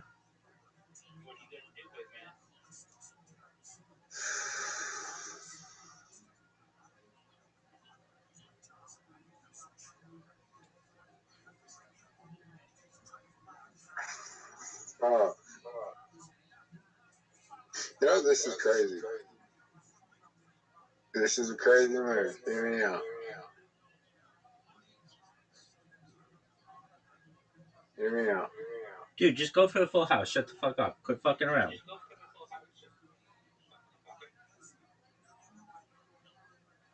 Quit fucking around. My microphone sucks right now. I'm gonna restart my not the whole computer, just the browser. Hear me out. Do you see what I went for?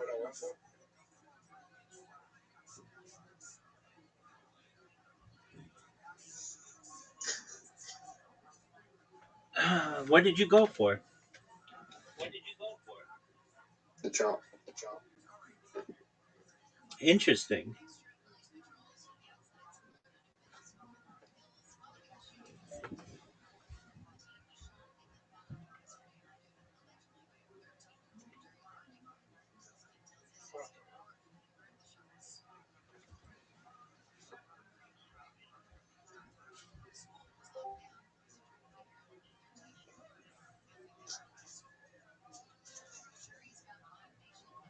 Have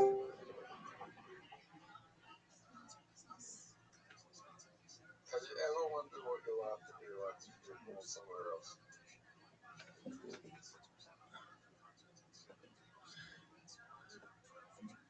I heard you. I don't know if you can hear me. Just a moment.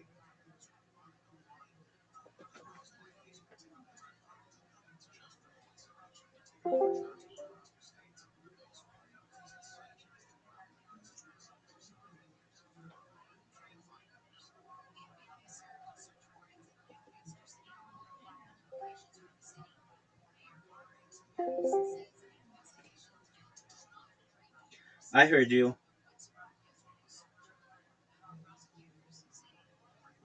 I heard you.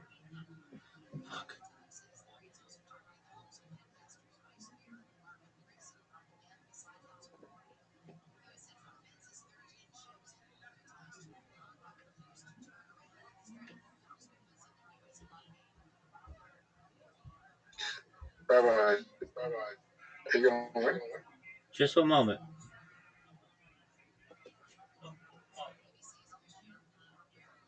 Can you hear me?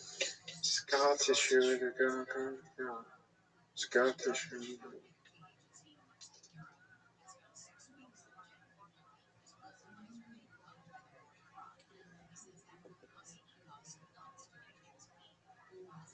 Zook, can you hear me?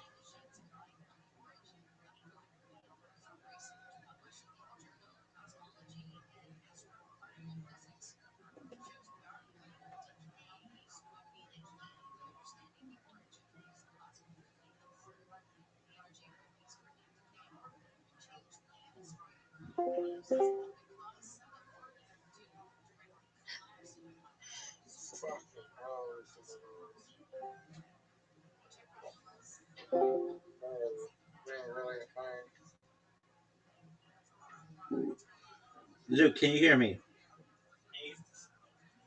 Zook, can you hear me? Yeah. You asked, have I ever thought about what it's like to be born somewhere else? Come on, you little bitch. Yeah. I mean, I thought of That's that. not good. Okay. Well, what do you want me to do about it, big man?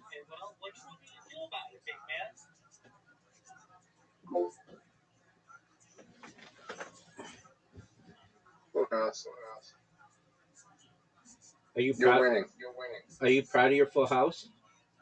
You're winning, and I'm probably not going to hit the bonus on the second side.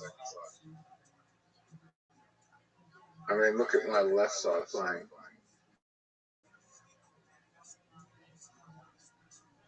Oh fuck. Oh no. The 18's good. It's not great. But you shouldn't have a fucking 5 on the left side. Why do you have that 5 there? A single 5. Why do you have that?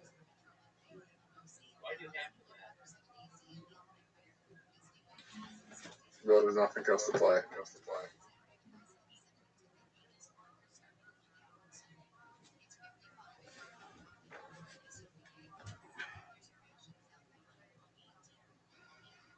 Oh, this is not a good roll.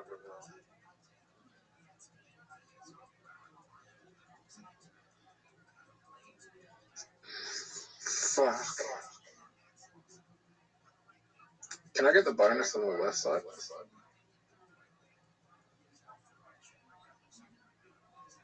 Maybe. 52. Dog, I 54, 56, 58, fucked up. 66. I would need to get 2 5. I would need to get 4 5 times in a row to get that bonus.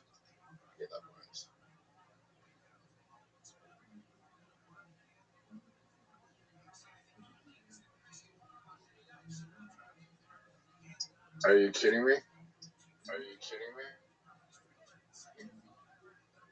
Are you fucking kidding me?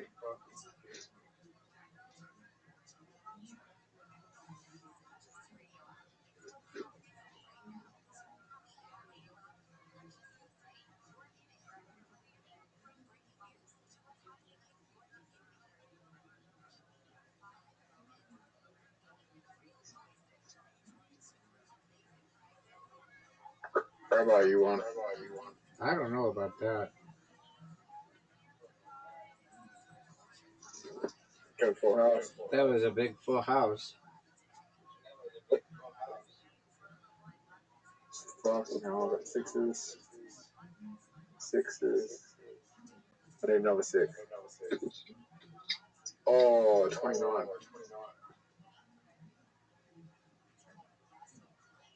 Rabbi, can I win?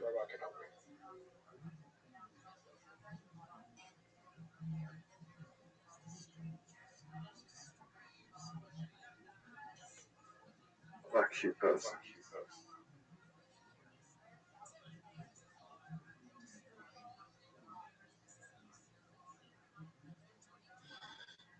What are we playing?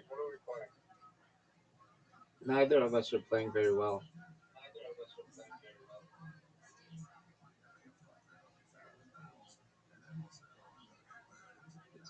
I'm playing great.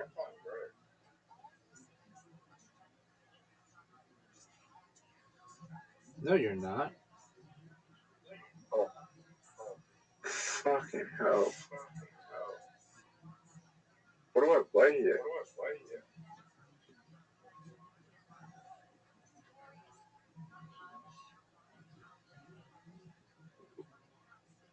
That was my worst left-hand experience ever.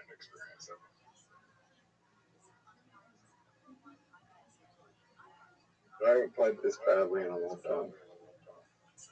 You just had a small straight. Alright, well, I've already played a small. You already got one? Yes, sir. You already got it. Fucking.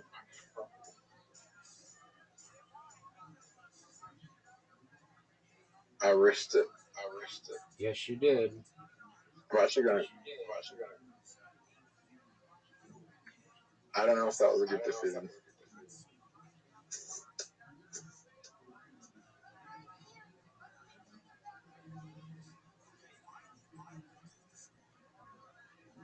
If you get it, you win.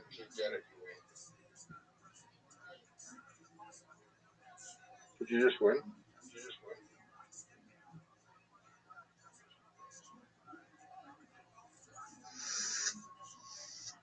Bro, you just won.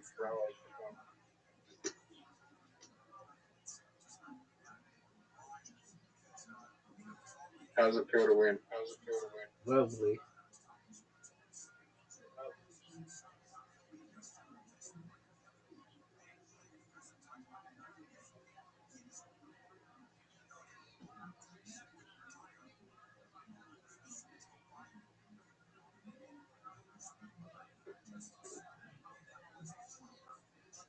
Why did I do that? No one knows, big dog.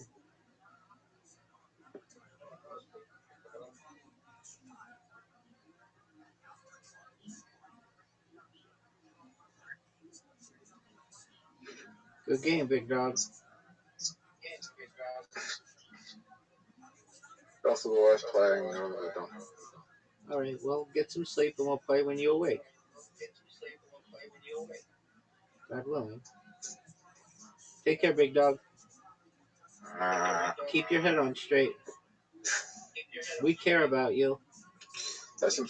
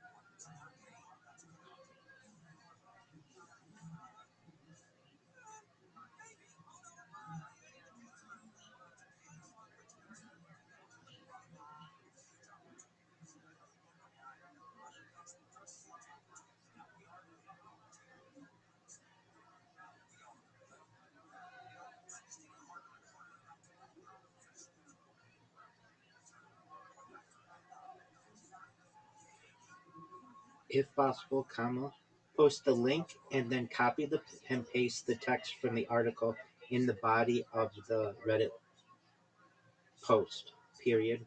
This will be very good for SEO, search engine optimization, and GEO, generative engine optimization.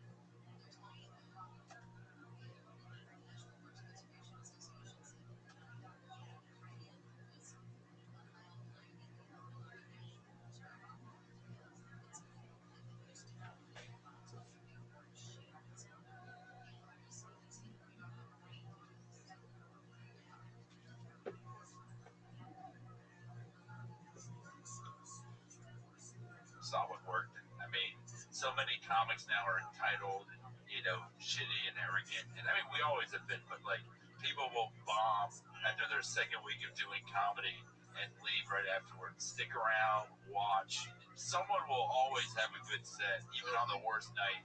And you kind of, if you can't, like, once you're not a good comic on a show, be a good audience member. Be something in your first few years. I think that's important. It's important to watch comedy because you'll learn so much about timing and presence and a good way to perform and a bad way to perform it. And even if you see something kill that you despise, then learn about what you don't want to do. Yeah, it was crazy when I got the job here in 2007. And I worked here for 3 or 4 years at the door. And I would watch, you're getting paid basically to hang out and get to watch a show from the back there. You're seating the room. You're making sure, sometimes I was just making sure that people were 21 and that nobody was heckling. And you get to see 16 paid regulars do, 15 minutes a night. They're all sort of, competing and fucking, I mean, it's not a competition, but everybody wants to be the one that they remember the most. And all new comics have is each other. I hope that two of the comics we talked to tonight, like, go up to each other and meet each other and introduce each other. Right.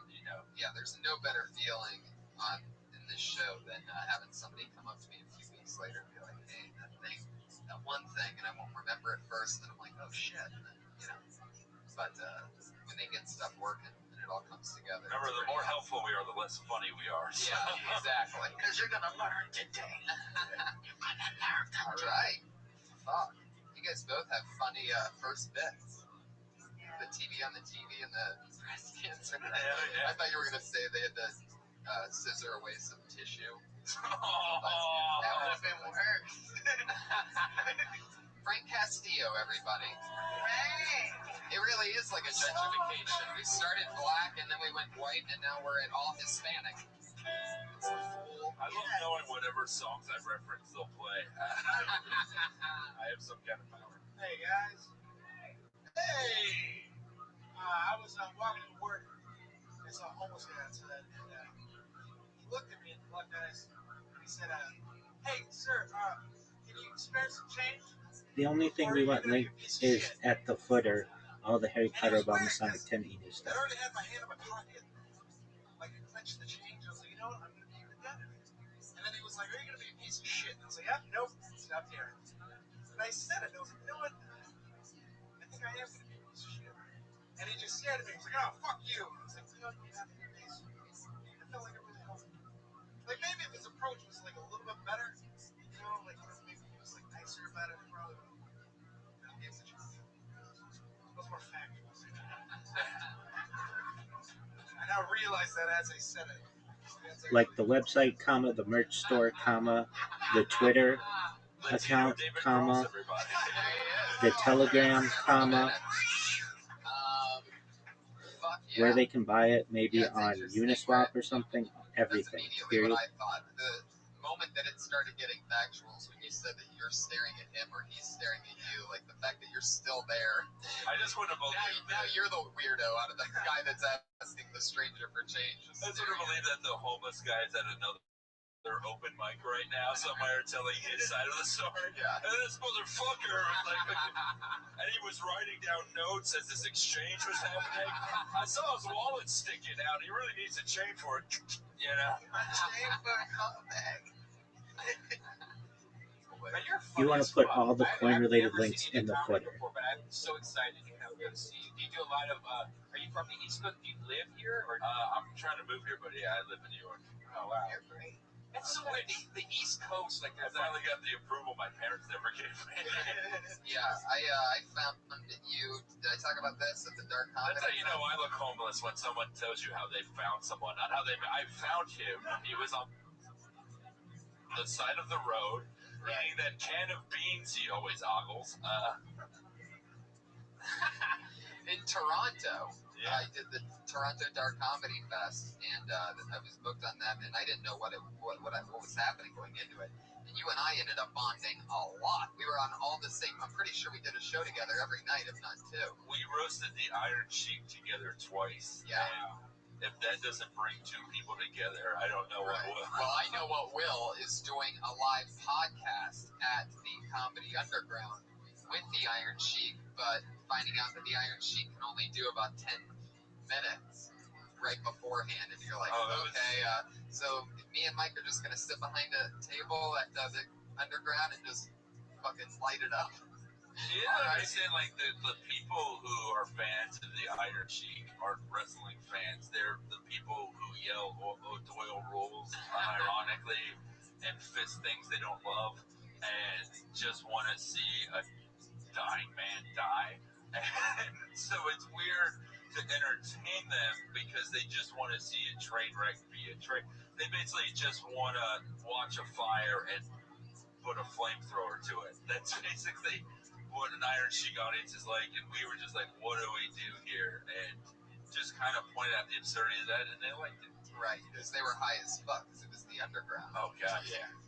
And that was unbelievable. The recording of that podcast, of that live podcast, went out almost immediately and never turned into anything. Oh, yeah, so that's why, I mean... It's just weird that there's, like, the East Coast comics. Like, you barely know them as the West Coast comics. The only way you know them is if they happen to, like, visit or something like that. But there's, like, a whole group of people that do the same thing as I do. I have no idea who they are. And, like, oh, yeah. It just blows my mind. It's different. You know, he's like, how is this about money? I know.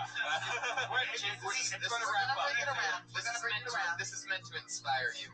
We figured you had to be this close. When you roast the Iron Sheik, that work is available. No, but like what's interesting, there are two big differences about New York. One, New York, you can get up as much as you want. It is not quality stage time, but it's quantity stage time. I sometimes will get up 15 to 20 times a week. And that's because it's there. And that's like even open mics. Like there are open mics running from 4 p.m. to midnight every night of the week if you want to look for them. And they're there. They're not good, but you'll get your fucking muscles. Yeah, you'll get strong. You got to put in 10,000 hours before you can become successful. That's the secret. You chip away 1 minute at a time here. And the other thing is, LA loves its weirdos.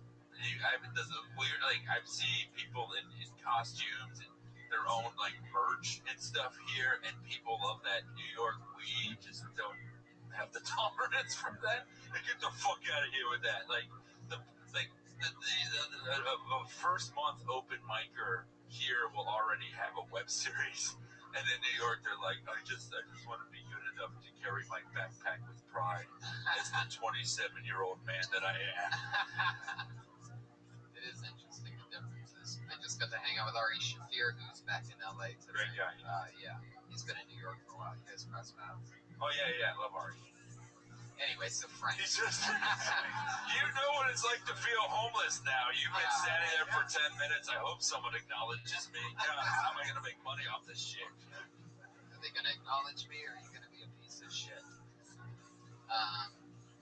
So, fuck yeah. Yeah, well, I mean, it's like a good story to base tags off of. If you can smoke a bunch of weed and like throw little tags in between the story, that makes sense. I mean, the story does make sense, and it's very accurate and it's real, so you can pull from that. But if you can write 3 or 4 tags and throw it in that story, then you have something. That's just that makes sense kind of story. It's not. You already know this stuff. Well, I like your energy. I like you being yourself, and like I feel like you're like a coworker. Like if we worked at like a print shop together or something, you'd be telling me that, and we'd be standing by the printer laughing like for real. I think I've seen that book too. Like it just seems like it'd be cool to talk to you and just be a friend of yours. So just like, it just feels more personal. So I like your style, and I like you. So. And Matt the laughs at when you're doing a 1-minute set or a story like that, make sure there are punches every 10 to 15 seconds. Yeah. It doesn't have to be big, but just something to grab us and keep our attention. There he goes, Frank Castillo. He's at Frank C. Comedy on Twitter. Yeah. Frank Castillo. Who's next? Okay. Go. Put your hands together for Benjamin Carver, everybody.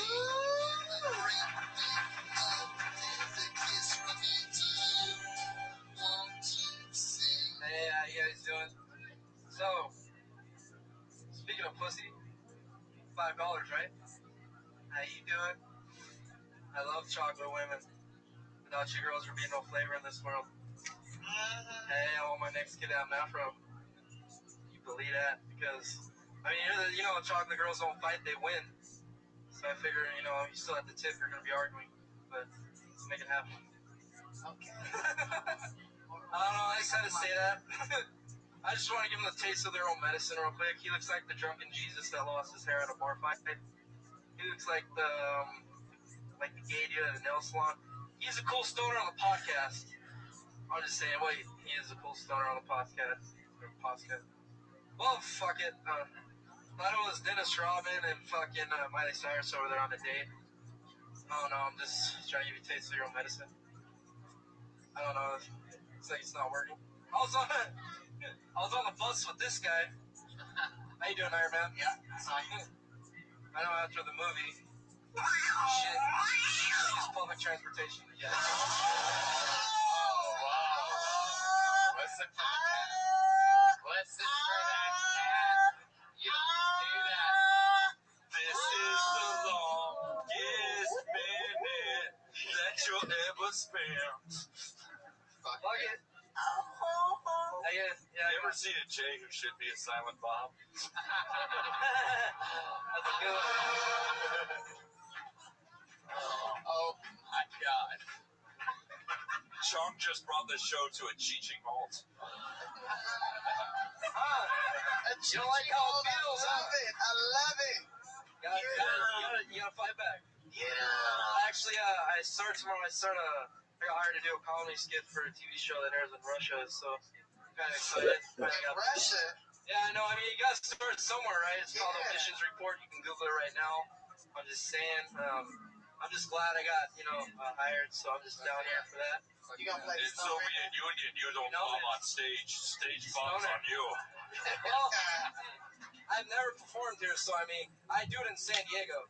But why would you spend your whole set just making fun of people if you never perform here and you want to make an impression? It's just me. Especially trying to clown me, a black woman. I mean, You look like Lil' Kim. Thank you. Because of the mall. Thank you. I look better than that bitch. And Kim Kardashian, you got the booty. Yeah, thanks. Yeah. I appreciate that. You gotta get your Mac game up, though. You can't talk to a black woman like you fuck the shit out of her. You need to have some fucking game. I know when I start Put rapping, your swag on. You look like you're a fan of chocolate, but not women. So. Yes, tell it. Hey, I'm the only one man enough to talk to. No, everybody's talking. You know you're wearing a Grateful Dead like another comic. So. You know you're wearing a Grateful Dead shirt right now. You know I am. He Grateful died on stage. That was good. Benjamin, there you go, man. Yeah. You won't survive. You gotta get up on stage more and write some jokes. I got a shitload of stuff. I just wanted to roast you guys too. See what you guys are doing. You guys look like you're applying for a dispensary, by the way, just like on the public board and shit. Still trying. For a dispensary. It's almost working. Alright guys, have a good one. Okay, you too. Bye. The little pothead that could. The little pothead. I was trying to figure out if that was a Kinko's beanie or a FedEx. Like, what kind of beanie was that? I was wondering that too. Seedless? Well, you know, another thing that's cool, I don't know if I got to mention this to you guys beforehand, but we have two regulars that go on every Monday night. They do 60 seconds each. And he's like, and you just saw both of them. Fuck yeah, and we're really excited about it. Put your hands together for Sarah Weinshank.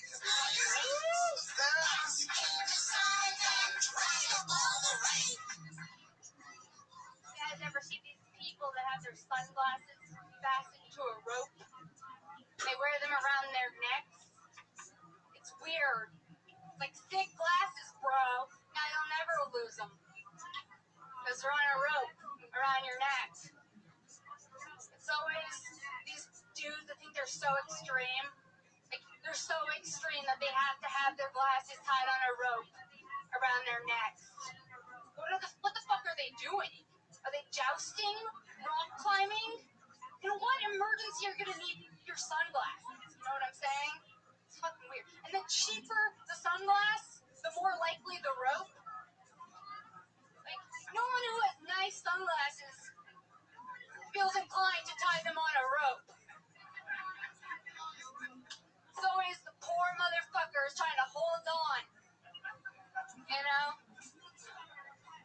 lives are so action-packed, so extreme. Wow, that's Killing so me. funny. That's so funny. Wow. She ready. Get it, girl. And I like your skirt. Sailor Thanks, Moon girl. style. Thanks, girl.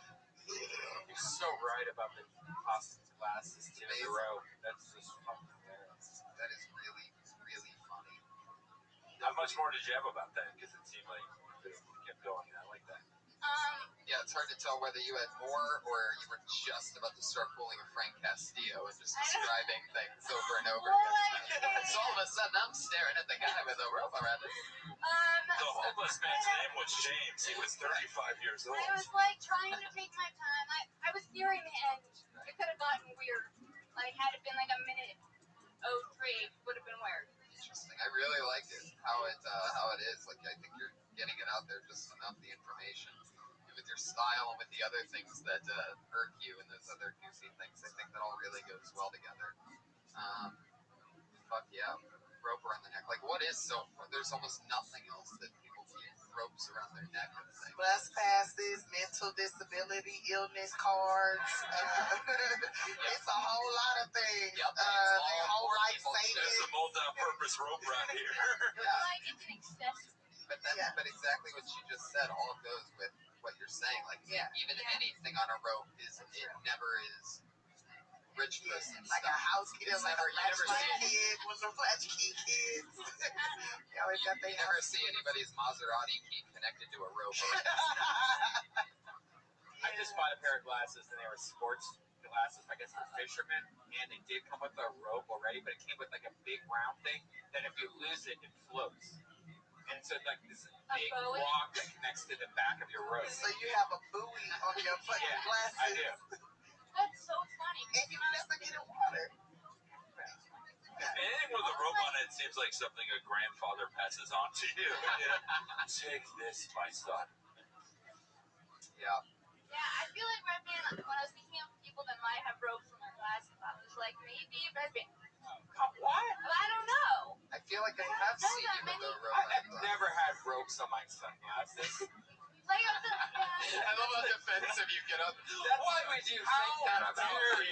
Sir, I would ever rope on my sunglasses. Blasphemer, who is you to think that I have had a rope on my sunglasses? Here's a weird thing though. I used to always go to the mall and buy those 2 pairs of sunglasses for $15 or whatever that shit is, because you usually can find a good pair. Flying J. Yeah, but I would buy like 12 a year, 14 a year, because I will lose them like every week. I bought a pair of expensive sunglasses recently. I've had it for like 8 months. It makes no sense. I don't do anything really different with them. Would this guy with the sunglasses around his throat, would he be fucking with those on too? Like, could you imagine like the dude like trying to do it to you? Maybe hanging over your face, like. But maybe that's exactly the opposite of that is what you'll never need those on a rope for is because they'll ever be getting laid so hard that your sunglasses might fall off. I don't own sunglasses. I just sit in the front of every wrestling event and hope Bret Hart gets me someday.